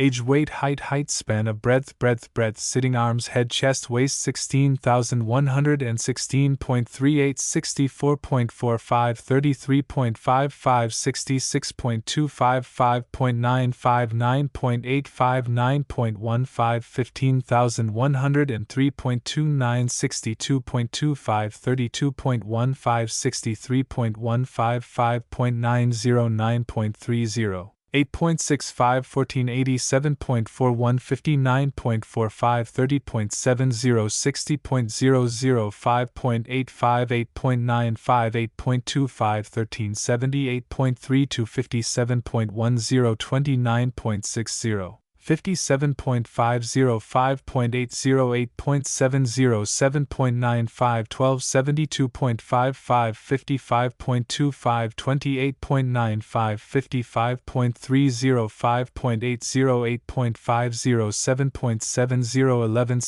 1164.89, 53.10, 28.20, 53.40, 5.75. 8.25 7.45 1060 1.28 51.55 27.60 51.20 5.75 8.00 7.209 55.15 49.55 26.80 49.10 5.70 7.80 7.10 850.90 47.75 26.00 47.00 5.65 7.65 6.95 7 46.85 45.55 25.20 45.00 5.65 7.45 6.75 642.62 43.55 24.20 42.60 5.60 7.25 6.555 39.29 41.60 23.30 40.35 5.60 7.15 6.50 Girth, strength, age, chest, girth of chest, lung, right, left, vitality, depth, head, expansion, capacity, forearm coefficient, CUN. Strength 16 6.60 21.55 3.45 191.40 73.28 65.22 35.58 15 6.30 21.45 3.30 161.00 63.47 54.30 26.09 14 5.95 21.30 3.35 140.12 55.81 50.70 21.97 13 5.65 21.10 3.25 123.58 49.69 45.07 18.28 12 5.60 21.003.05 111.33 43.29 40.56 15.55 11 5.45 20.85 2.90 100.74 39.09 36.30 13.33 10 5.25 20.60 2.75 90.02 32.42 30.94 10.84 95.20 20.65 2.55 81.03 28.91 25.90 9.348 5.10 20.55 2.35 70.43 23.38 20.96 7.347 5.10 20.45 1.80 60.48 20.19 18.78 5.05 65.05 20.25 1.65 50.89 15.36 12.53 4.025 4.90 20.15 1.35 40.60 10.76 10.38 2.61 Copyright by W.M. W. Hastings, Ph.D. Hospital tent. If a boy is ill, minor aches and pains which are frequently only growing pains, accepted, isolate him from the camp, so that he may have quiet and receive careful attention. Illustration: Hospital tent at Camp Kuchuching. A tent, with fly and board floor, known as the hospital tent, or Red Cross tent, should be a part of the camp equipment. There may be no occasion for its use, but it should be ready for any emergency. The physician may have his office in this tent. Boys should not be coddled. At the same time, it must not be forgotten that good, sympathetic attention and nursing are 2/3 responsible for speedy recovery from most ills. Equipment: a spring cot, mattress, pillow, blankets, a good medicine cabinet, alcohol stove for boiling water, cooking food, and sterilizing instruments, pans, white enameled slop jar, pitcher, cup, pail, a table, a folding camp reclining chair, gold medal camp furniture company, and a combination camp cot and litter, gold medal brand, will make up the equipment of the tent. The information and suggestions given in this chapter are the accumulation of many years' experience in boys' camps.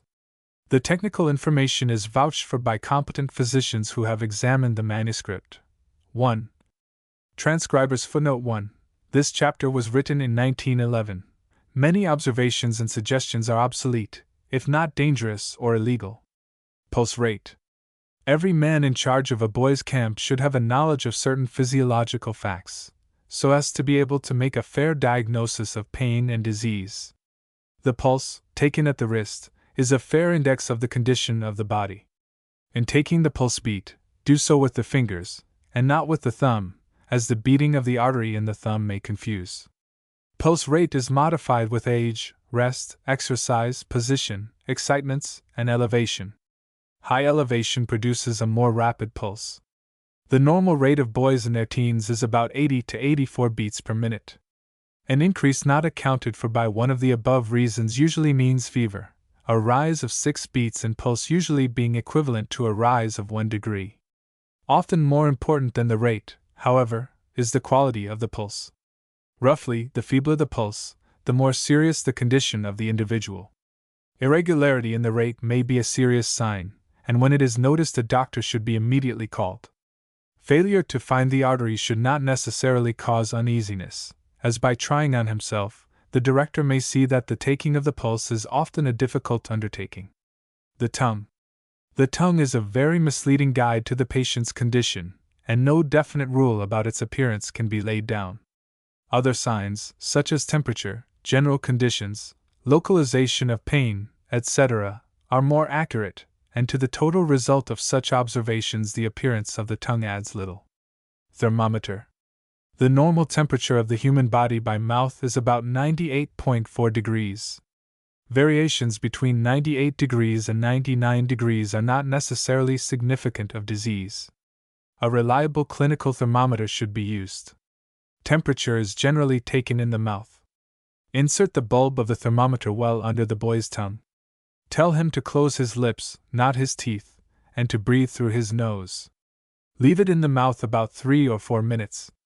Remove, and after noting temperature, rinse it in cold water, dry it with a clean towel, and shake the mercury down to 95 degrees. It will then be ready for use next time. Never return a thermometer to its case unwashed. Pain. Pain is an indication that there is something wrong with the body that should receive attention. Some boys are more sensitive to pain than others, particularly boys of a highly strung, delicate, nervous nature. Most people, however, think too much of their pains.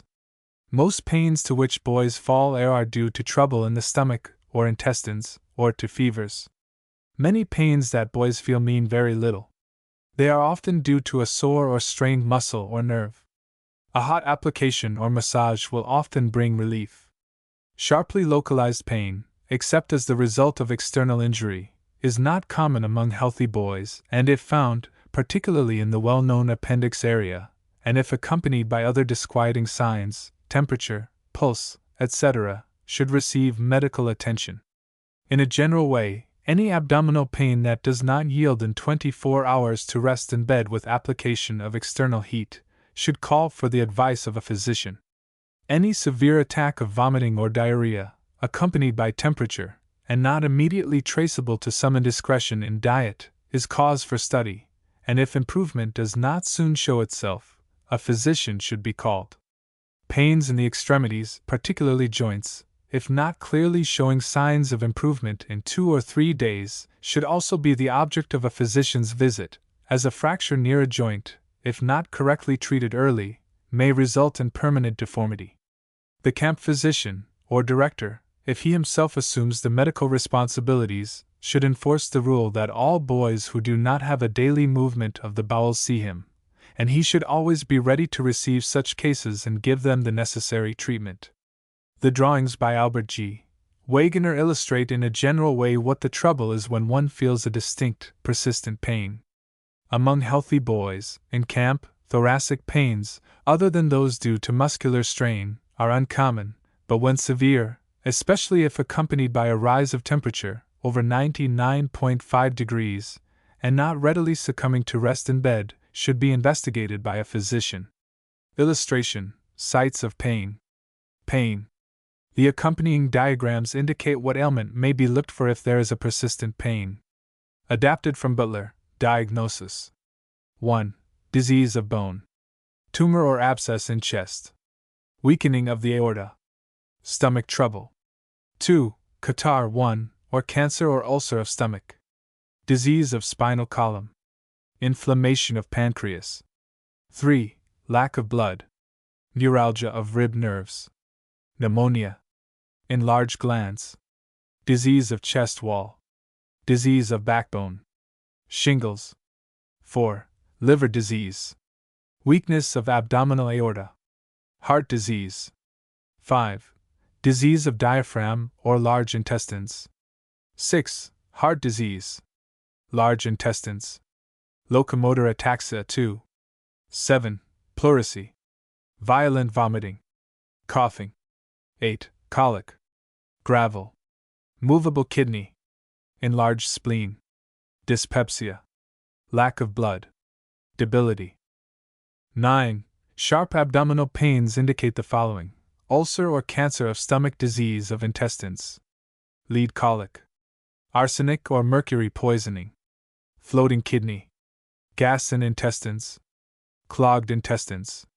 Appendicitis. Inflammation of bowels. Rheumatism of bowels. Hernia. Locomotor ataxia 2. Pneumonia. Diabetes. 10. Neuralgia. Clogged intestines. Abdominal tumor. Kidney colic.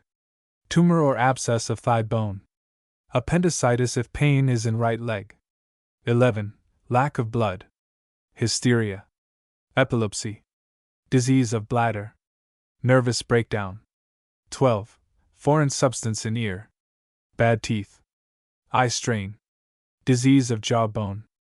Ulcer of tongue. 13. Nervous breakdown. Epilepsy. Tumor or break in brain. Cranial neuralgia. Disease of neck bones. Addons. Ear disease. Eye strain. Bad teeth. 14. Spinal trouble. 15. Disease of stomach. Weakening of aorta. 16. Hand and arm pains indicate heart disease. Enlarged spleen. Clogged large intestines. 17. Nervous breakdown. 18. Eye strain. Disease of nasal cavity. Lack of blood. Dyspepsia. Constipation. Rheumatism of scalp. Nervous breakdown. 19. Bad teeth. Ear inflammation. Cancer of upper jaw. Neuralgia of jaw nerve. 20. Bad teeth. Neuralgia of jaw nerve. 21. Clogged large intestines. Ulcer of stomach. 22. Lumbago. Neuralgia. Debility. Fatigue. Weakness of abdominal aorta. 23. Girdle sensation indicates disease or injury of spinal cord. 24. Disease of testicles. Excessive sex abuse. Ulcer or cancer rectum. Piles. Disease of hip joint. Neuralgia. Sciatica. 25. Kidney disease. Neuralgia. 26. Intestines clogged. Cancer or ulcer of rectum. Locomotor ataxia. Abscess in back. Sciatica, if in one leg only. 27. Cramps due to overexercise. Diabetes. Hysteria. Transcribers footnote 1. Catarrh, inflammation of mucous membranes in nose and throat. Transcribers footnote 2. Ataxia, loss of coordinated muscular movement. Typhoid fever. The epidemic chiefly to be feared in summer camps is typhoid fever, and boys coming from cities where that disease is prevalent should be carefully watched. Care and sanitation minimizes the likelihood of such a disease springing up in the camp. Other infections, such as mumps, conjunctivitis, etc., should be carefully isolated, and all precautions taken to prevent their spread. A fairly common event may be toward evening to find a boy with a headache and a temperature perhaps of 102 degrees. This will probably be all right in the morning after a night's rest and perhaps the administration also of a cathartic. The dentist. The importance of a visit to the dentist before coming to camp cannot be overestimated. Every one knows the torture of a toothache, and realizes how unbearable it must be for a boy away from home and among other boys, sympathetic, of course, but busy having a good time, and with only a few patent gums to relieve the misery, and the dentist perhaps not available for 2 days.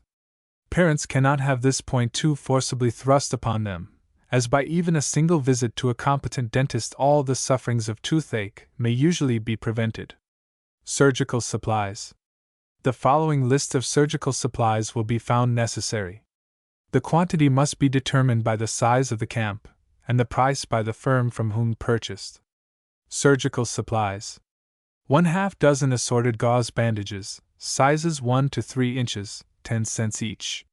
2 yards sterilized plain gauze in carton, 20 cents a yard. 1 roll 3-inch adhesive plaster, $1. 1 paper medium-size safety pins, 10 cents. 1 paper medium-size common pins, 5 cents. 4 ounces sterilized absorbent cotton in cartons, 20 cents.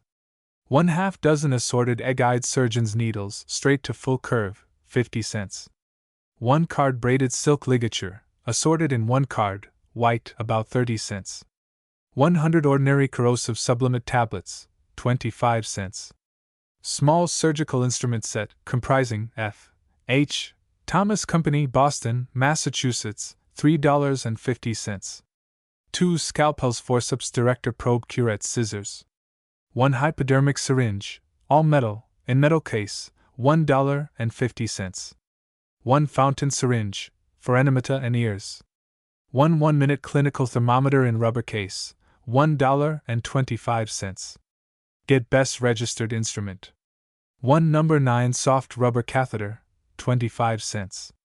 Small bottle collodion, 1, with brush. 1/4 pound boric acid powder, 25 cents. 4 ounces boric acid ointment, 50 cents.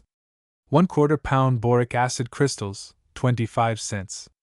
Carbolic acid, 95 cents. Hypodermic tablets, cocaine hydrochlorate, 1/1/8 grain, making in 2 drams sterile water or 1% solution. To be used by physician only. Alcohol, 80%, sulfonaphthol.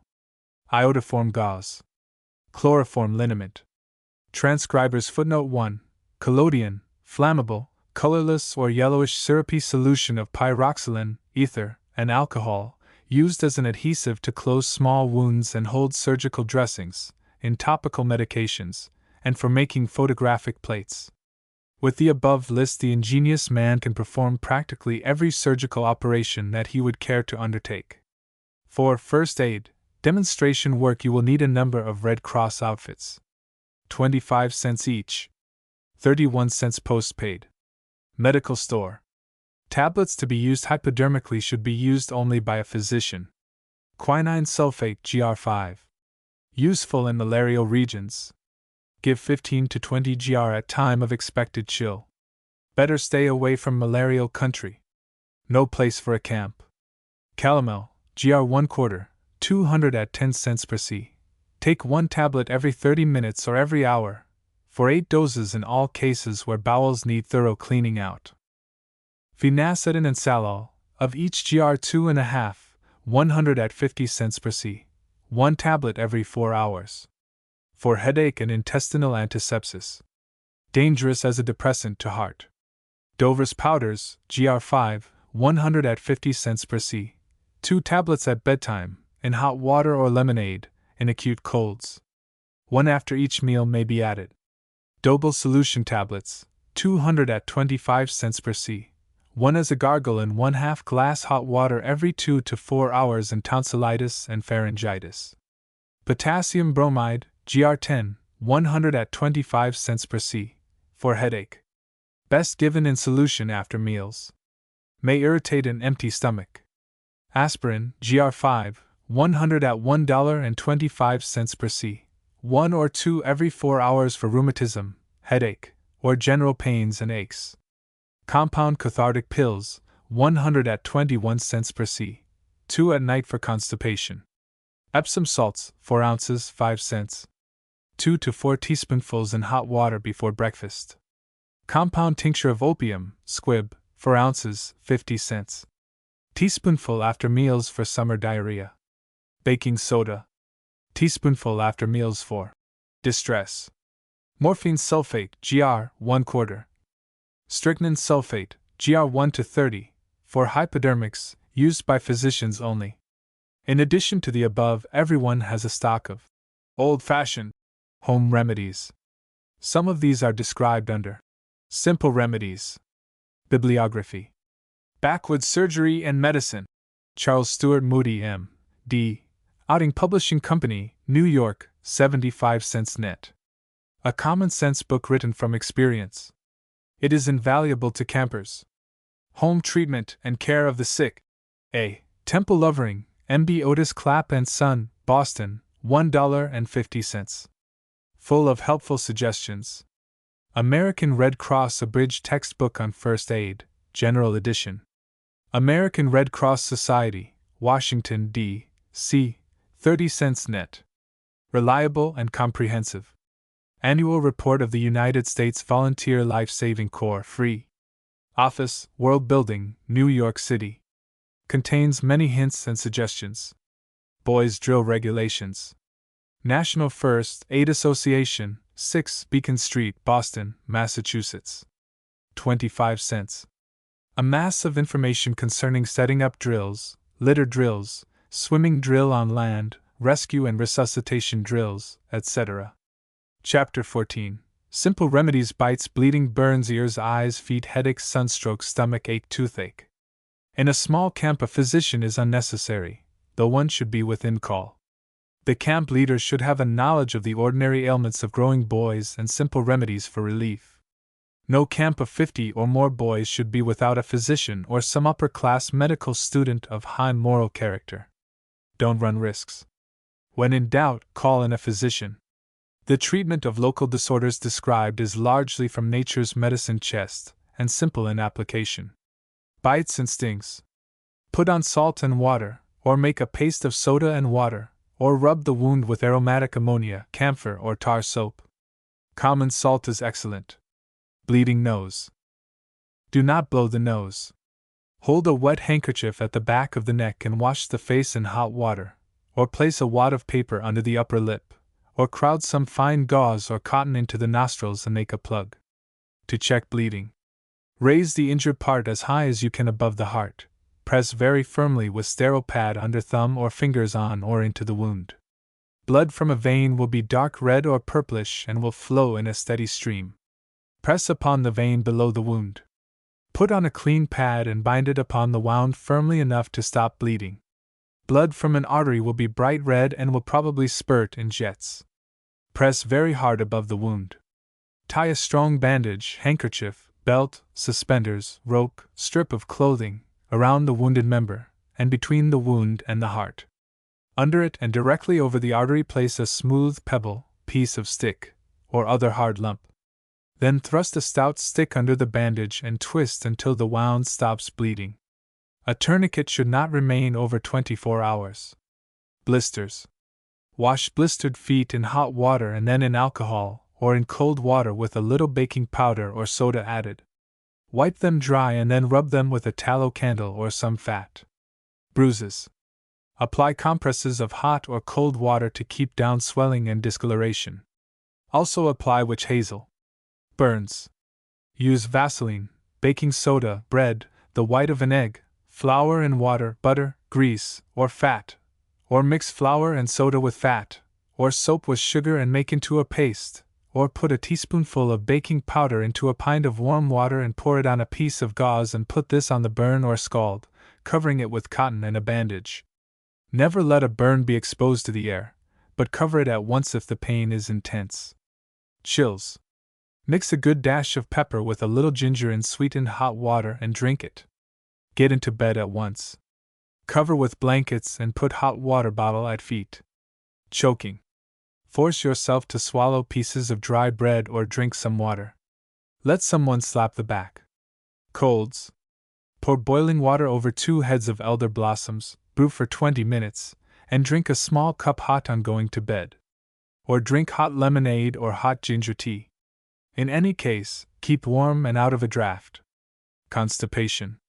Use cathartic pills or castor oil. Eat plenty of prunes or fruit. Drink plenty of water. Cuts. Always clean thoroughly all open wounds to prevent infection and accelerate healing. Carbolic, left on a wound for any time at all, may result in carbolic poisoning or in gangrene. Use pure alcohol, not wood or denatured, as both are poisonous, or a teaspoonful of sulfur naphthol to a basin of water, or 1:1000 corrosive sublimate solution, wad with flexible collodion. Do not use Vaseline or any other substance on a freshly abrased surface. After a scab has formed, Vaseline may be applied to keep this scab soft. Never close a wound with court plaster. 1. The only legitimate uses for sticking or adhesive plaster are to hold dressings in place where bandaging is difficult, or in case of a cut to keep edges closed without sewing the skin. Transcriber's footnote 1. Cloth coated with adhesive substance to cover cuts or scratches on the skin. Earache. Take the heart of an onion, heat it in an oven, and put it in the ear when hot, but not so hot as to burn the ear. This not only relieves the earache, but helps to send the sufferer to sleep. Hold hot water bag to ear. Inflamed eye. Wring a towel in water hot as the hands will bear. Lay on the eyes and change frequently. Bathe with saturated solution of boric acid crystals. Great relief is felt by opening the eyes in tepid or very warm boracic solution. Even if it is strong enough to smart, no harm will result. If inflammation is caused by a foreign substance, rub the other eye, in order to make both eyes water. If the speck can be seen, it can generally be taken out by twisting a small piece of gauze or cloth around a toothpick and drawing it over the speck, or by twisting up a piece of paper like a lamp lighter and, after wetting the tip of it, wiping it against the speck. If it is under the upper lid, pull the lid away from the eyeball, and push the under lid up underneath the upper one. In this way the eyelashes of the lower lid will generally clean the inside of the upper one. An eye tweezers for removing a piece of grit from the eye is made by folding a piece of paper in two. With a sharp knife cut it to a point at an angle of 30 degrees and slightly moisten the point in clean water. Feet. It is a good thing to dry soap your feet and the inside of your socks before putting them on for a hike or tramp. This is an old army trick. If your feet perspire freely, powder them with boric acid powder, starch, and oxide of zinc in equal parts. Wash the feet every day, best on turning in at night. To prevent the nail growing into the toe, take a bit of broken glass and scrape down the top of the nail until it is quite thin, and in time the corners begin to grow out, and no longer hurt the toe. Toenails should be cut square and not encouraged to grow in by side trimming. A good plan is to make a V-shaped notch on the middle of the top of each toenail, which will close up naturally, and in so doing, draw the sides up and inward. Headache. Headache comes from indigestion or from the sun. A boy will overeat and then play under the hot sun. Result: headache. Have the boy lie down and sleep, if possible, using cloths dipped in cold water to drive the blood away from the head. A remedy recommended by the great John Wesley is to lay very thin slices of lemon rind on either temple. Hiccup. Take a deep breath and hold it as long as possible, or make yourself sneeze. Ivy poisoning. Mix some baking powder with water, or rub on wood ashes. Wash with alcohol. Be careful not to spread by scratching. Rusty nail. Better call a physician. Puncture with nails and such things, especially if rusty, should be squeezed and washed with sulfur naphthol or hot water poured into the hole. If too small, this may be slightly enlarged. Cauterize with carbolic acid, then with pure alcohol. Keep the wound open for a few days. Run no risk with a rusty nail wound. Attend to it immediately. Sprains. Bathe a sprain in as hot water as you can bear, to which has been added a small quantity of vinegar and salt. Slight sprains, as a finger, may be painted with iodine. Sunstroke. The first symptom is a headache followed by a heavy feeling in the pit of the stomach, dimmed eyesight, difficulty in breathing, and a fever. If insensibility follows, lay the person on his back in a cool, shady place, with his head slightly raised. Loosen his clothing, keep his head cold with wet cloths, and pour cold water on his face and chest, until the temperature of his body is lowered and the face becomes pale. Sunburn. Get used to sun gradually. Use powdered boric acid or ointment.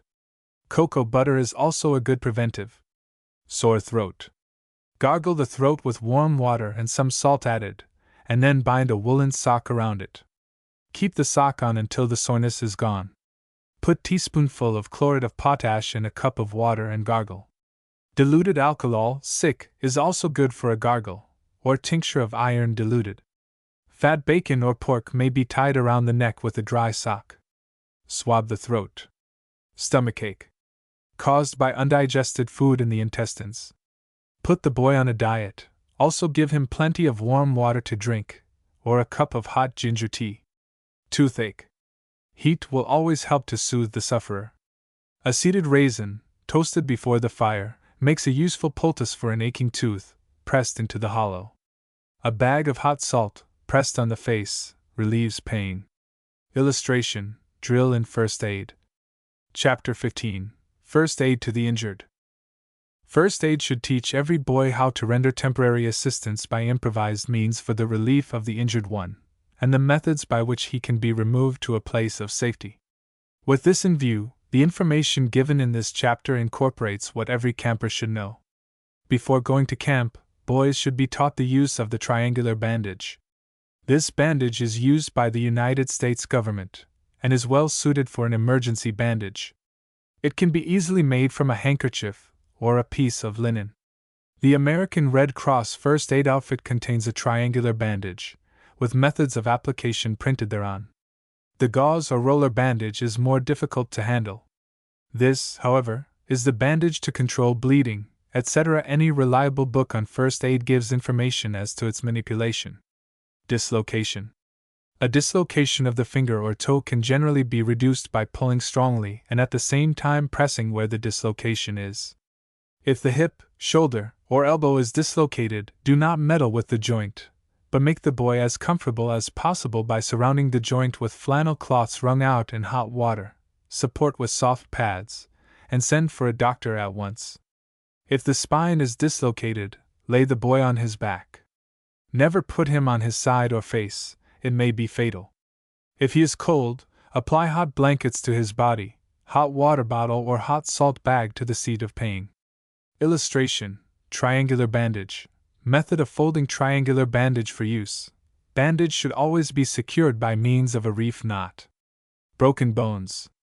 Do not try to reduce the fracture if a physician can be secured, for unskilled handling will do more harm than good. The thing to do is to make the boy comfortable by placing him in a comfortable position with the injured part resting on a pad, keeping him perfectly quiet. If there is an open wound, cover it with cheesecloth or gauze which has been dipped in boiling water, to which baking soda has been added. Then wrap absorbent cotton around it. If the boy has a fever, put wet cloths on his head, swinging them in the air to cool for changing. The following practical suggestions are given in Camp Kits and Camp Life by Charles Stedman Hanks. Nose.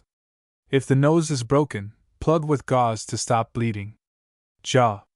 If the jaw is broken, push the bone gently into place, and if there is an open wound, cover it with gauze or cotton, made antiseptically, and then put a bandage around the jaw. Collarbone. If the collarbone is broken, it will be known by the pain in the shoulder and the shoulder dropping. Holding the elbow up will relieve the weight from the collarbone. Lay the boy on his back.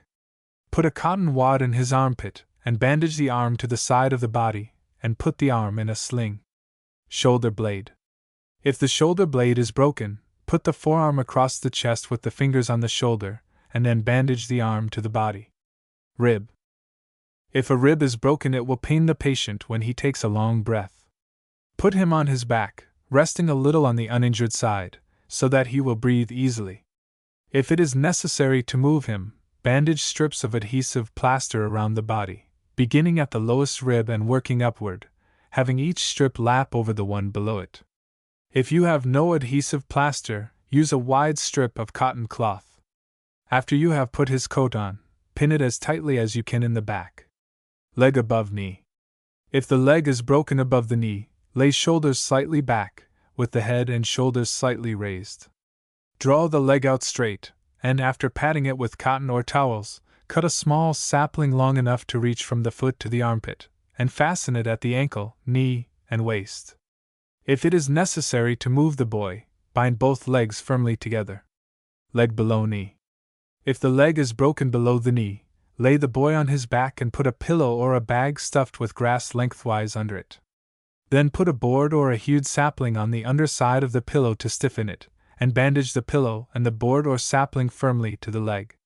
If the boy has to be moved, bind both legs together. Knee pan. If the knee pan is broken, put the boy on his back and straighten out the leg on a padded splint which reaches from the heel to the hip, putting some cotton or a folded towel under the knee and the heel. Then bandage the splint on at the ankle, at the upper part of the leg, and above and below the knee pan. Foot. If the foot is broken, make a splint of 2 pieces of wood held together at right angles, and, after padding the foot with cotton, bind the splint to the side of the foot and the leg. Illustration: large arm sling as a support for the forearm. Illustration: large arm sling as a support for the elbow. Upper arm. If the upper arm is broken, make 3 splints, one long enough to reach from the shoulder to the elbow to go on the outside of the arm, one to go on the inner side of the arm, and one on the back of the arm. Pad the arm from the armpit to the elbow with cotton, towels, or newspapers wrapped in cloth, and, after bandaging on the splints, put the forearm in a sling and bind the arm to the body. Forearm. If the forearm is broken, make a cotton pad long enough to reach from the fingers well up to the forearm, and rest the palm of the hand on it. Put a similar pad on the back of the hand, and, after bandaging in a splint, put the arm in a sling. Hand. If the hand is broken, put a cotton pad on the palm and over it a thin splint long enough to reach from the tips of the fingers to the forearm. After binding the splint in place, put the arm in a sling with the hand higher than the elbow. Finger. If a finger is broken, make a splint of cardboard or a thin piece of wood long enough to reach from the tip of the finger to the wrist.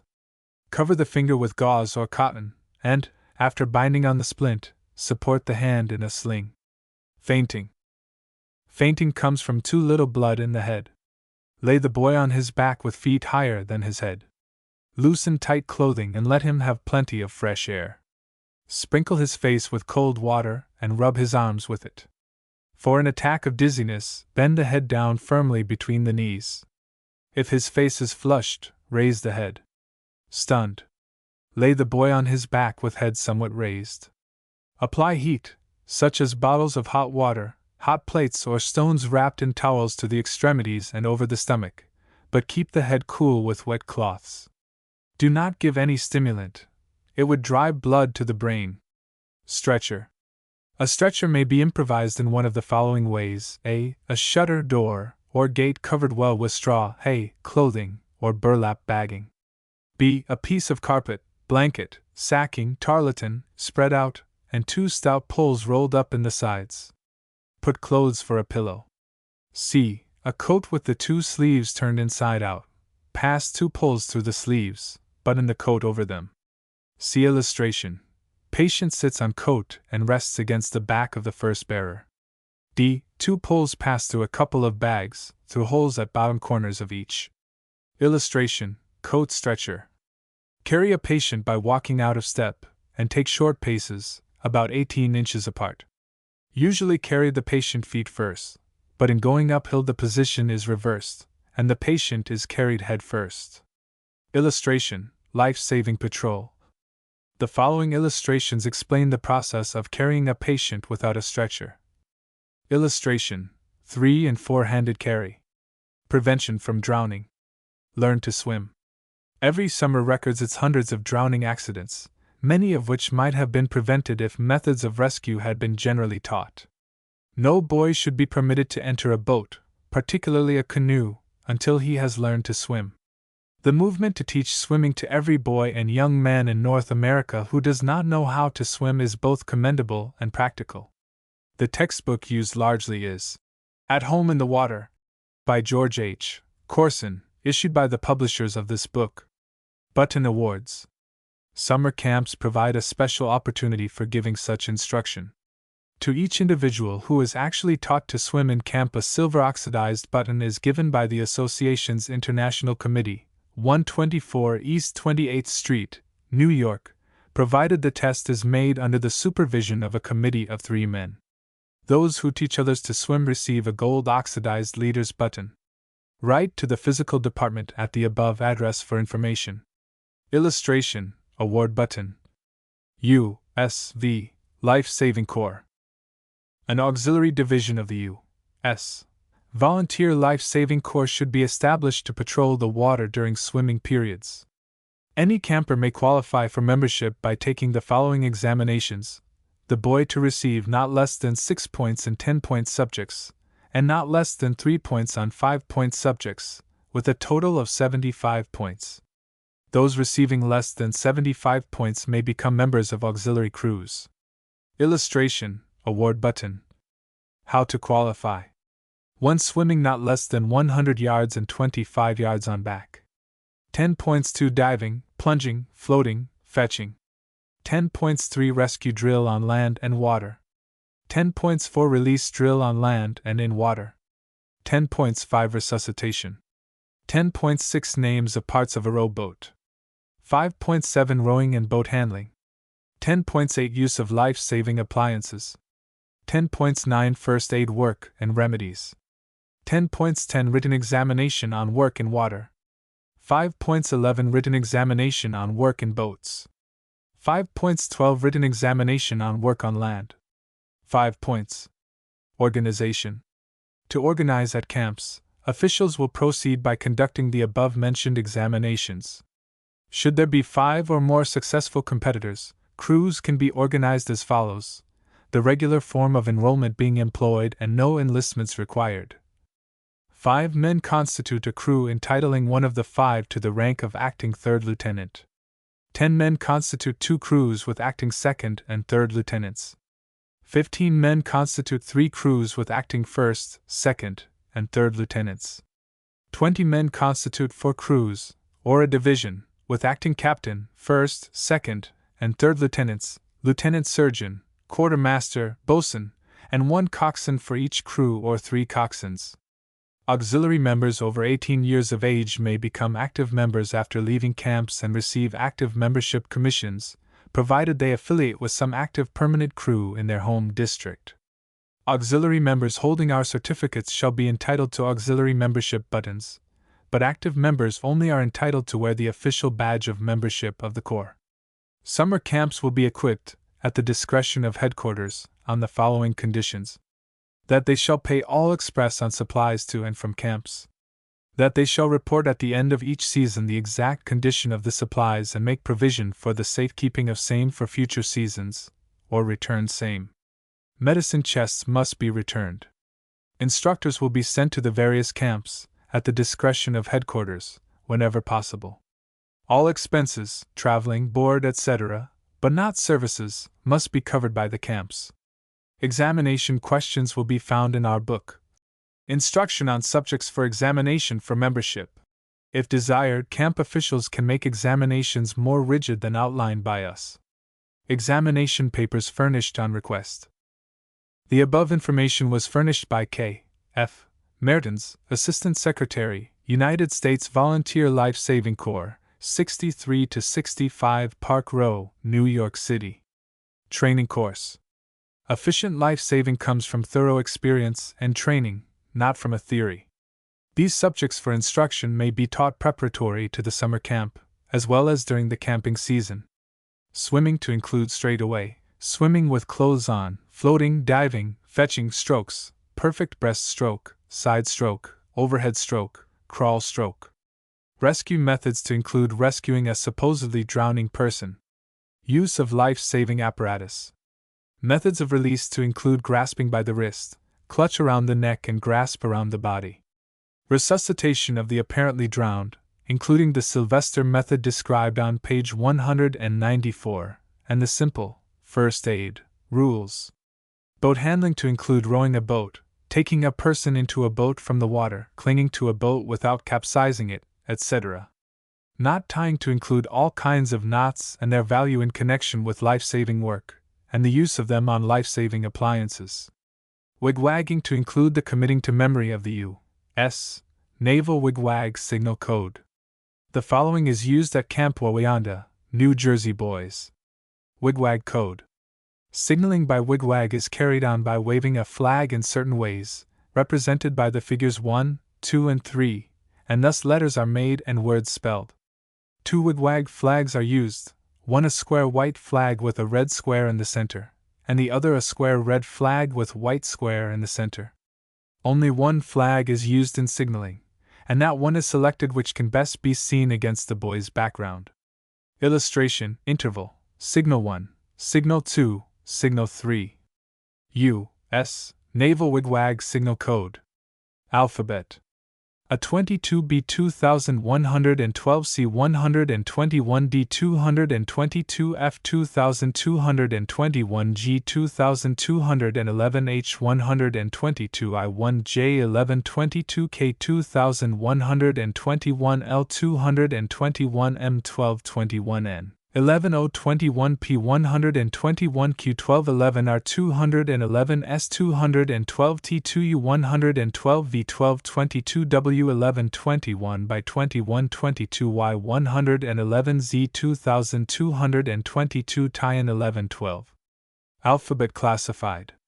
I1N11Y 111E12H 122V 1222U 112J 1122C 121Q 1211M 1221P 1212W 1121T2A 22D 222Z 2222 021R 211L 221G 2211F 2221S 212 by 2122B 2112K 2121.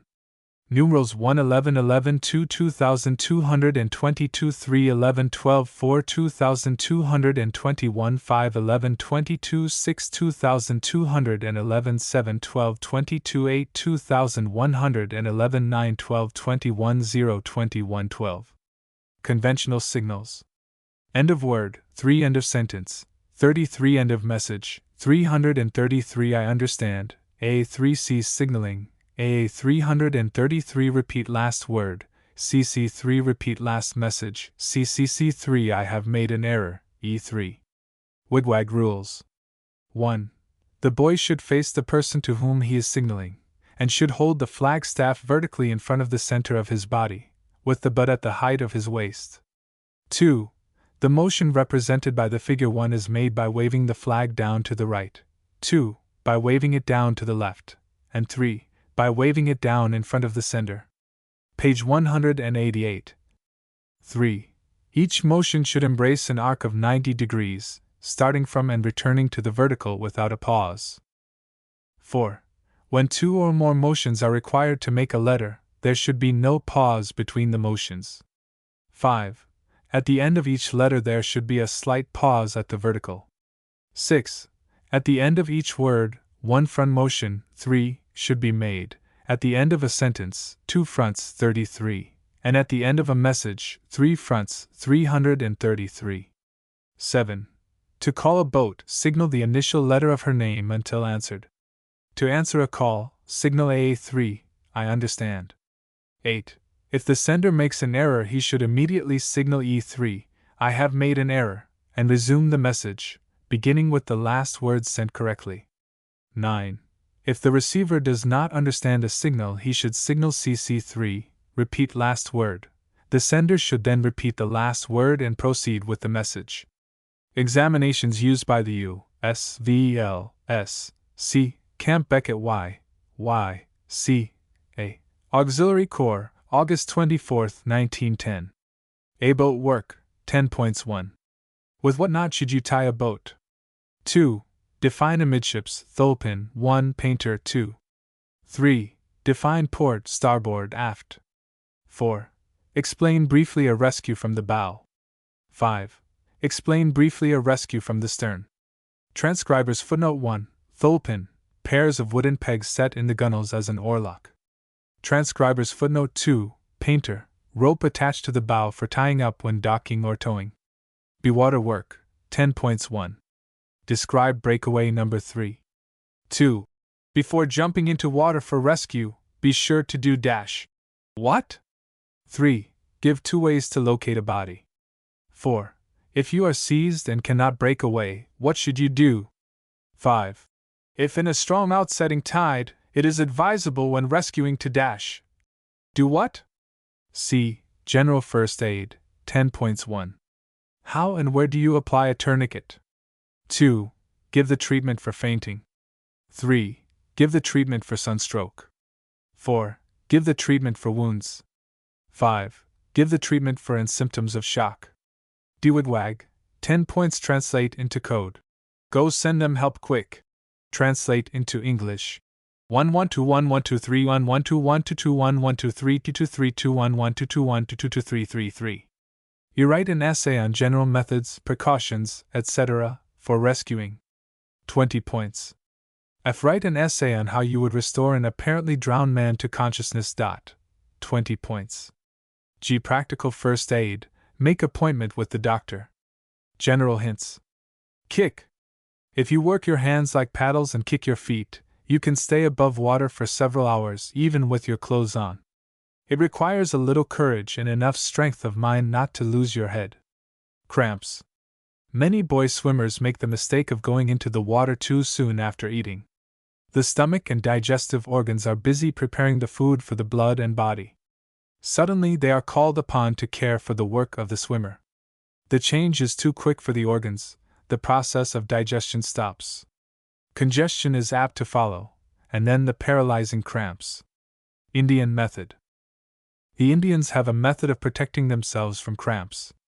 Coming to a bathing pool, an Indian swimmer, after stripping off and before entering the water, vigorously rubs the pit of his stomach with the dry palms of his hands.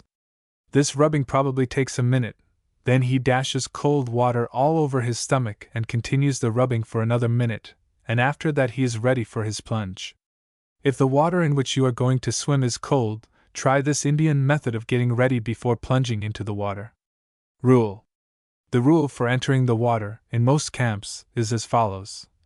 No one of the party shall enter the water for swimming or bathing except at time and place designated. Laxity in the observance of this rule will result disastrously. Rescue from drowning. Illustration, Figure 1. Rescue. To rescue a drowning person from the water, always try to pull him out with an oar, a rope, a coat, holding the end of one sleeve and throwing him the other, or some other convenient object. If you are obliged to jump in after him, approach him with great caution, throw your left arm around his neck with his back to your side, Figure 1, in which position he can't grapple you, and swim with your legs and right arm. If he should succeed in grasping you, take a long breath, sink with him, place your feet or knees against his body, and push yourself free. Illustration, Figure 2. Although life may seem extinct, make every effort at resuscitation. Various procedures are advocated. The Sylvester method is one of the best. Hold the boy for a few seconds as in Figure 2, to get rid of water which may have been taken in. Do this several times. Tear off clothing. Rub briskly the legs and arms toward the body. Draw the tongue forward every 3 seconds for a minute. If these methods fail to restore breathing, then perform artificial respiration, first sending for a physician. Illustration, Respiration. Lay the boy on his back with a folded coat or sweater under his shoulders, and grasp his wrists or his arms straight up over his head as in Figure 3. Illustration, Figure 3, Respiration. Illustration, Figure 4, Expiration. Pull steadily and firmly in that position while you count 1, 2, 3. This causes air to enter the lungs. Then quickly bring his arms down on his chest and press them firmly on his ribs, Figure 4, while you again count 1, 2, 3. This forces the air out of the lungs. Then quickly carry his arms over his head and down again, and repeat the same routine fast enough to make him breathe from 12 to 16 times a minute. The tendency is to work too fast. If the work is done properly, the air can be heard distinctly as it passes in and out of the air passages. Sometimes the tongue drops back in the throat, stopping it up so no air can enter. If you suspect this, have an assistant grasp the tongue with a handkerchief and keep it pulled forward. Illustration, Figure 5, Expiration. Cuts used by courtesy of Health Education League. Don't give up. It will make it much easier if you have another person push on the ribs for you when you relax the arms, as shown in Figure 5. Have him place the hands as shown in the figure with the thumbs toward the medium line in front, the fingers farther away, the palms just below the breasts. This will make the boy's nipples come just midway between the ends of the thumbs and the middle joint of the forefinger. Press firmly downward and inward toward the backbone. Continue these motions about 15 times per minute. Keep this up until the boy begins to breathe himself. When done properly, the work is hard for the operator, and he should be relieved by someone else as soon as he gets tired. Warmth and quiet. As soon as the boy begins to breathe himself, but not before, his limbs should be well rubbed toward the heart. This will help to restore the circulation. He should afterward be put to bed, well covered with warm blankets, hot stones being placed at his feet, and warm drinks administered. Fresh air and quiet will do the rest. Books. Boys' Drill Regulation, published by the National First Aid Association of America, and Boys' Life Brigade Manual of Drill, published by the Boys' Life Brigade, London, England, are two small books containing a number of practical drills which may be used in training the boys in camp for emergency work. Instruction. Every camp for boys, no matter how small or how large, should plan for instruction in first aid. This may be done by the camp physician, the director, the physical director, or some physician invited to spend several days in the camp. Drills. The illustration on page 174 shows how 100 boys were trained in Camp Kuchiching. The litter drill was especially attractive to the boys of Camp Beckett. The boys were sent out in the woods in brigades of 5 each, one of whom was the leader. Only a small hatchet was taken by each squad. One of the boys was supposed to have broken his leg. An improvised litter or stretcher was made of saplings or boughs, strapped together with handkerchiefs and belts, so that in 10 minutes after they left the camp the first squad returned with the boy on the litter, and in a fairly comfortable condition. Illustration: Litter Drill. Health Talks. A course of health talks given in popular form by those who are well versed upon the subject cannot help but be instructive and productive of a greater ambition on the part of the boy to take good care of his body. The following list of subjects is suggestive. The human body and how to keep it in health. 1. The skeleton. 2. The muscular system. 3. The vascular system. 4. The nervous system. 5. The digestive system. 6. The lungs, skin, and kidneys. Personal hygiene. 1. The eye, its use and abuse. 2. How to care for the teeth. 3. Breathing in pure air. 4. Microbes and keeping clean. 7. The health of the skin. 8. Some facts about the nose. 9. Our lungs. 10. Eating. 11. Alcohol. 12. Tobacco and the human body. 13. The use and care of fingernails. 14. Cause of colds. The American Red Cross Society, 715 Union Trust Building, Washington, D.C., issues a series of 5 handsomely lithographed wall charts mounted on linen and heavy rollers. These charts are numbered as follows and may be purchased for $2.50 for the set. Chart I. The skeleton, Chart 2. The muscles, Chart 3. Scheme of systematic circulation, Chart 4. Fracture and dislocation, Chart V. Arteries and points of pressure for controlling hemorrhage. These charts will make the talks doubly attractive. Honor points are given boys for essays written upon the health talks.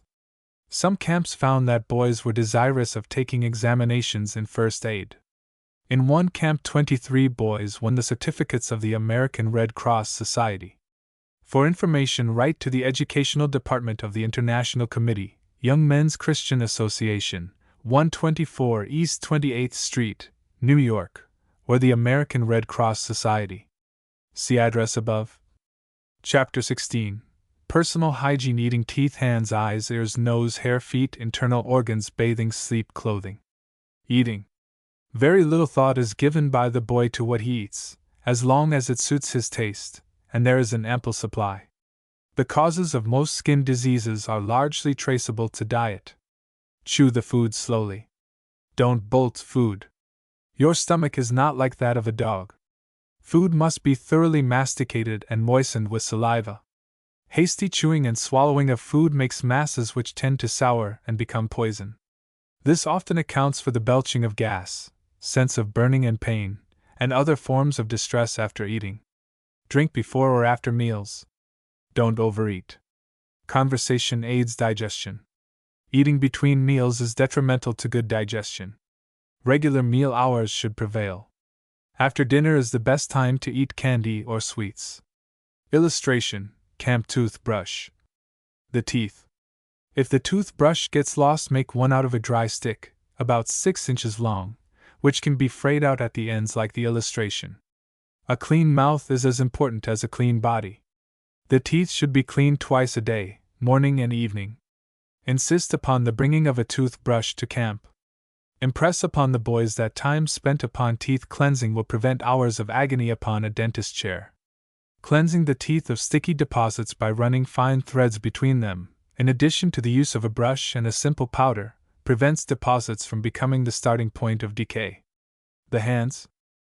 Care of hands and nails is much neglected in camp. Nails should be properly trimmed and the morning removed from underneath the nails. The habit of biting the fingernails is dangerous. Fingernails should be cut once a week with sharp scissors or clip. If the nails be neglected and a scratch received from the infected fingers, the system may be inoculated with disease. The cleansing of the hands after using the lavatory needs special emphasis, for in no place do more germs collect and spread. Boys should not be permitted to use each other's towels, combs, brushes, or soap.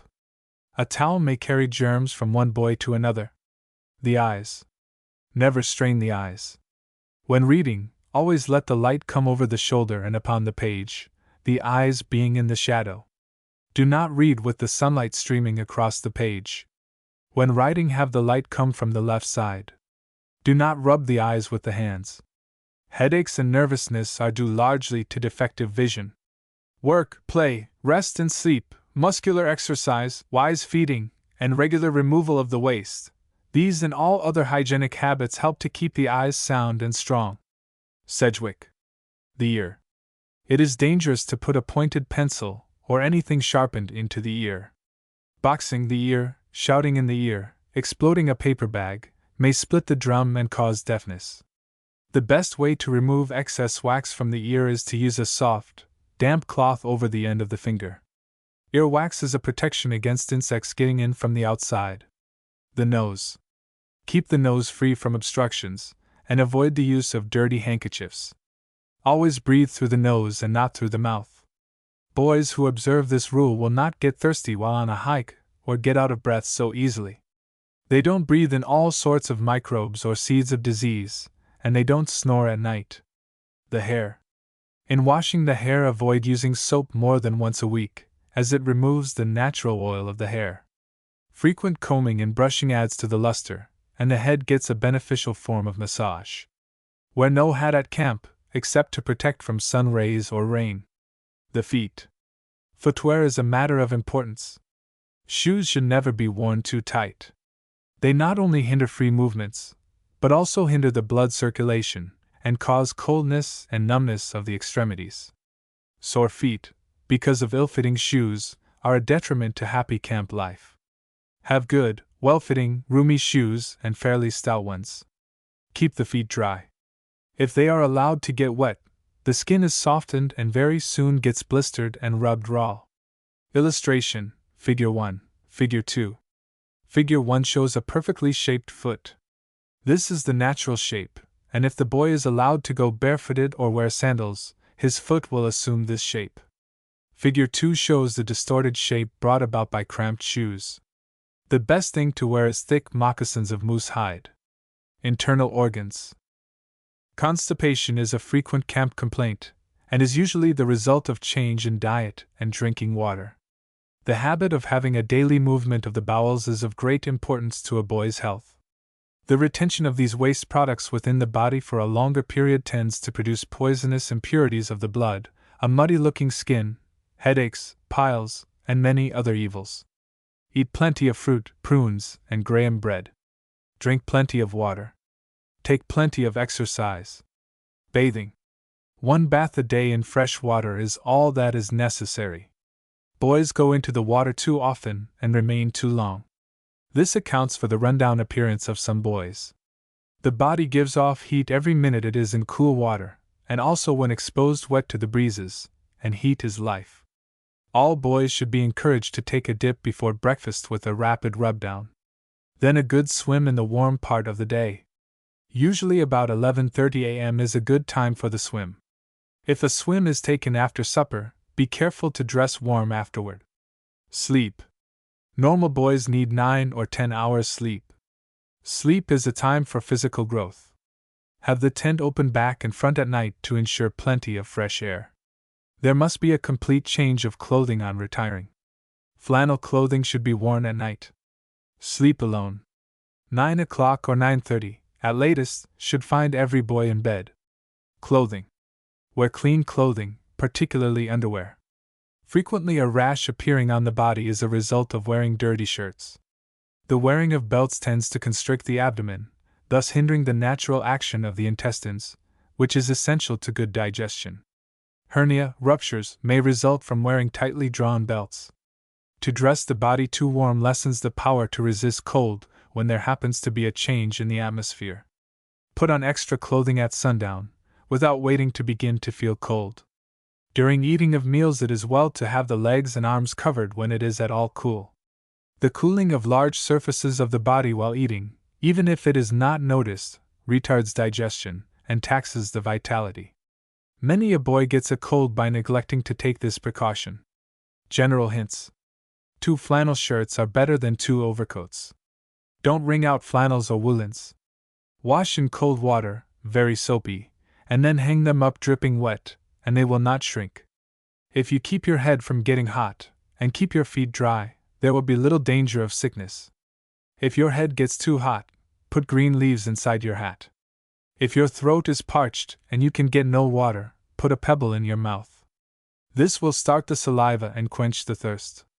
Health maxims and quotations. Keep thyself pure. Health is wealth. A sound mind in a sound body. Fresh air and sunshine are necessary to good health. Cleanliness is the best guard against disease. A clean mouth is as important as a clean body. Virtue never dwelt long with filth. Temperance, exercise, and repose slam the door on the doctor's nose. Longfellow. Cleanliness is next to godliness. Health and cheerfulness naturally beget each other. Addison. Nor love, nor honor, wealth nor power, can give the heart a cheerful hour, when health is lost. Be truly wise. With health, all taste of pleasure flies. Gay. Health is a second blessing that we mortals are capable of, a blessing that money cannot buy. Walton. There are 3 wicks, you know, to the lamp of a man's life: brain, blood, and breath. Press the brain a little, its light goes out, followed by both the others. Stop the heart a minute, and out go all 3 of the wicks. Choke the air out of the lungs, and presently the fluid ceases to supply the other centers of flame, and all is soon stagnation, cold, and darkness. O. W. Holmes. Illustration: Bending the Bow, Camp Kineo. Chapter 17. Athletics, Campus Games, Aquatics and Water Sports. Purpose of Games: Baseball League Group Classification. What to avoid: Athletic Events, Awards, Making Athletic Apparatus, Campus Games, Circle Jumping, Wolf Rover, All Come Over, Indian and White Man, German, Bowling, Tether Ball, Volleyball. Aquatic Sports: Water Games, Water Basketball, Water Baseball, Old Clothes, Race, Tilting, Canoe, Tag, Whale Hunt, Making the Shoot, the shoot. Archery: the target, the bow, making a bow, making arrows. Essential points in archery. Bibliography. If I can teach these boys to study and play together, freely and with fairness to one another, I shall make them fit to live and work together in society. Henry Van Dyke. Purpose of Games. The spirit of camping is too frequently destroyed by overemphasis upon competitive games. Play is necessary for the growing boy, and play that engages many participants has the most value. America today is suffering from highly specialized, semi-professional athletics and games. When athletics degenerate into a mere spectacle, then is the stability of the nation weakened. Greece led the world, while the youth of that great country deemed it an honor to struggle for the laurel leaf, and gymnasiums were everywhere and universally used, and the people saw little good in an education that neglected the body. It is a significant fact that the degeneracy of Greece was synchronous with the degrading of athletics into mere professional contests. What had been the athletics of the people became a spectacle for the people. 1. Footnote 1, Emmett D. Angelin. Play. Page 19. Baseball League. Do not allow the athletics and games of the camp to become a mere spectacle for the campers. Something should be planned for every boy and every boy encouraged to participate in the program. Nothing has yet taken the place of the good old American game of baseball. Divide the camp boys into teams. Have a league playing a series of games. The teams may be named after the different colleges or prominent cities, or as one camp named the league, the Food League, after popular camp dishes such as prunes, beans, soup, hash, mush, chipped beef. It is needless to state that the boys in the league not only had a lot of fun, but the camp paper contained very amusing accounts of the games played. Arrange a schedule of games and keep accurate records of all games played either in that camp log or camp paper. A dinner given to the winning team adds to the excitement of the league's existence. Do not neglect the younger boys. Have 2 midget teams engage in a series for best 2 out of 3 games. Occasionally a game between the leaders and older boys is the exciting game of the season, especially if the leaders are defeated. The same rule of participation should govern the athletics of the camp. Entertainment games help to develop group loyalty, cooperation, fair play, and courtesy to opponents so desirable. Groups. In some camps the boys are divided into 2 groups, those under 5 feet in height and those over 5 feet. Events are planned for these 2 groups. The system of grouping suggested by the School Athletic League is that of grouping the boys according to physiological rather than chronological age, as follows: prepubescent boys under 90 pounds.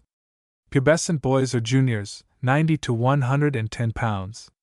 Postpubescent or intermediates, 110 to 130 pounds. Seniors, above 130 pounds.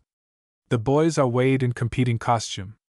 This system is looked upon as being fair and practical. What to avoid? The following should be avoided: marathon runs, sustained effort in and under water, and competitive long-distance running. The longest sprint race should be, for boys, 50 yards, for juniors, 75 yards. No adolescent who is not past the pubescent stage should run sprint races longer than 100 yards. Cross-country running is beneficial when taken at a slow pace and without competition. Every boy should be examined for heart weakness before entering the strenuous games. The above is the opinion of physical directors from 21 different states, and may be considered authoritative. This same opinion prevails among most of the experienced camp leaders and workers among boys. Events. The athletics usually planned for camp are 50-yard dash for boys, 75-yard dash for juniors, 100-yard dash for seniors, running high jump, running broad jump, pole vault, 8 and 12-pound shot put, baseball throw and relay race. Awards. Ribbon awards presented to the winners at a special meeting of the campers aid considerably in fostering the true spirit of clean athletics and wholesome sport, and are appreciated by the winners as souvenirs of the good-natured contest.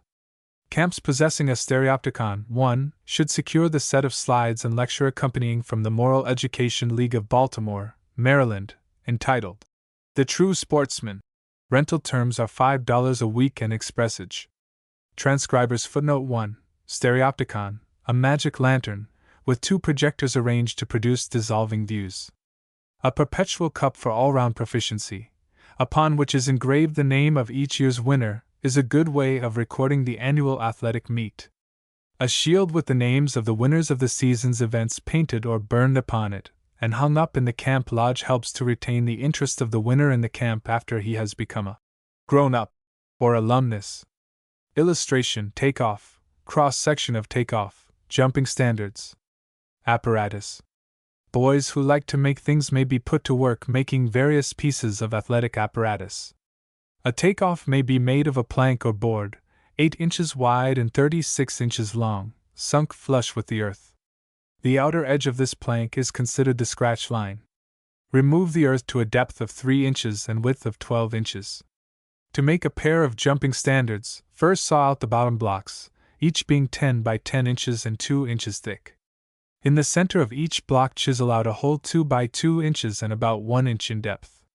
Into these holes fit the ends of the upright pieces, which should be 5 feet long and 2 inches square. Before securing the upright pieces, bore holes an inch apart, into which may be inserted a piece of heavy wire or large wire nail to hold up the cross piece or jumping stick.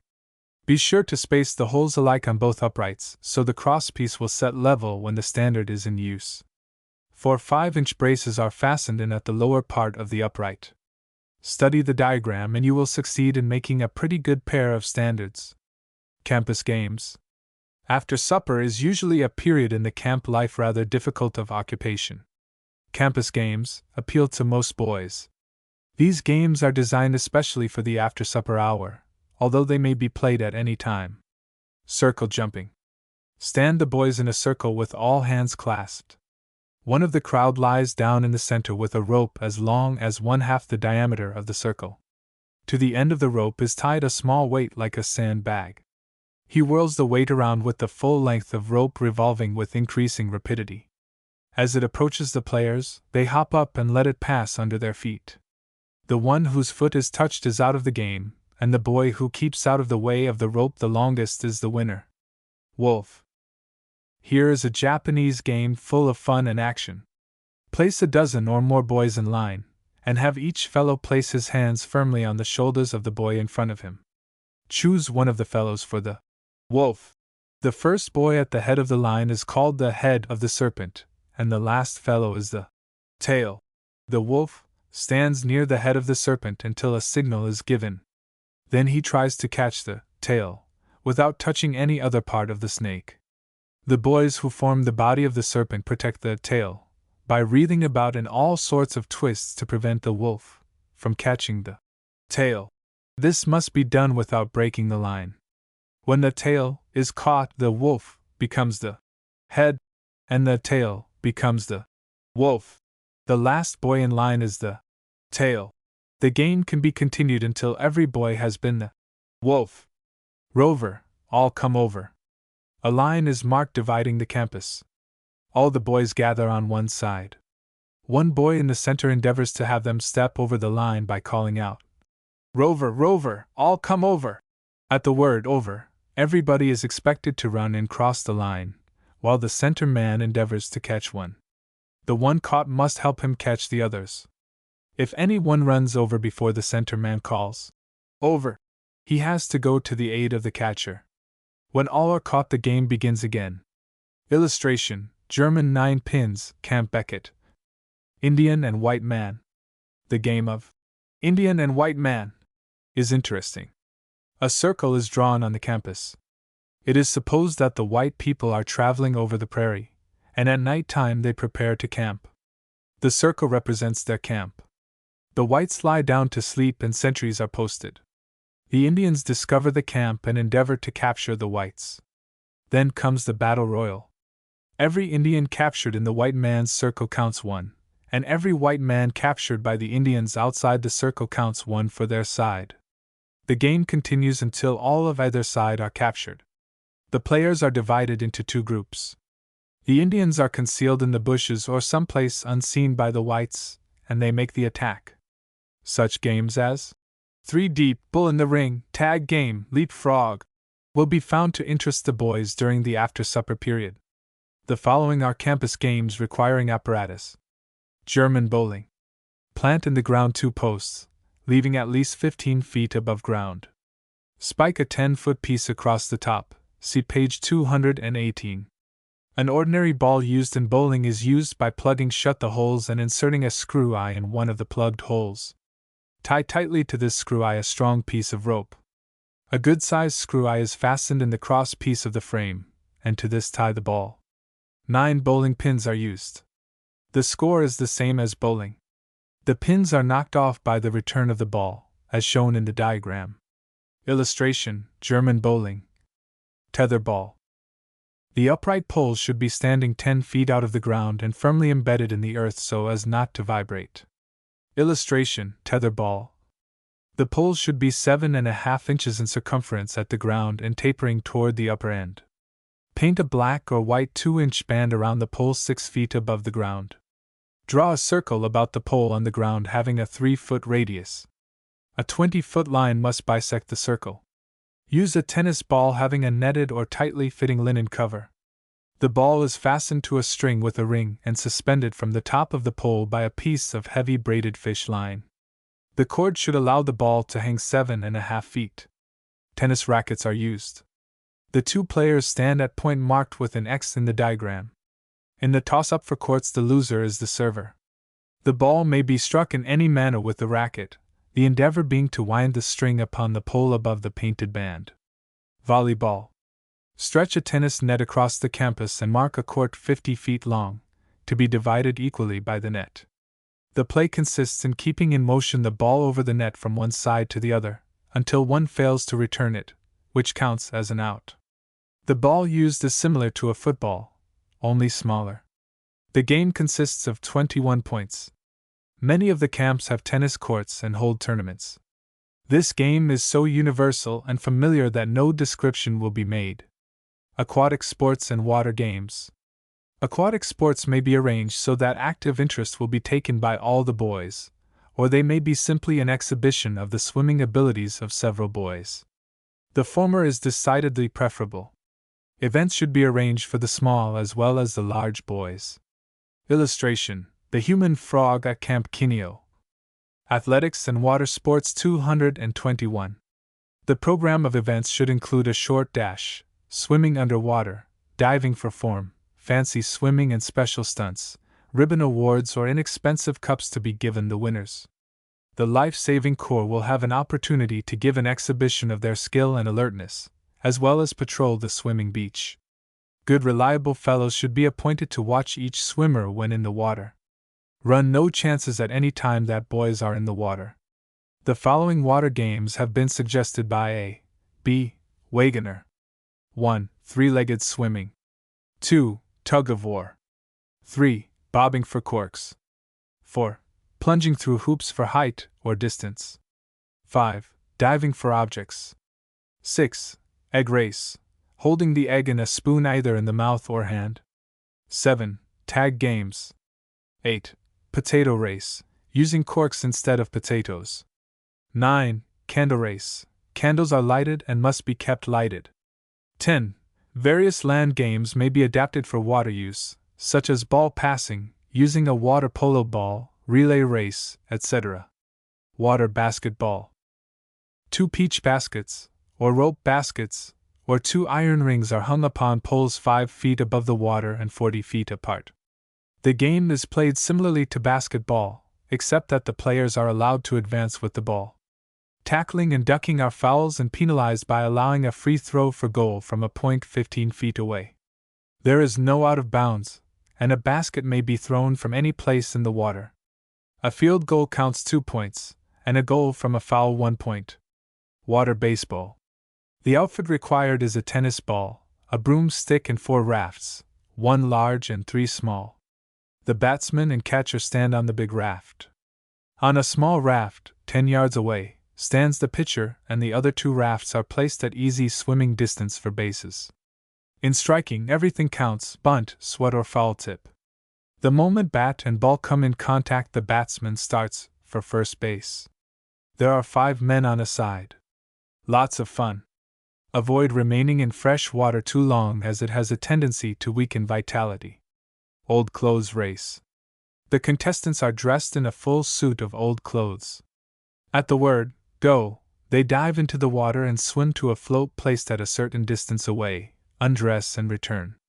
This is a very funny race. Tilting. 2 boats manned by 4 boys each. One boy is the spearman and is armed with a light pole about 8 or 10 feet long, having a soft pad of rags, or better yet, of waterproof canvas duck to keep it from getting wet and soggy. If a flat-bottomed boat is used, the spearman stands on one of the end seats. A quarterdeck or raised platform should be built on an ordinary boat or canoe. The battle is fought in rounds and by points. If you put your opponent back into the boat with 1 foot, it counts you 5, 2 feet 10. If he loses his spear, you count 5, except when he is put overboard. If you put him down on one knee on the Fighting deck. You count 5, 2 knees 10. If you put him overboard, it counts 25. 100 points is a round. A battle is for 1 or more rounds as agreed upon. It is forbidden to strike below the belt. The umpire may dock for fouls. Canoe tag. Any number of canoes or boats may engage in this water game. A rubber football is used. The game is to tag the other canoe or boat by throwing this into it. The rules are as an ordinary cross tag. Whale hunt. The whale is made of a big log of wood with a rough-shaped head and tail to represent a whale. 2 boats are used, each manned by the boys of one tent, the leader acting as captain, a boy as bowman or harpooner, the others as oarsmen. Each boat belongs to a different harbor, the 2 harbors being some distance apart. The umpire takes the whale and lets it loose about halfway between the 2 harbors, and on a signal the 2 boats race out to see who can get to the whale first. The harpooner who first arrives within range of the whale drives his harpoon into it, and the boat promptly turns around and tows the whale to its harbor. The second boat pursues, and when it overtakes the other, also harpoons the whale, turns around and endeavors to tow the whale to its harbor. In this way the 2 boats have a tug-of-war, and eventually the better boat tows the whale, and possibly the opposing boat, into its harbor. Shoot the chute. Illustration diagram for shoot. Shoot the chute is great fun, and one should be built in every permanent camp and swimming hole. The one described is by A. D. Murray and has stood the test of several years in a number of camps. The plan drawn is for a chute 40 feet long, 3 feet wide and 18 feet high. These dimensions can be changed in length and height, but not in width. The chute is built of 7/8 inch matched pine boards, to the same width as sheet zinc, usually 3 feet, the boards being firmly cleated together on the underside by 2 x 6 inch cleats 5 feet apart, throughout the length of the chute. Boards should be screwed to the cleats from the face of the chute with 1½ inch screws, the heads being countersunk. The several lengths of zinc are soldered into one piece, the joints being on the underside, as shingles on a roof, fastened to the boards with 8 ounces tacks, set in from the edge about 1 inch and about 6 inches apart. The side strips of maple, softwood will not do on account of the danger of splintering, 2 inches wide and 3 inches high, rounded slightly on upper edge, are placed directly over the edge of the zinc and covering the tacks. Screw the strips firmly to the chute with 2-inch screws from the underside. These ought to be placed not more than 2 feet apart. Probably each will have 2 or more strips in making a piece of sufficient length. If so, care should be taken to have the pieces joined on a bevel with a slant from outer edge toward bottom of chute so as to leave no edge. The utmost care should be used to have a perfectly smooth surface on the inside of the chute. A pump or bucket is needed at the top of the chute to wet the surface before the swimmer starts his slide. The supports A, B, C should be firmly braced with 2 x 4-inch timber, D, and lower end of chute should extend over the pier at least 1 foot and not nearer the surface of the water than 3 feet perpendicularly, allowing the swimmer to enter the water as in a dive. The chute can be fastened to the supporting braces through timbers E, F, into maple side strips with a good heavy log screw. A platform 3 feet wide and 4 feet long near the top of chute, and set just waist deep from the top of chute will make starting easy. Archery. Richard the Lion-Hearted, of England, said the 5 essential points of archery, standing, knocking, 1, drawing, holding, and loosing, honestly represented all the principles of life. Archery develops the muscles in all-round fashion, particularly those of the shoulder, arm, and wrist. Transcribers footnote 1. A nock is the groove at either end of a bow for holding the bowstring or the notch in the end of an arrow that fits on the bowstring. The target. A target can be made of a burlap sack or oilcloth about 5 feet square. Stuff this with hay or straw. It may be flattened by a few quilting stitches put right through with a long packing needle. On this the target is painted. In scoring, the center is 9, the next circle 7, the next 5, the next 3 and the last circle 1. The shortest match range for the target is 40 yards. The bow. The bow may be made from any of the following woods: mulberry, sassafras, southern cedar, black locust, black walnut, apple, slippery elm, or hickory. In making a bow, select wood with straight grain. The length of the bow should be about the height of the boy using it, or if the boy is between 10 and 15 years of age, his bow should not be less than 4 feet in length, and not more than 5 feet. When buying a bow, get one of lancewood backed with hickory. Making a bow. The making of the bow and arrow is described by A. Neely Hall as follows. Cut your piece of wood 5 feet long, and after placing it in a bench vise to hold it in position, shape it down with a draw knife or plane until it is 1 inch wide by 1/2 inch thick at the handle, and 3/4 inch wide by 1/4 inch thick at the ends. The bow can be made round or flat on the face toward the archer. Cut a notch in the bow 2 inches from each end, as shown in the illustration, from which to attach the bow string. A cord with as little elasticity as possible should be used for this. A good string can be purchased for 25 cents. Illustration: notch for bowstrings. Length of bow 5 feet. Wire nail with head cut off, arrowhead, old canvas stuff, target, loop, in bowstring, slip knot. With a homemade bowstring, a loop should be made in one end and bound with thread, as shown in illustration, page 227. Slip the loop over the upper notch, bend the bow until the center of the string is about 5 inches away from the handle, and attach the loose end to the lower notch by means of a slip knot similar to that shown in the drawing. The bow should then be sandpapered until smooth, and thoroughly oiled with linseed oil. Glue a piece of velvet about 3 inches wide around the center for a handle. Making arrows. Arrows are divided into 3 parts: the head, sometimes called the pile, the shaft, and the feathers. The shaft is generally made of hickory, ash, elm, or pine, and its length is dependent upon that of the bow. For a 5-foot bow, make the length 2 feet and the width and thickness about 1/2 inch. For target practice, a wire nail driven into the end of the pile, as shown on page 227, with the head of the nail filed off and pointed, makes an excellent head. Feathering is the next operation.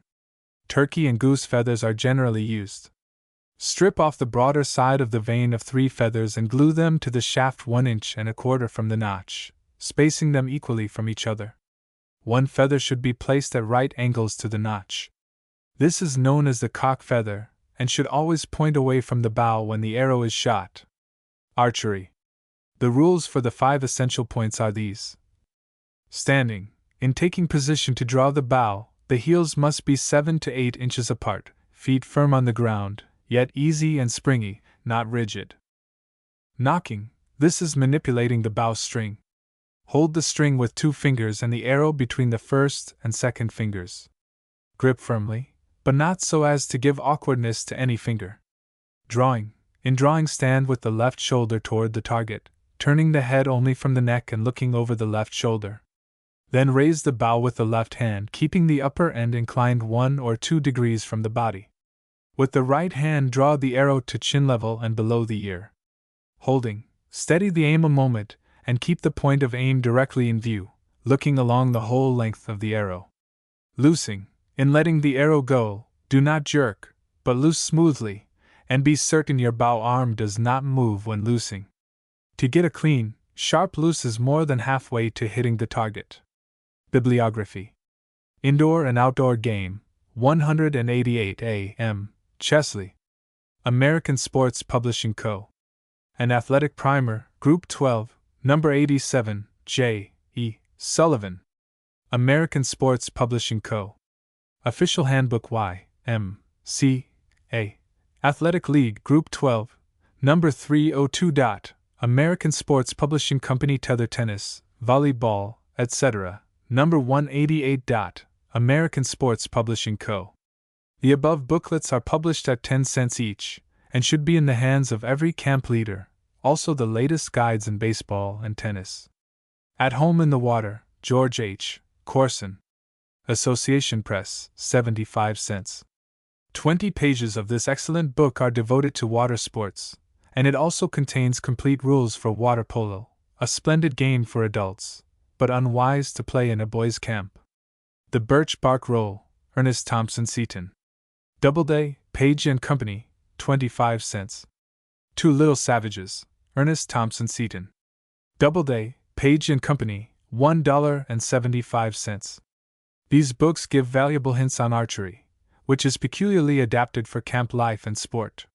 The Witchery of Archery, Maurice Thompson. Charles Scribner's Sons, $1.50. Fascinating and entertaining. Illustration, A Lesson in Nature's Classroom. Chapter 18. Nature Study, The Outdoor Instinct, Antiquity of Nature Study, The Modern Idea, Boy Collectors, Arousing Interest, Herbariums, Homemade Press Equipment, New Kind of Hunting, Walks afield, Night Sounds, Fishology, Purposeful Trips, Outdoor Talks on Nature, Bibliography. If nature is to be a resource in a man's life, one's relation to her must not be too exact and formal, but more that of a lover and friend. John Burroughs. Outdoor Instinct. The boy is always nearer to the heart of nature than the grown man. He has a passionate love of the open air and of the fields and woods. He is never really happy indoors. Nature has planted this outdoor instinct in the boy's heart for the good of the race. Day and night teach him their lessons. The boy will absorb much that is interesting and also much that will be of real value in giving him a broader outlook upon life. Camping gives abundant opportunity for the study of nature. Nature study is not a fad of modern times. Nearly 350 years before Christ, Alexander the Great placed at the disposal of his tutor, Aristotle, the services of 1,000 men throughout Asia and Greece with instructions to collect and report details concerning the life, conditions, and habits of fishes, birds, beasts, and insects. To this magnificent equipment of assistance, Alexander added $15,000 in gold for books and laboratory supplies. Professor L. H. Bailey says, "The modern idea of nature study is to put the boy in a sympathetic attitude toward nature for the purpose of increasing the joy of living. Nature study is not science. It is not knowledge. It is spirit. It is concerned with the boy's outlook on the world. This nature spirit is growing, and there are many ways of knowing the fields and woods. A new literature has been born. It is the literature of the out-of-doors. Collectors. Boys are natural-born collectors. They are interrogation points, full of curiosity, like the man from Missouri. They want to know.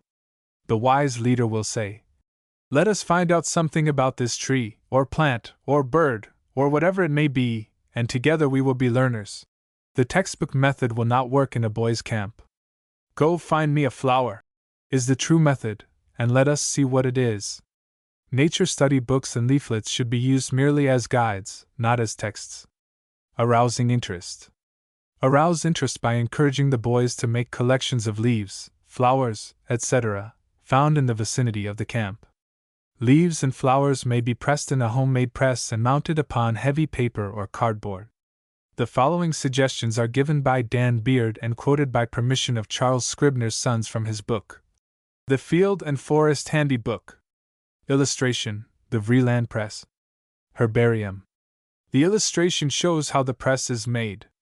In using the press, first place the plants or leaves, enclosed in their wrappers and dryers of newspapers, on the bottom board. Put the top board over them, bring the hinged lever down and bind the whole together with a stout strap put around the end of the lever and the handle of the bottom board. As this strap is drawn tight, the lever bends, and so keeps a constant pressure on the plants and leaves even when they shrink in drying. Dryers should be changed at least every day. Mount specimens on separate herbarium sheets of standard size, 1.5 x 16.5. Each specimen should be mounted with name, common and botanical, where found, date, and any other facts of interest. This label is usually pasted in the lower right-hand corner of the herbarium sheet. Equipment. If the camp has a permanent building, these specimens make a most attractive decoration as well as help to recall the happy days of the hunt. The material equipment for nature study should consist of a good loose-leaf notebook, something that will stand the outdoor wear. Get quadrille ruled sheets. They will simplify sketching in the matter of proportion and scale. A pocket magnifying glass will serve for identification of the specimens. An inexpensive combination tweezer and magnifying glass is made by Asher Kleinman, 250 8th Avenue, New York, 50 cents. Best of all is a high-power microscope, especially where the camp has a permanent building with suitable room, having a good light and table facilities. A camera will help in securing permanent records of trees, ferns, flowers, birds, freaks of nature, and scenes other than the usual camp groups.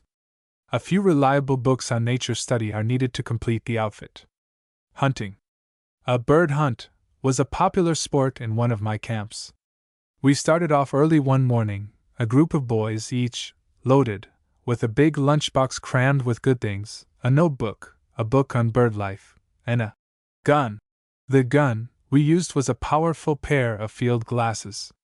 On the way we counted the number of bird homes we saw. Just as we were thinking about stopping and having breakfast, we heard a most ecstatic song. Creeping close to the place where the sound came from, we discovered the songster to be a song sparrow.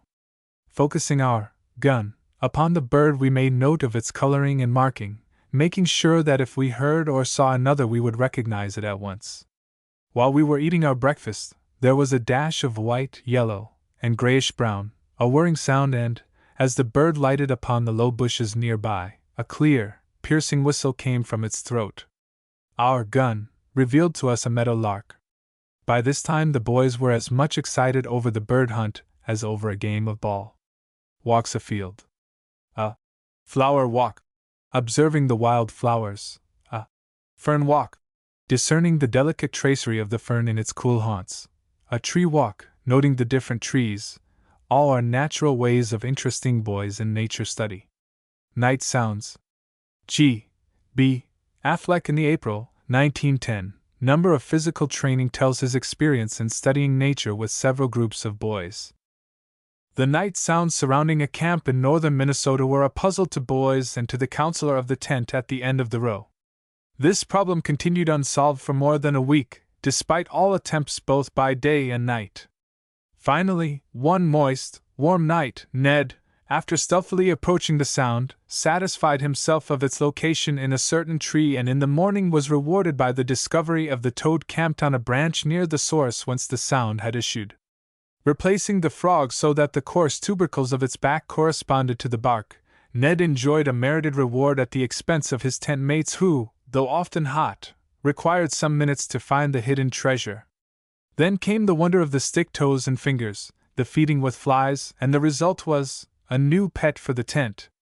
In the next letters written to the folks, this find was the central theme.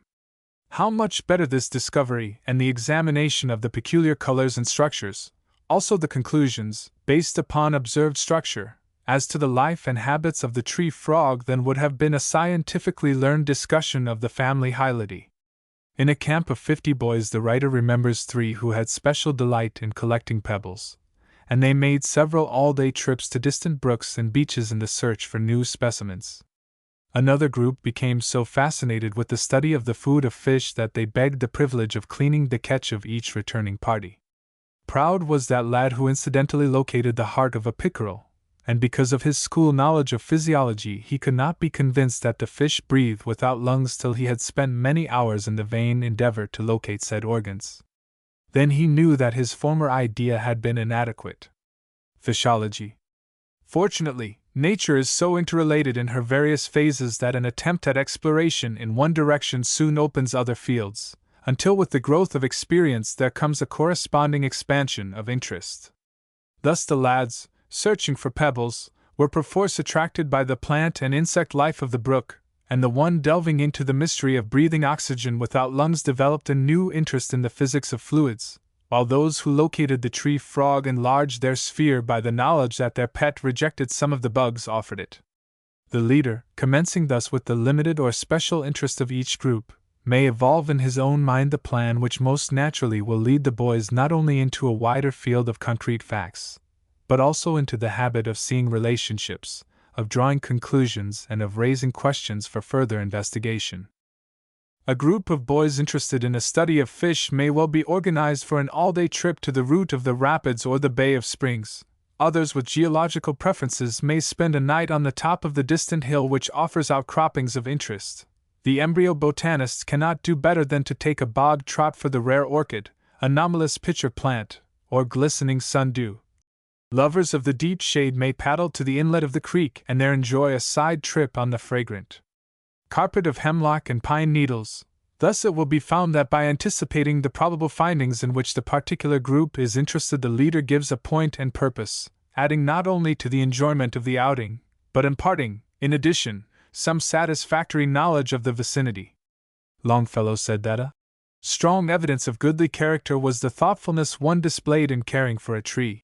One of the best things at Camp Beckett was a series of outdoor talks on nature given by Silas H. Berry.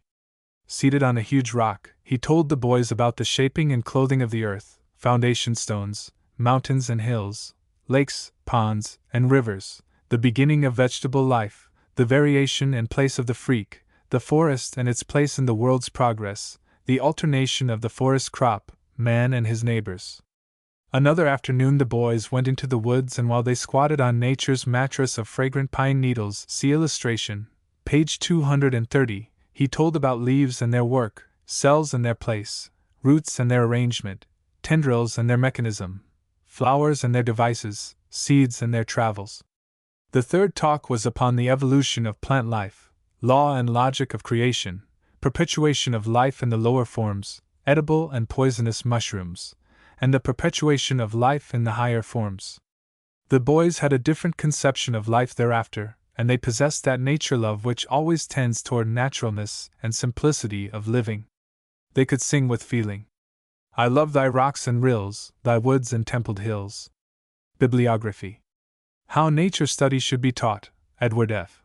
Bigelow, Ph.D. Hines, Noble and Eldridge, $1. A Book of Inspiration. Many practical suggestions are given for arousing interest among boys in nature study. The Nature Study Idea, Liberty H. Bailey.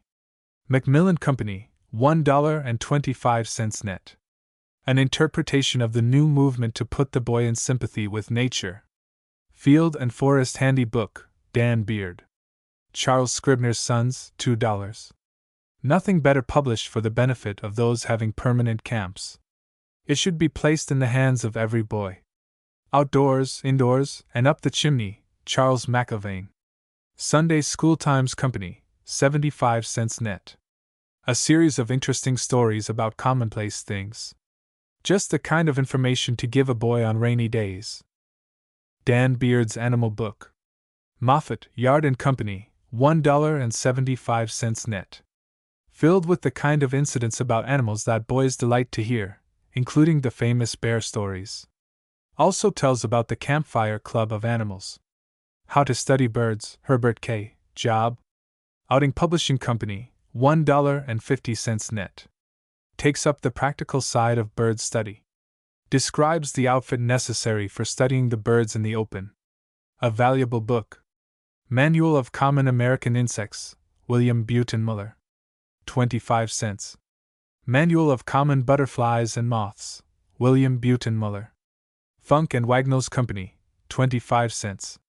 2 pocket manuals in which the insects, butterflies and moths are reproduced in natural colors with their common and scientific names. Wilderness Pets at Camp Bashaw, Edward Breck. Houghton, Mifflin Company, $1.50 net. True Tales of Wilderness Pets written by an experienced woodsman. Intensely interesting. Young Folks Nature Field Book, J. Alden Loring. Dana, Estes and Company, $1. Contains a seasonable hint for every day in the year. The alternate pages are left blank for notes, or record of things seen. How to Know the Wild Flowers. F. T. Parsons. Charles Scribner's Sons, $2 net. How to Know the Ferns. F. T. Parsons. Charles Scribner's Sons, $1.50 net. Familiar Trees and Their Leaves. F. D. Matthews. Appleton and Company, $1.75 net. 3 reliable handbooks written in popular style. An Out-of-Door Diary, Marion Miller. Sturgis and Walton Company, $1.25 net. Suitable for very young boys. Illustration, Making a Walk to the Beach Camp Wawayanda. Chapter 19. Forecasting the Weather Table Clouds Rain Clear Weather Winds How to Tell Direction of Wind Signals Lost on a Cloudy Day Points of Compass Homemade Weather Prophet Plant Barometer Bibliography. Sunshine is delicious. Rain is refreshing. Wind braces up. Snow is exhilarating.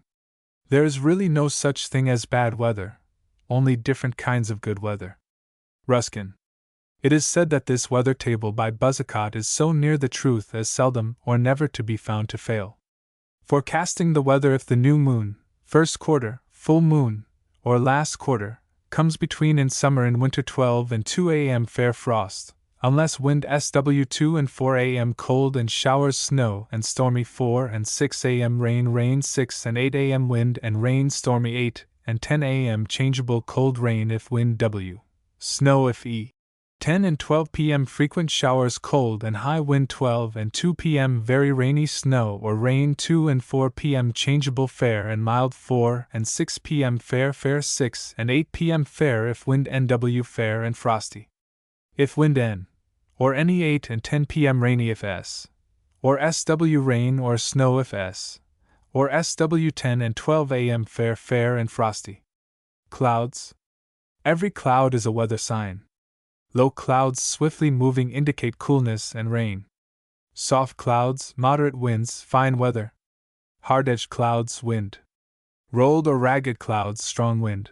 Mackerel, sky, 12 hours dry. Rain. Look out for rain when the tree frog cries. Fish swim near the surface. Walls are unusually damp. Flies are troublesome and sting sharply. A slack rope tightens. Smoke beats downward. Sun is red in the morning. There is a pale yellow sunset. Rain with east wind is lengthy. A sudden shower is soon over. A slow rain lasts long. Rain before 7, clear before 11. Sun drawing water, sure sign of rain. A circle round the moon means storm. When the grass is dry at night, look for rain before the light. When the grass is dry at morning light, look for rain before the night. When the dew is on the grass, rain will never come to pass. Fog in the morning, bright sunny day. Swallow flying high means clearing weather. If the sun goes down cloudy Friday, sure of a clear Sunday. Busy spiders mean fine weather. The winds. East wind brings rain. West wind brings clear, bright, cool weather. North wind brings cold. South wind brings heat. Birds fly high when the barometer is high, and low when the barometer is low. Direction of wind. The way to find which way the wind is blowing, if there is only very light breeze, is to throw up little bits of dry grass, or to hold up a handful of light dust and let it fall, or to suck your thumb and wet it all round and let the wind blow over it, and the cold side of it will then tell you which way the wind is blowing. Weather Bureau. The U.S. Department of Agriculture Weather Bureau publishes a classification of clouds in colors which may be had for the asking. If you are near one of the weather signal stations, daily bulletins will be sent to camp upon request, also the weather map. A set of flag signals run up each day will create interest. The flags are easily made, or may be purchased. Keep a daily record of temperature. A boy in charge of the Weather Bureau will find it to be full of interest, as well as to offer an opportunity to render the camp a real service. He will make a weather vane, post a daily bulletin board, keep a record of temperature, measure velocity of wind and rainfall. If you have lost your bearings and it is a cloudy day, put the point of your knife blade on your thumbnail, and turn the blade around until the full shadow of the blade is on the nail. This will tell you where the sun is, and decide in which direction the camp is. Points of compass. Face the sun in the morning, spread out your arms straight from body. Before you is the east, behind you is the west, to your right hand is the south, to the left hand is the north. A homemade weather prophet. For a homemade barometer you need a clean, clear glass bottle. Take 1 dram, each of camphor gum, saltpetre and ammonia salts, and dissolve them in 13 drams of pure alcohol. Shake till dissolved. Then pour in bottle and cork tightly. Hang the bottle of mixture against the wall facing north, and it will prove a perfect weather prophet. When the liquid is clear, it promises fair weather. When it is muddy or cloudy, it is a sign of rain. When little white flakes settle in the bottom, it means that the weather is growing colder, and the thicker the deposit, the colder it becomes. Fine, starry flakes foretell a storm, and large flakes are signs of snow. When the liquid seems full of little, thread-like forms that gradually rise to the top, it means wind and sudden storm. Transcribers footnote 1, dram, drachma, dram, U.S. customary system equal to 1/16 of an ounce or 27.34 grains, 1.77 grams. Apothecary weight equal to 1/8 of an ounce or 60 grains, 3.89 grams. U.S. Department of Agriculture Weather Bureau. Explanation of flag signals. Illustration flags. Number 1, alone, indicates fair weather, stationary temperature. Number 2, alone, indicates rain or snow, stationary temperature. Number 3, alone, indicates local rain, stationary temperature. Number 1, with number 4 above it, indicates fair weather, warmer. Number 1, with number 4 below it, indicates fair weather, colder. Number 2, with number 4 above it, indicates warmer weather, rain or snow. Number 2, with number 4 below it, indicates colder weather, rain or snow. Number 8, with number 4 above it, indicates warmer weather with local rains. Number 3, with number 4 below it, indicates colder weather with local rains. Number 1, with number 5 above it, indicates fair weather, cold wave. Number 2, with number 5 above it, indicates wet weather, cold wave. Forecasts made at 10 a.m. and displayed between 12 and 1 p.m. forecast the weather for the following day until 8 p.m. Forecasting the weather 245. Plant barometers. The dandelion is an excellent barometer, one of the commonest and most reliable. It is when the blooms have seeded and are in the fluffy, feathery condition that its weather prophet facilities come to the fore. In fine weather the ball extends to the full, but when rain approaches, it shuts like an umbrella. If the weather is inclined to be showery, it keeps shut all the time, only opening when the danger from the wet is past. The ordinary clover and all its varieties, including the trefoil and the shamrock, are barometers. When rain is coming, the leaves shut together like the shells of an oyster and do not open again until fine weather is assured. For a day or two before rain comes, their stems swell to an appreciable extent and stiffen so that the leaves are borne more upright than usual. This stem swelling when rain is expected is a feature of many towering grasses. The fingers of which the leaves of the horse chestnut are made up keep flat and fan-like so long as fine weather is likely to continue. With the coming of rain, however, they droop, as if to offer less resistance to the weather. The scarlet pimpernel, nicknamed the poor man's weather glass, or wind cope, opens its flowers only to fine weather. As soon as rain is in the air it shuts up and remains closed until the shower or storm is over. Bibliography. Talk About the Weather, Charles Barnard. Funk and Wagnalls Company, 75 cents. A little book of valuable hints and suggestions about the weather and the philosophy of temperature and rainfall in their relation to living things. Woodcraft, Jones and Woodward. C. Arthur Pearson, Limited, 35 cents. Contains an excellent chapter on weather lore in addition to a mass of valuable information on woodcraft. Bulletin of the U.S. Weather Bureau, Washington, D.C. Illustration, The Library, 1,200 volumes given by the Boys. Camp Beckett. Chapter 20. Rainy Day Games and Suggestions. Delights of a Rainy Day. Accumulated Energy. Handkerchief Tussle. Potato Joust. Terrier Fight. Circle Ball. Leg Wrestle. Hand Wrestling. Rooster Fight. Shoe and Sweater Race. Peanut Relay Race. Interesting Tests. Bibliography. We knew it would rain, for the poplars showed the white of their leaves, and amber grain shrunk in the wind, and the lightning now is tangled in tremulous skeins of rain. Aldrich. Rainy days break the monotony of continuous sunshiny days. There is nothing that is so fascinating to a boy in camp as listening to the patter of the rain drops upon the roof of his canvas house, especially at night, if he is snug and warm in his blankets and the tent is waterproof. A rainy day is the kind of a day when the chess and checker enthusiasts get together. Games are rescued from the bottom of the trunk or box. Ponchos and rubber boots are now in popular favor. Thunder and lightning but add to the boys' enjoyment. What indescribable excitement there is in the shivers and shudders caused by an extra flash of lightning or a double fortissimo roll of thunder. There is also the delight of playing in the puddles of water and wearing a bathing suit and enjoying a real shower bath. To some boys it is repair day, rips are sewed up, buttons sewed on clothing, and for the initiated, the darning of socks. In camps with permanent buildings, a big log fire roars in the fireplace. The boys sprawl on the floor with their faces toward the fire, and while the rain plays a tattoo, upon the roof someone reads aloud an interesting story, such as Treasure Island, The Shadowless Man, The Bishop's Shadow, or the chapters on The Beneficent Rain, and When the Dew Falls, from Jean M. Thompson's book, Water Wonders. It all depends upon one's viewpoint whether rainy days are delightful or disagreeable. Transcriber's footnote 1. Signal on a drum or bugle to summon soldiers to their quarters at night. Continuous, even drumming or rapping. Surplus energy. Boys are barometers. Restlessness is usually a sign of an approaching storm. The wise leader senses the situation and begins preparing his plans.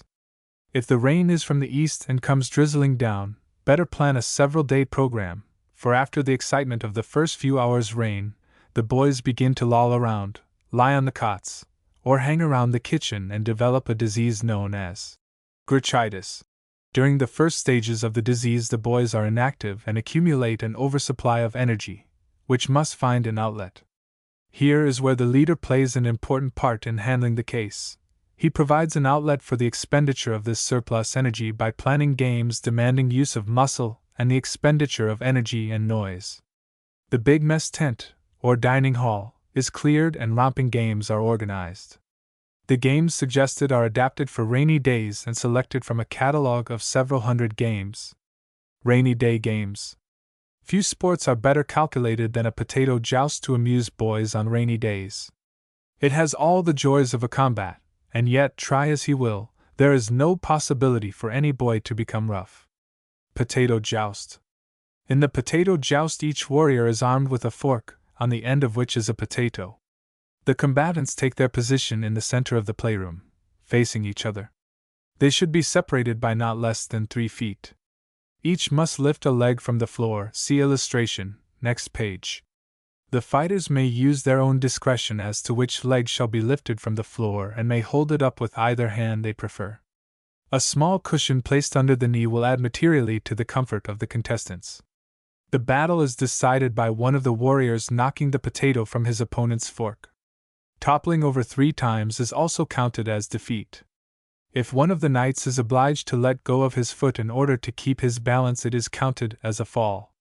Every time the battle is interrupted in this way, either of the contestants is at liberty to change the foot he is resting upon.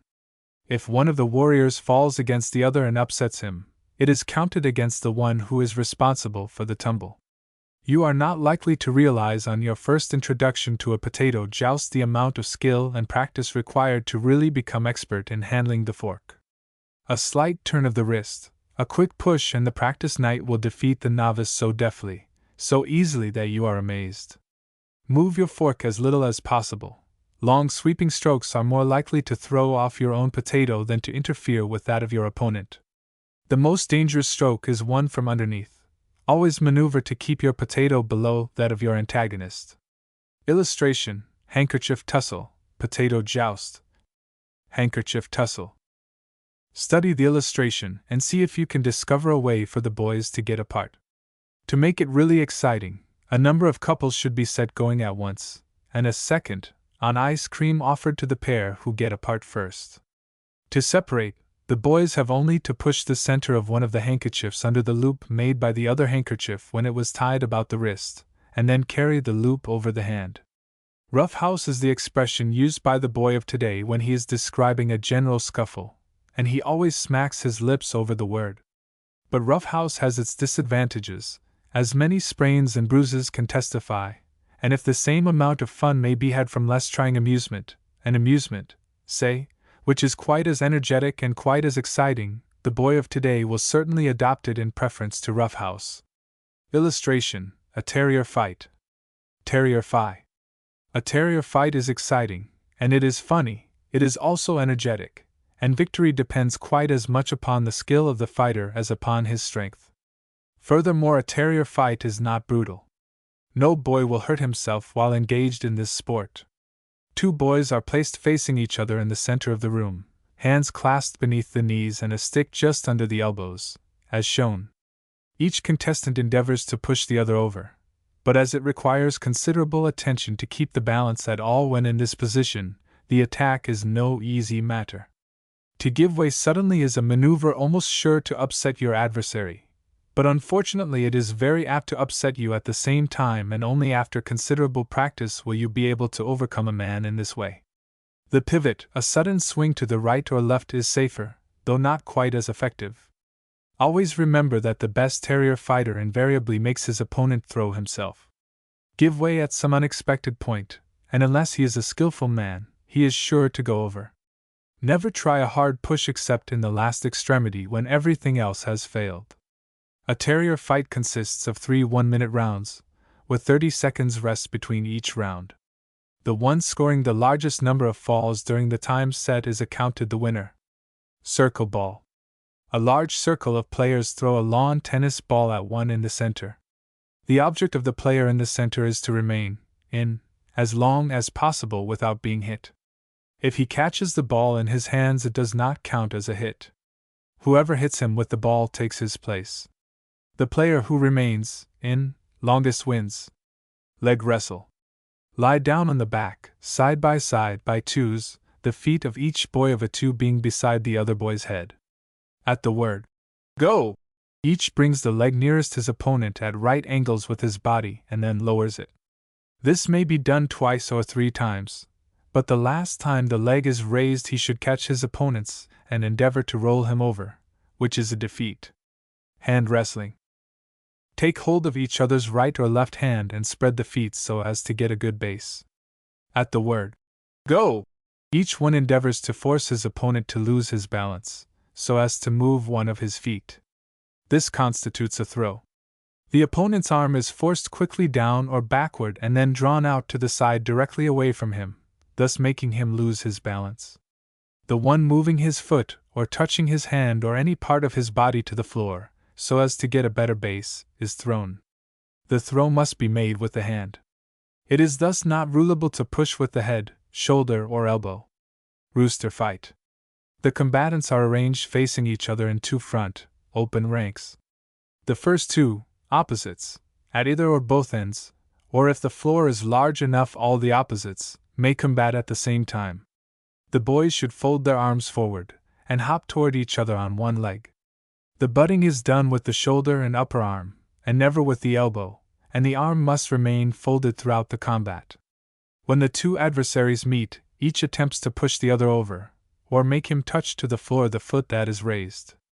When all have fought, the winners arrange themselves in 2 opposing ranks and renew the combat. This is done until but one remains, and he is declared the victor. Shoe and sweater race. The sweaters are placed at the opposite ends of the room. The boys start with their shoes, or sneakers, on, laces out. A line is drawn in the middle of the room. Here the contestants sit down and pull off their shoes, or sneakers, run to the sweaters and put them on. On the return trip they put their shoes on and finish with both shoes and sweaters on. Peanut relay race. Boys are lined up in 2 columns, as in ordinary relay races. For each column 2 chairs are placed a convenient distance apart, facing one another, with a knife and a bowl half full of peanuts on one, and an empty bowl on the other. At the proper word of command the first boy on each side takes the knife, picks up a peanut with it, and carries the peanut on the knife to the farther bowl. Upon his return the second boy does the same, and so on. The second boy cannot leave until the first has deposited his peanut in the empty bowl, and has returned with the knife. Peanuts dropped must be picked up with the knife. Fingers must not be used either in putting the peanut on the knife or holding it there. The side, every member of which first makes the round, wins. A few interesting tests. You can't stand for 5 minutes without moving, if you are blindfolded. You can't stand at the side of a room with both of your feet touching the wainscoting lengthwise.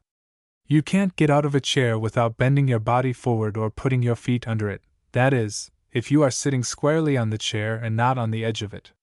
You can't crush an egg when placed lengthwise between your hands, that is, if the egg is sound and has the ordinary shell of a hen's egg. You can't break a match if the match is laid across the nail of the middle finger of either hand and pressed upon by the first and third fingers of that hand, despite its seeming so easy at first sight. Bibliography. Social Activities for Men and Boys, A. M. Chesley. Association Press, $1. 295 Ideas, Games, Socials and Helpful Suggestions. A Gold Mine for $1. Games for Everybody, Macy, Hoffman. Dodge Publishing Company, 50 cents. 200 pages of rare fun. Education by Play and Games, G. E. Johnson. Gin and Company, 90 cents. A discussion of the meaning of play. Contains also a number of good games, graded according to ages or periods of child life. Play, Emmett D. Angel. Little, Brown and Company, $1.50 net. A very practical book, containing instruction for planning more than 100 games, including 8 games in the water. Illustration. Hiawatha. Presented by the Boys Camp Beckett. Chapter 21. Educational Activities, Recreative and Constructive Education, Whitley's Club, Pyrography, Boat Building, Plays, Lantern Talks, Library, Tutoring, Photography, Agriculture, Forestry, Scoutcraft, Camp Paper, Record of Personal Achievement, Kite Making and Flying, Model Airplane, Parachute, Idea Box, Furniture, Camp Clock, How to Make a Moccasin, How to Make a Rough and Ready Hammock, a Homemade Toboggan, Handy Funnel, Ink for Scouting, Games. Bibliography. 'Tis education forms the common mind, just as the twig is bent the tree's inclined. Pope. A boy is better unborn than untaught. Gascon. Camping should not be merely a time of loafing or having fun. The boy who has returned from a camp, having learned some definite thing, whether it be different from the school curriculum or supplementary to his schoolwork, has accomplished something and his outing has been of use to him. All play and no work makes Jack a dull boy, as well as all work and no play. Recreative and constructive education forms a combination which appeals strongly to a boy. He would call it doing things, and in the doing would have fun galore. In addition to nature study, woodcraft, first aid instruction, and similar types of educational activities in vogue in boys' camps, there are many other forms of educational activities which boys can engage in during the camping season. Whitley's Club. A Whitley's Club, organized to meet 1 hour several mornings a week, proved attractive to a group of boys in one camp. Under the leadership of a man who understood Sloyd, work, the boys were taught how to handle a knife, and it is surprising how few boys really know how to handle this useful article found in every boy's pocket. They were also taught to know the different kinds of wood, bark, grain, and method of cutting and sawing wood for building and furniture purposes, etc. A popular model was a paper knife made of wild cherry.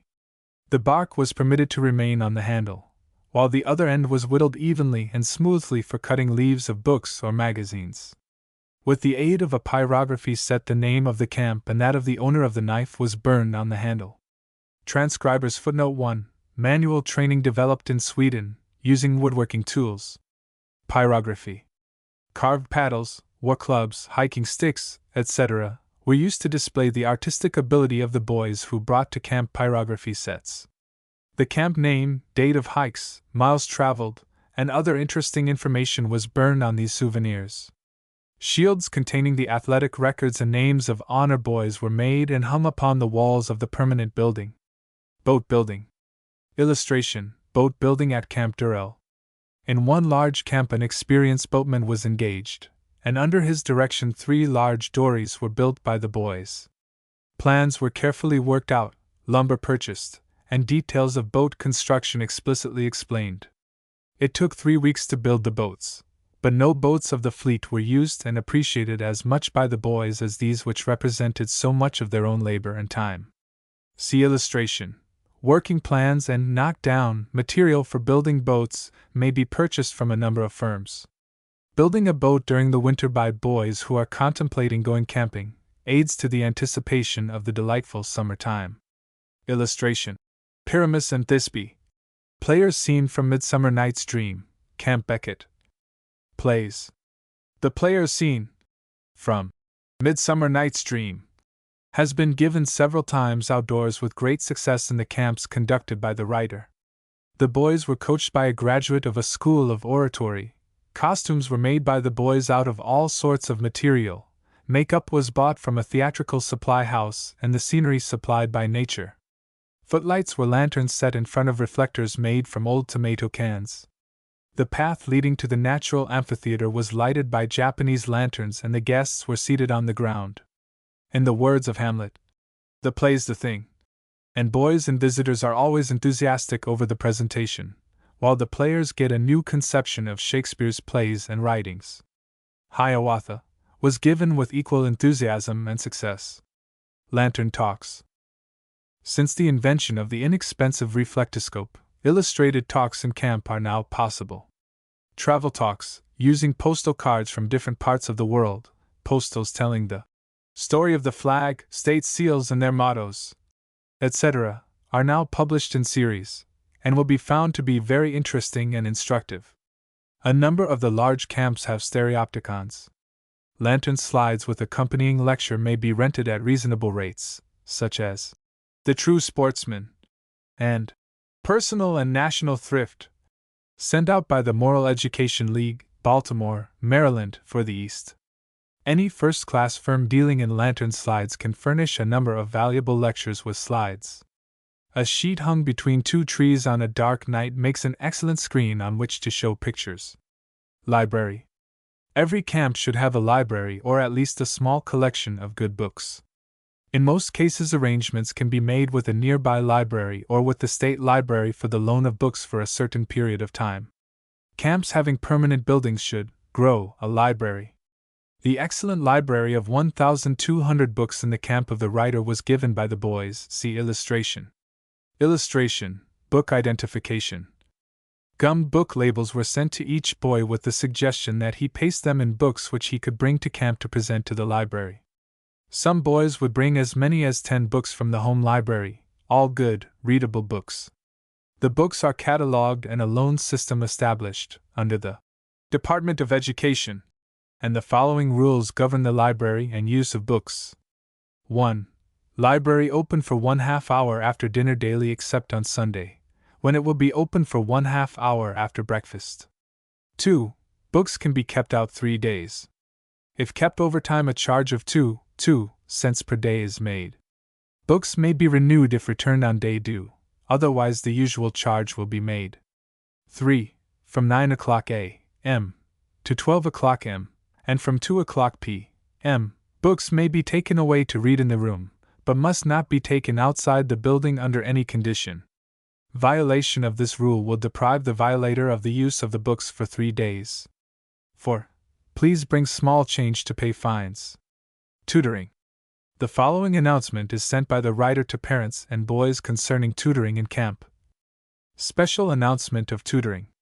Provides opportunity for 1. Those who, on account of illness or other unavoidable circumstances, have fallen behind their grade and wish to catch up by summer study.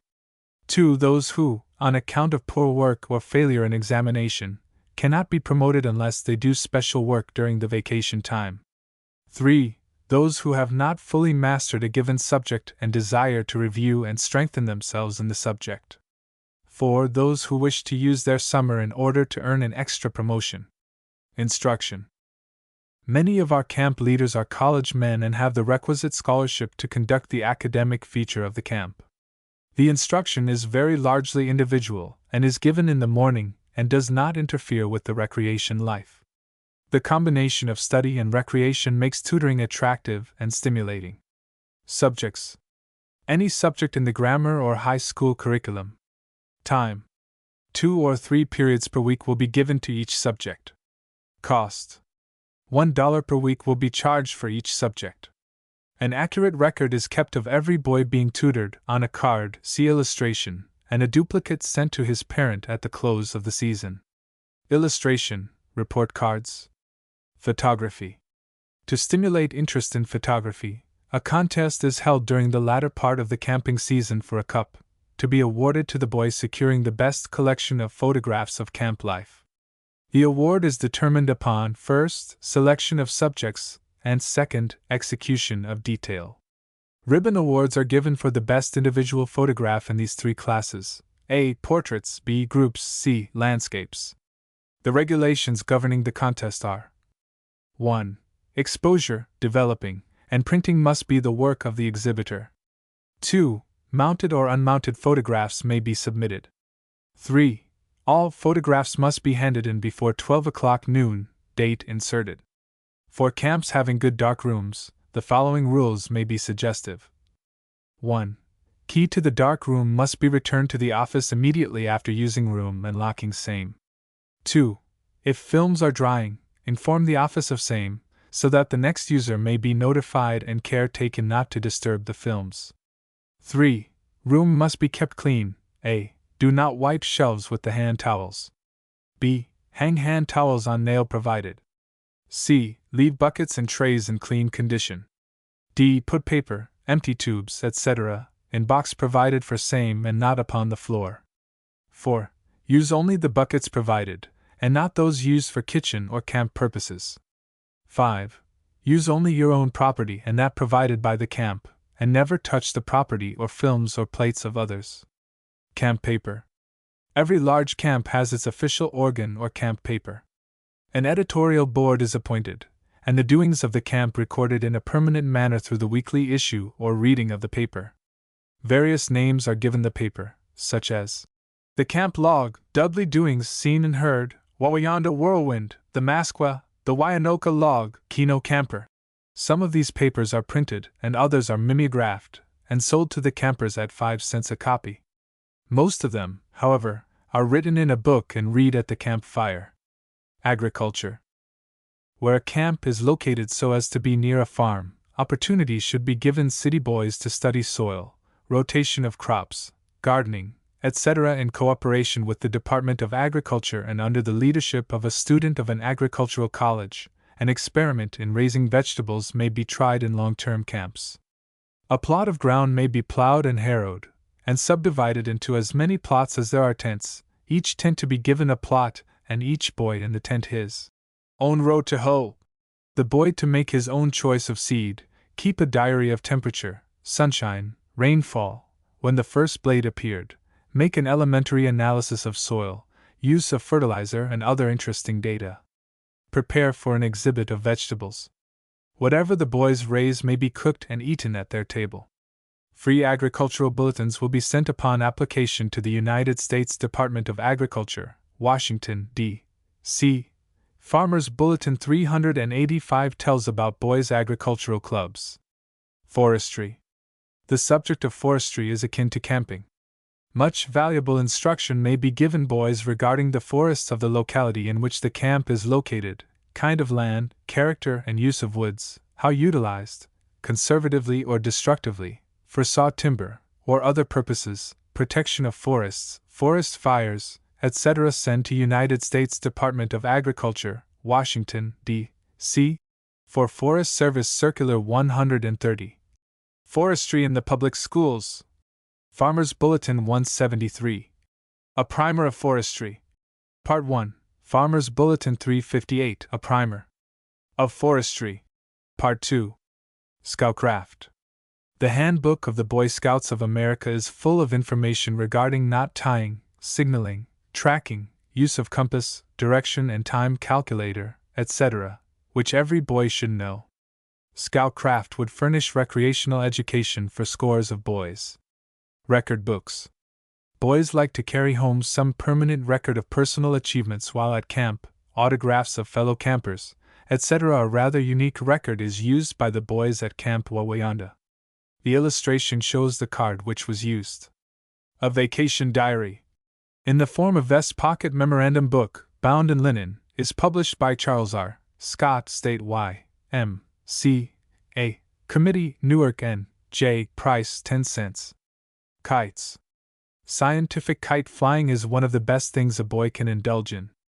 Haishotu, a Japanese, gives this interesting information about kites.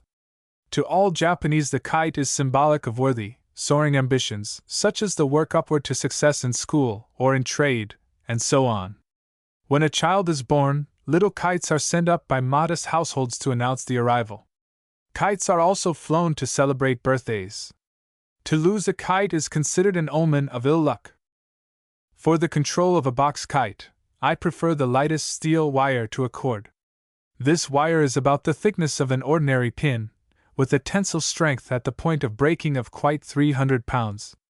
In handling a kite with such a wire-ground connection, a boy should always have rough gloves on his hands, that the wire may not cut them. Having a kite of this kind, or even 2 and 3, so that on a single wire he can keep sending them higher and higher into the atmosphere, a boy can begin what we were wont to call in Yedo our kite education. First, he can make himself his own weather prophet. Self-registering thermometers are no longer very expensive.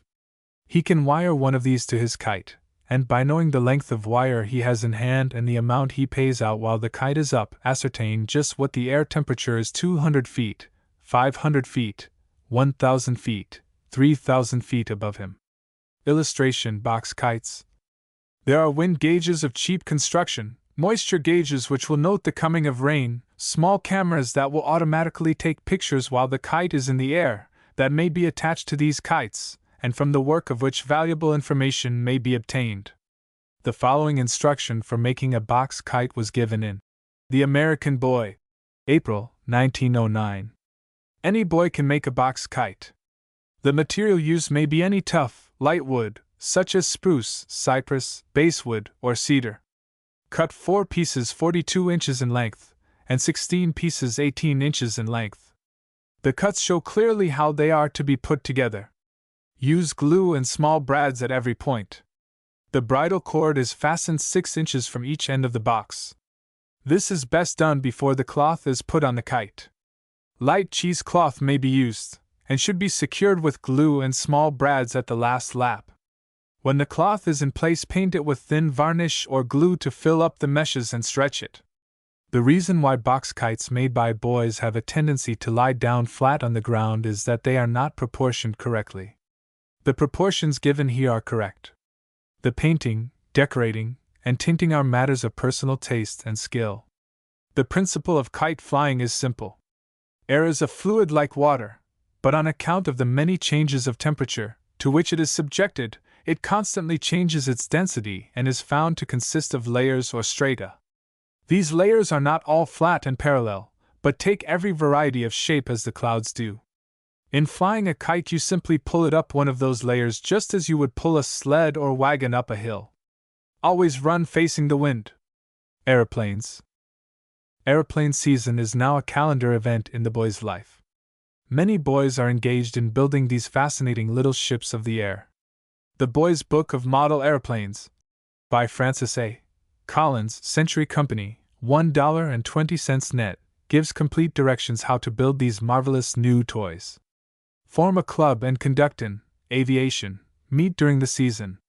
Spahn and Chamberlain, 123 North Liberty Street, New York City, sell a complete full-size set of drawings for building 3 model airplanes. Price 50 cents. Parachutes. Illustration: a parachute idea. The parachute, in its various forms, has always been a favorite with boys.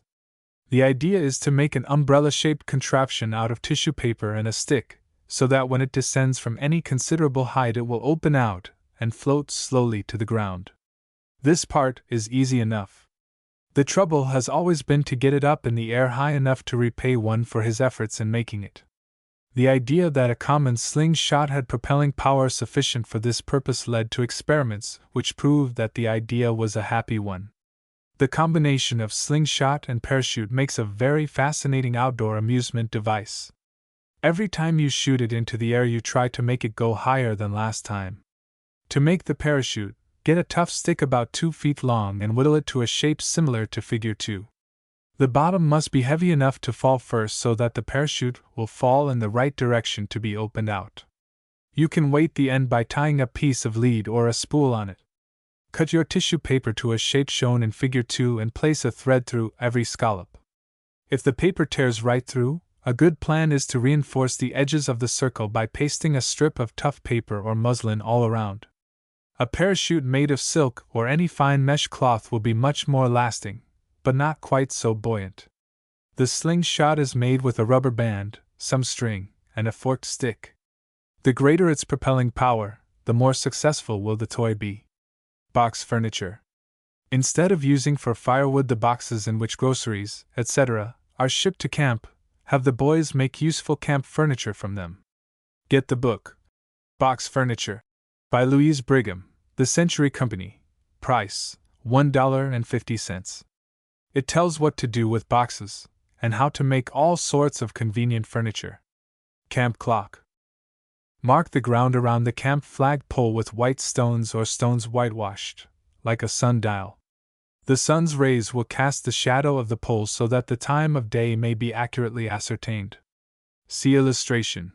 In the Handbook of the Boy Scouts of America is the following description for making a sundial or hunter's clock. To make a sundial, prepare a smooth board about 15 inches across, with a circle divided into 24 equal parts, and a temporarily hinged pointer, whose upper edge is in the middle of the dial. Place on some dead level solid post or stump in the open. At night fix the dial so that the 12 o'clock line points exactly to north, as determined by the north or pole star. Then, using 2 temporary sighting sticks of exactly the same height, so as to permit sighting clear above the edge of the board, set the pointer exactly pointing to the pole star, that is, the same angle as the latitude of the place, and fix it there immovably. Then remove the 2 sighting sticks. Illustration, camp clock. Sundial or hunter's clock. Some quotations to burn or paint on the sundial. My face marks the sunny hours, what can you say of yours? Grow old along with me, the best is yet to be.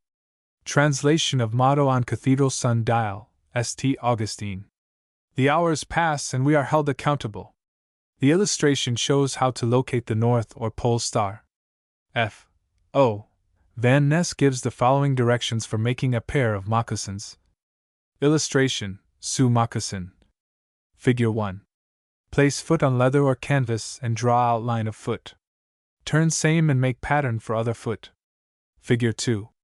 Distance GB equals length of foot plus 1 inch. Distance AC equals width across instep plus 1/2 inch. Cut DF halfway between B and G. Cut, for example, halfway between A and C. Cut piece reverse of this for other moccasin. Place B of figure 2 to B of figure 1, and so overhand with wax cord the edges from B to A and B to C, bringing A and C of figure 2 together at A of figure 1. So AG to CG. Figure 3 is the tongue and DF of figure 3 is sewed to DF of figure 2. Cut pairs of half-inch slits A, B, C, D in figure 2, and run lace through. Hammock making. For the afternoon siesta, make a rough and ready hammock by taking apart a flour barrel or sugar barrel, and in the end of each stave bore a 3/4 inch hole with a heated poker or bit and auger. Then lace thin rope, clothes line is good, through the holes. This can be accomplished easily by noting method of lacing in figure A. The stay blocks, B, should be 12 inches long. Figure C shows hammock ready for use. Illustration, rough and ready hammock. A toboggan. Get a cheese box. Knock in the end very carefully, so as not to split it, pull out all the nails and lay it flat, and you have a piece of very thin board about 4.5 feet long and 11 inches wide. Next take a piece of inch plank of same width as the cheese box, and 3 feet in length, and to this fasten the unrolled cheese box by using small lath nails, letting one end curl up over the plank. To the edge of this protruding piece of cheese box tack a narrow strip of wood. Tie a heavy cord to its ends, run the cord through the 2 hooks screwed into the planks, and draw down the end until it is curved just right. The illustration shows how it is made. Illustration, home-made toboggan. Handy funnel. Illustration, a handy funnel. A funnel may be made by taking an ordinary envelope and cutting off the part shown in dotted lines as in the illustration. Then clip a little off the point, open out, and you have an excellent funnel. Onion ink. Dip a pen in an onion and press until the juice comes. Then, with plenty of juice on the pen, write your message. To read it, warm it over the fire, when the writing will stand out clearly. Bibliography list of books on handcraft and construction. Field and Forest Handy Book, D. C. Beard. Charles Scribner's Sons, $2. Jack of All Trades, D. C. Beard. Charles Scribner's Sons, $2. The Boy Pioneers, D. C. Beard. Charles Scribner's Sons, $2 net. The Boy Craftsman, A. Neely Hall. Lothrop, Lee and Shepherd Company, $2. Woodworking for Beginners, C. G. Wheeler. Putnam and Company, $2.50. Amateur Mechanics, Numbers 1 and 2. Popular Mechanics, 25 cents each. How to Build a Biplane Glider, A. P. Morgan. Spahn and Chamberlain, 50 cents net. Problems in Furniture Making, Fred D. Crawshaw. Manual Arts Press, $1.20. Box Furniture, Louise Brigham. Century Company, $1.60 net. The Boy's Book of Model Airplanes, Francis A. Collins. Century Company, $1.20 net. Postage extra. Chapter 22, Honor Emblems and Awards, Non-Competitive Awards, Dudley Plan. The Order of the Adirondack Camp Eagle, Order of the Phantom Square, Flag of Honor, Green Rag, Society Durrell and Beckett Plan Proficiency Cup Hall of Fame. Honor is purchased by the deeds we do, ******, honor is not won, until some honorable deed be done. Marlowe.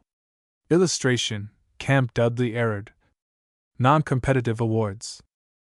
Achievement and cooperation based upon altruism should be the underlying principles in determining the giving of emblems and awards. To give every boy an opportunity to do his best to measure up to the camp standard is the thing desired in the awarding of emblems. Non-competitive tests are being recognized as the best lever of uplift and the most effective spur in arousing the latent ability of boys. The desire to down the other fellow is the reason for much of the prevailing demoralization of athletics and competitive games. Prizes should not be confused with honors. An honor emblem should be representative of the best gift the camp can bestow, and the recipient should be made to feel its worth. The emblem cannot be bought, it must be won. Dudley Plan. Camp Dudley has the distinction of introducing the honor system in boys' camps. Boys pass tests which include rowing, swimming, athletics, mountain climbing, nature study, carpenter work, manual labor, participation in entertainments, unknown to the camp, given secretly to the boy, and securing the approval of the leaders, in order to win the CD.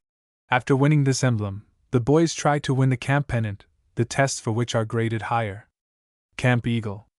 The Order of the Adirondack Camp Eagle is established at Camp Adirondack for boys who qualify in the following tests. Obedience is required to the few camp rules.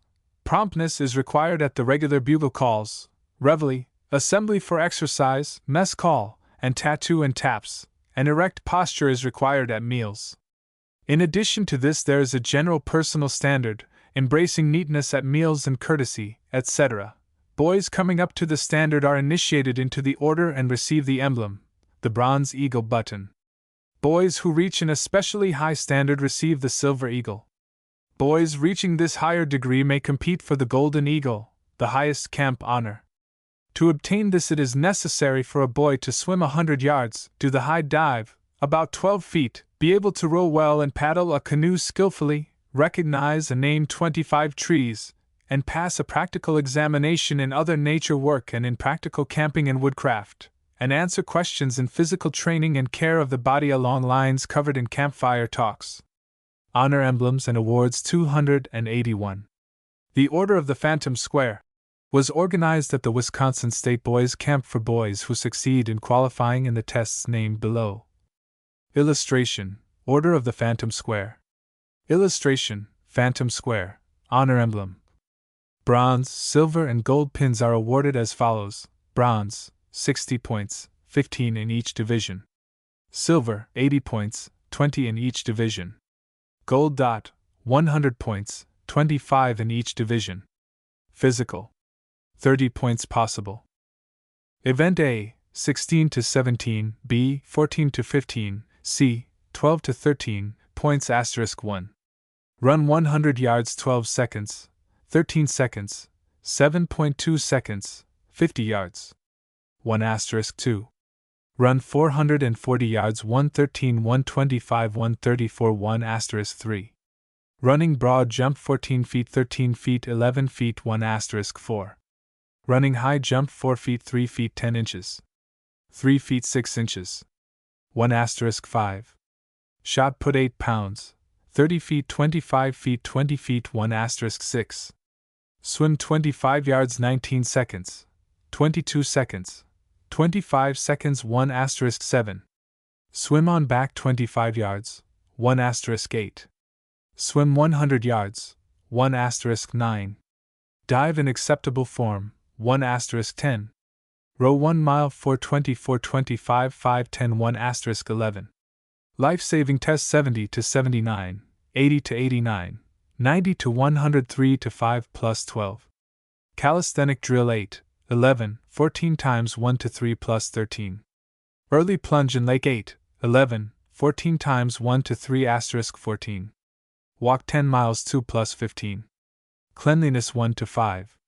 Social activity points *16. Teach other boys in aquatics, athletics, or mental tests 1 to 5*17. Perform other good turns to individuals 1 to 5 plus 18.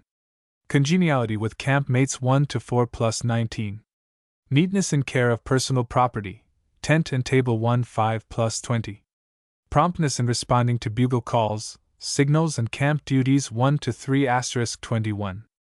Participating acceptably in evening entertainments 1 to 5*22. Participating acceptably in camp orchestra or glee club 3. Mental test points *23. Pass written test in life-saving examination with grade of 70 to 79, 80 to 89, or 90 to 103 to 5*24. Name and describe different kinds of trees and birds 1 to 5*25. Name and point out star groups 1 to 3*26. Answer questions on campfire talks 1 to 4*27. Read and orally answer questions on youth to manhood 1 to 5*28. Read and tell story of other acceptable books 1 to 3*29. Compose an acceptable song or yell for camp 5. Moral activity points *30. Daily Bible reading with written answers to questions 1 to 5 plus 31. Reverence at religious exercises 1 to 3 plus 32. Attendance at church on Sundays during camp 3 plus 33. Cheerful and faithful performance of camp duties 1 to 5 plus 34. Extra volunteer service at camp 1 to 5 plus 35. Self-control 1 to 4 plus 36. General conduct and disposition 1 to 5. Tests marked thus, are judged by certain leaders delegated for the purpose. Tests marked thus, plus, are judged by all tent leaders for boys in their tents. After a candidate has won the requisite number of points for the first degree, a unanimous vote of all leaders and council assembled is necessary, after which, a solemn ceremony of initiation is conducted. The honor emblem is given to all who win a total of at least 30 points covering all the tests. Flag of Honor. Camp Kuchiching spirit is developed through the Flag of Honor, which is awarded each day to the tent scoring the highest number of points, as follows. Every boy up and in line at 3 minutes after 7 scores 5 points for his tent. The morning dip, 5 points. Tent inspection, 100 points for perfect. Winning in athletic and aquatic meet, 25 points. Second, 20. Third, 15. Fourth, 10. And fifth, 5. On a winning baseball team, 5 points, and amateur stunt, 10 points. Green Rag Society. Camp Eberhard has the following elaborate plan. The camp emblem itself represents the first degree, and the camper must be in camp for 1 full week before he can wear it. The emblem is a brown triangle with a large E placed upon it with a green background. A green bar is added for each year spent in camp. The second, third, and fourth degrees are indicated by a small green star, to be placed at the points of the triangle, beginning at the lowest point, then the upper left, then the upper right. The second degree will be awarded by the first star, the third degree by the second star, also entitling the winner to membership in the Brown Rag Society. The fourth degree will be awarded by the third star, and the winner be entitled to membership in the Green Rag Society. Membership in the Green Rag Society is the highest honor the camp can bestow. The following are the requirements for the higher degrees. Requirements for the second degree. 1. To catch a 1-pound fish from Quarry Lake. 2. To catch a 1-pound fish from any other lake while at camp. 3. To row a boat, passing the rowing test. 4.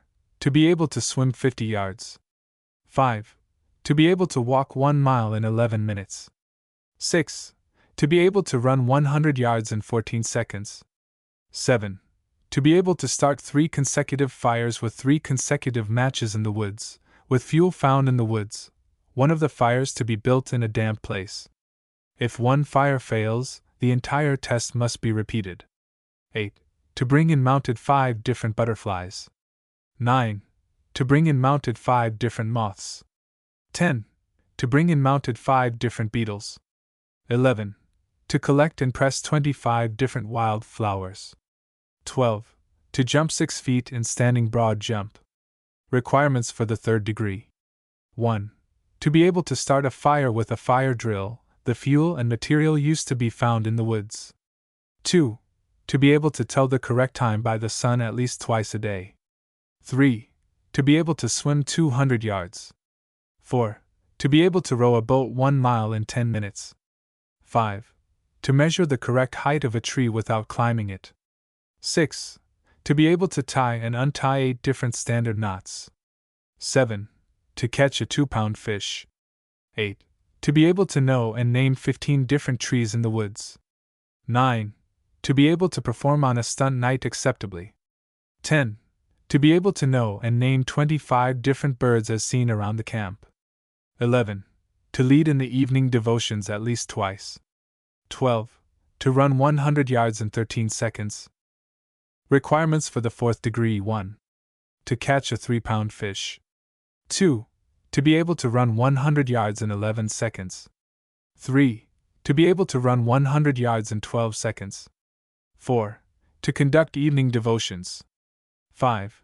To teach one boy how to swim, test 100 feet. 6. To influence one boy into the Christian life. 7. To know and to name 25 different trees as found in the woods. 8. To be able to make 12 standard knots in a rope. 9. To conquer 1 bad habits while at camp. 10. To accomplish at least 1 definite piece of service as prescribed by the camp. 11. To become a member of the camp council. 12. To be able to jump 16 feet in the running broad jump. The tests in Camps Durrell and Beckett are based upon Baden-Powell's book, Scouting for Boys, and have proven very successful. They are as follows. Honor Emblems and Awards 285. Honor Plan Discipline. 1.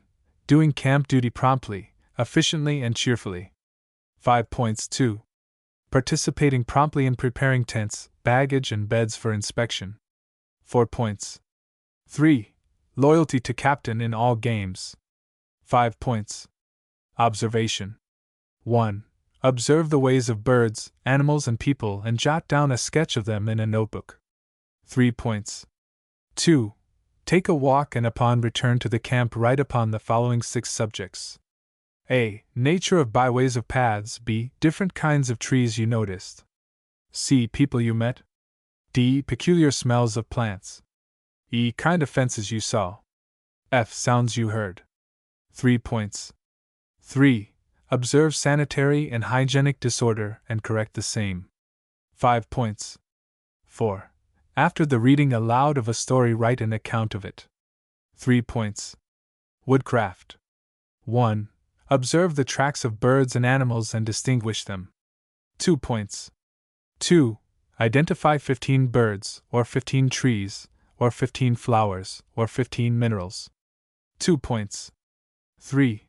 Tie a square knot, a weaver's knot, a slip knot, a Flemish coop, a bowline, a half, timber clove, boom hitches, stevedore and wall end knots, blackwool and catspaw turn and hitch hook hitches. 2 points. 4. Make a star, fire and cook a meal upon it for the boys of your tent. 3 points. 5. Find the south at any time of day by the sun with the aid of a watch. 1 point. 6. Estimate the distance across water. 1 point. 7. Judge the time of day by the sun. 1 point. 8. Read the signs of the weather by the sun, wind, and clouds. 2 points. 9. Make something useful for the camp. 5 points. Health. 1. Promptness, erect carriage, and earnestness in setting up drill. 3 points. 2. Gain made in physical development during the time in camp. 2 points. 3. Essay upon the campfire talks on personal hygiene. 3 points. 4. Care of tent, clothing, and baggage in dry and wet weather. 3 points. 5. Cleanliness of person. 3 points. 6. Proper eating at meals. 5 points. 7. Win first place in the athletic or aquatic events. 2 points. Chivalry. Among the laws of the knights was this: chivalry requireth that youths should be trained to perform the most laborious and humble offices with cheerfulness and grace, and to do good unto others. 1. Do a good turn to somebody every day. 3 points. 2. Control tongue and temper. 5 points. 3. Participate in some entertainment. 2 points. 4. Secure the approval of the leaders. 2 points. 5. Promptness in attending chapel services. 2 points. Saving life. 1. Be able to swim 50 yards and return without stopping. 1 point. 2. Pass the examinations in life-saving and first aid work by written and demonstration work. 5 points. 3. Row from wharf to a given point and back in a given time. 1 point. Patriotism. 1. Respect for the United States flag at raising in colors. 5 points. 2. Memorize America and Star-Spangled Banner. 1 point. 3. Write an essay explaining the plan of governing your own town and city. 2 points. 4. Write in your own words what you think citizenship means. 2 points. 5. Describe upon paper some historic spot or building near your home and its connection with the making of America. 1 point. Note. Each boy must win 90 points out of a possible 100 to secure the honor emblem. Leaders will be appointed to take charge of the different tests, to whom the boys will report when they qualify in the tests and receive their points. The final decision in the giving of the honor emblem is made at a full meeting of the camp council. The honor emblem consists of a white swastika, 1, cross with garnet felt D for Durrell and B for Beckett. Boys who fail to secure the emblem in one season are credited with points which hold good the next season. The honor pennant is awarded only to those who render special service to the camp. Illustration: Honor Camp Leader. The camp emblem is a garnet solid triangle with the initial of the camp in white felt upon it. A white bar placed above the triangle represents the attendance. 1 bar is given for each year. The senior leader's emblem is a white felt disc with a garnet felt triangle, and the junior leader's emblem, a garnet felt disc with a white felt triangle. Transcriber's footnote 1. The swastika is an ancient religious symbol, a Greek cross with the ends of the arms bent at right angles. It was adopted by the Nazi Party under Adolf Hitler in 1935. This book was written 22 years earlier. Campers will find enough suggestions in these outlines to develop systems of their own which will help in the all-round development of the boy. Camp Kineo Cup. Some camps prefer the awarding of what may be called proficiency cups. At Camp Kineo, a silver cup is awarded to the boy in each division who is the best all-round fellow, considering manly qualities, loyalty to camp, deportment, behavior under all conditions, skill in athletics, aquatics, tennis, baseball, and all other sports, self-control, temperament, popularity with boys, and good standing with counselors. The judges are the director and camp council, whose decision counts for 60% toward the final award, the boys not competing deciding the other 40% toward the final award. Hall of Fame. At Camp Wildmere there is a Hall of Fame. Votes are taken for the most respected leader and the most respected boy, the most popular leader and boy, the boy who has done the most for the camp and the boys, the most courteous boy, neatest boy, best built boy, brightest boy, favorite in games, neatest in tent, best all-round camper, boy who talks least about himself, the one with the best table manners, the quietest boy, most generous boy, handsomest boy, best-natured boy, and the camp humorist. Illustration, striking the colors. Chapter 23. Packing up the last night. Packing up. Instructions to leaders. The last word. Farewell, wild hearth where many logs have burned, among your stones the fireweed may grow. The brant one are flown, the maple leaves have turned, the goldenrod is brown, and we must go. Arthur Guiterman. Transcribers footnote 1. Brant, dark wild goose of the Arctic having a black neck and head. The last night. The last night in a boys' camp should be the best of all the nights. It is usually a night of reminiscence. Around the campfire or log fire in the lodge, all the campers gather and rehearse the good times of the days that have passed all too quickly, those days of close intimacy of tent life, where boys of different tastes, temperaments, and dispositions were thrown together, where life's great lessons of give and take were learned, and where character was put to the test. Friendships have been formed which will last through life. The same group of fellows will never come together again. The director, perhaps as no other person, realizes the importance of making this night one of permanent impression, and his goodbye talk to the fellows will reiterate the why of camping and emphasize the taking home of the spirit of good which has prevailed and the making it count for the best things in home, school, factory, and church life of those boys who enjoyed the benefits of the camp. All the favorite songs of the camp are sung, the leaders make speeches, and the boys have an opportunity of telling what camp life has done for them. As the fire dies down, the bugler off in the distance plays, "God be with you till we meet again." Silence, and then taps. Packing up. There is just as much need of system and care in breaking camp and packing up as in opening camp. Chazar Scott at Camp Wawayanda issues to each leader the following letter of instructions, which may be of help to those in charge of large camps. Letter of instruction to leaders. Dear friend, will you kindly help me break camp by carrying out the following instructions? 1. Have all your boys return all books to the librarian not later than Thursday morning, and tools to the shop by the same time. 2. Encourage your helpers to loosen the side walls of tent early Friday morning, if clear, and fasten guy ropes so that canvas will dry if damp. 3.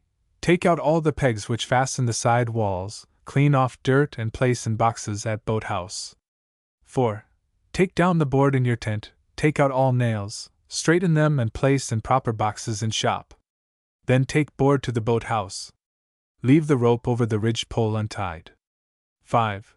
Take out all nails and screws in the upright poles of your tent and bunks, and place in boxes in shop. 6. Empty the oil and clean lantern and return to the boathouse. Take bunks to the lodge and let us know the condition of each. 7. See that all paper and old things in and around the tent are picked up and placed on the fire for that purpose. 8. After Bible study we will take down all tents. We should like you to delegate one fellow to each upright pole, one to each of the four corner guy ropes, and then follow instructions as the bugle blows. 9. Take all rope on the trees to headquarters. 10. Kindly answer the following questions regarding your tent. A. Are all the poles properly marked with tent number? B. Does tent leak? If so, where? C. Is the ridge pole in good condition? D. Does front and rear of tent close securely? E. Does it need new fasteners for tying up? Anything else you have noticed during the time you have been in the tent, please make a memorandum of same on back of this sheet. 11. Return camp keys, if you have them, to headquarters before leaving. We would be pleased to have you write on the back of this sheet any suggestions you have for the improvement of camp for next season. Thanking you personally for your help and trusting to have your cooperation and that of your boys until the close of camp, I remain, sincerely yours. Last words. The day before camp breaks, each boy should pack his trunk or box neatly, leaving at the top the things needed to make the homeward journey, with room for his blankets. If the packing is left until the last day, confusion will result and temper be sorely tried. Permanent buildings should be securely safeguarded against the severity of the winter and the breaking in of thieves. All kitchen utensils should be thoroughly cleaned and dried. If they are put away, moist rust will eat holes. Give the stove a good coat of old grease and cover with burlap or old canvas. Hang the tents in bags where the squirrels and rats cannot get at them. When camp is closed, it should be in such condition that it would require but a few hours to reopen and make ready for the next outing. Index: Advance Party. Aeroplanes. Agriculture. Aquatic sports. Archery.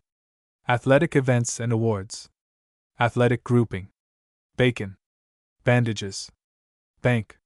Barometer homemade. Barometers plant. Baseball league. Baseball water. Basketball water. Beds. Bible study. Bites and stings. Blanket roll. Bleeding. Boats and boat building. Books rainy day. Bow and arrows. Box furniture. Box trunk. Broken bone. Bruises and burns. Buildings. Camp plan of. Cleaning. Location of. Campfire. Camping arguments for. Canoe tag. Chapel. Character building. Checklist. Chills.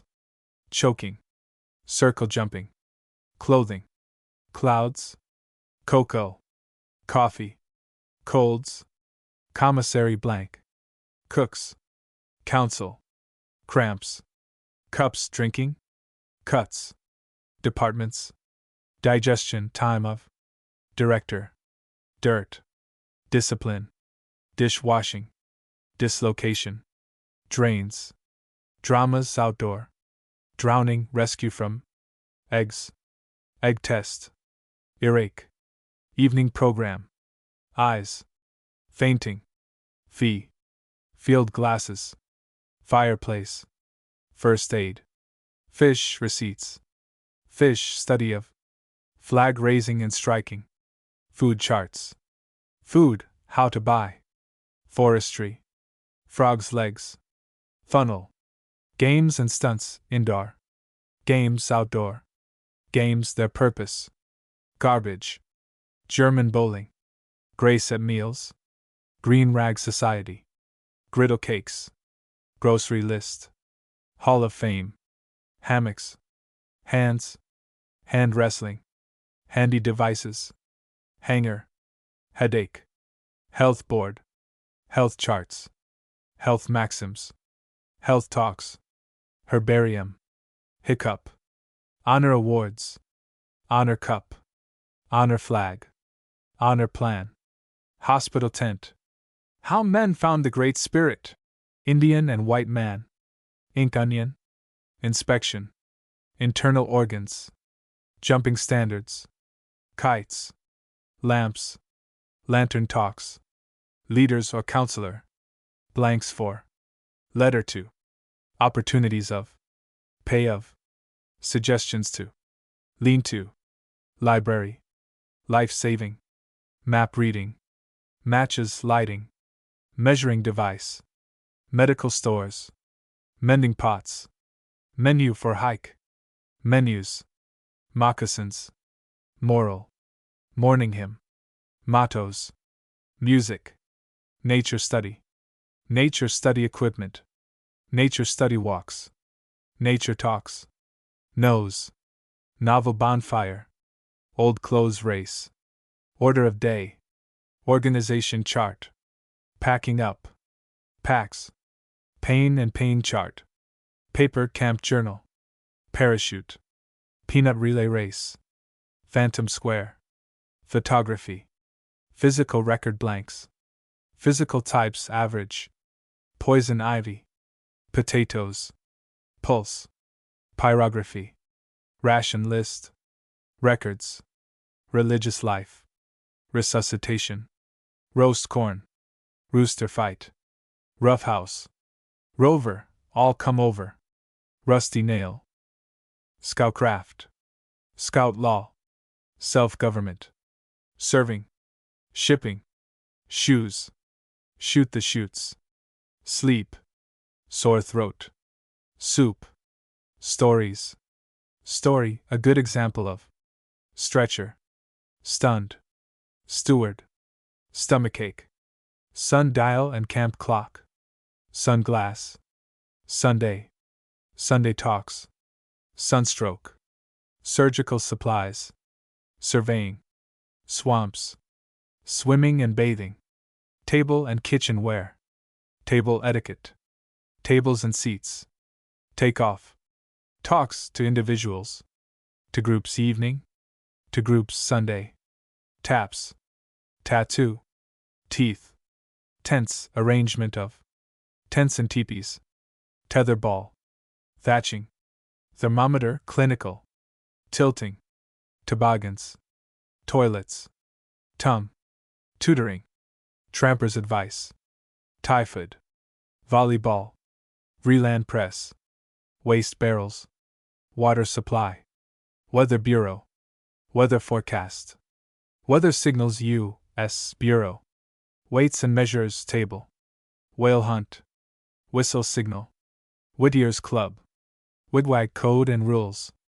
Winds. Wolf. Work assignment of.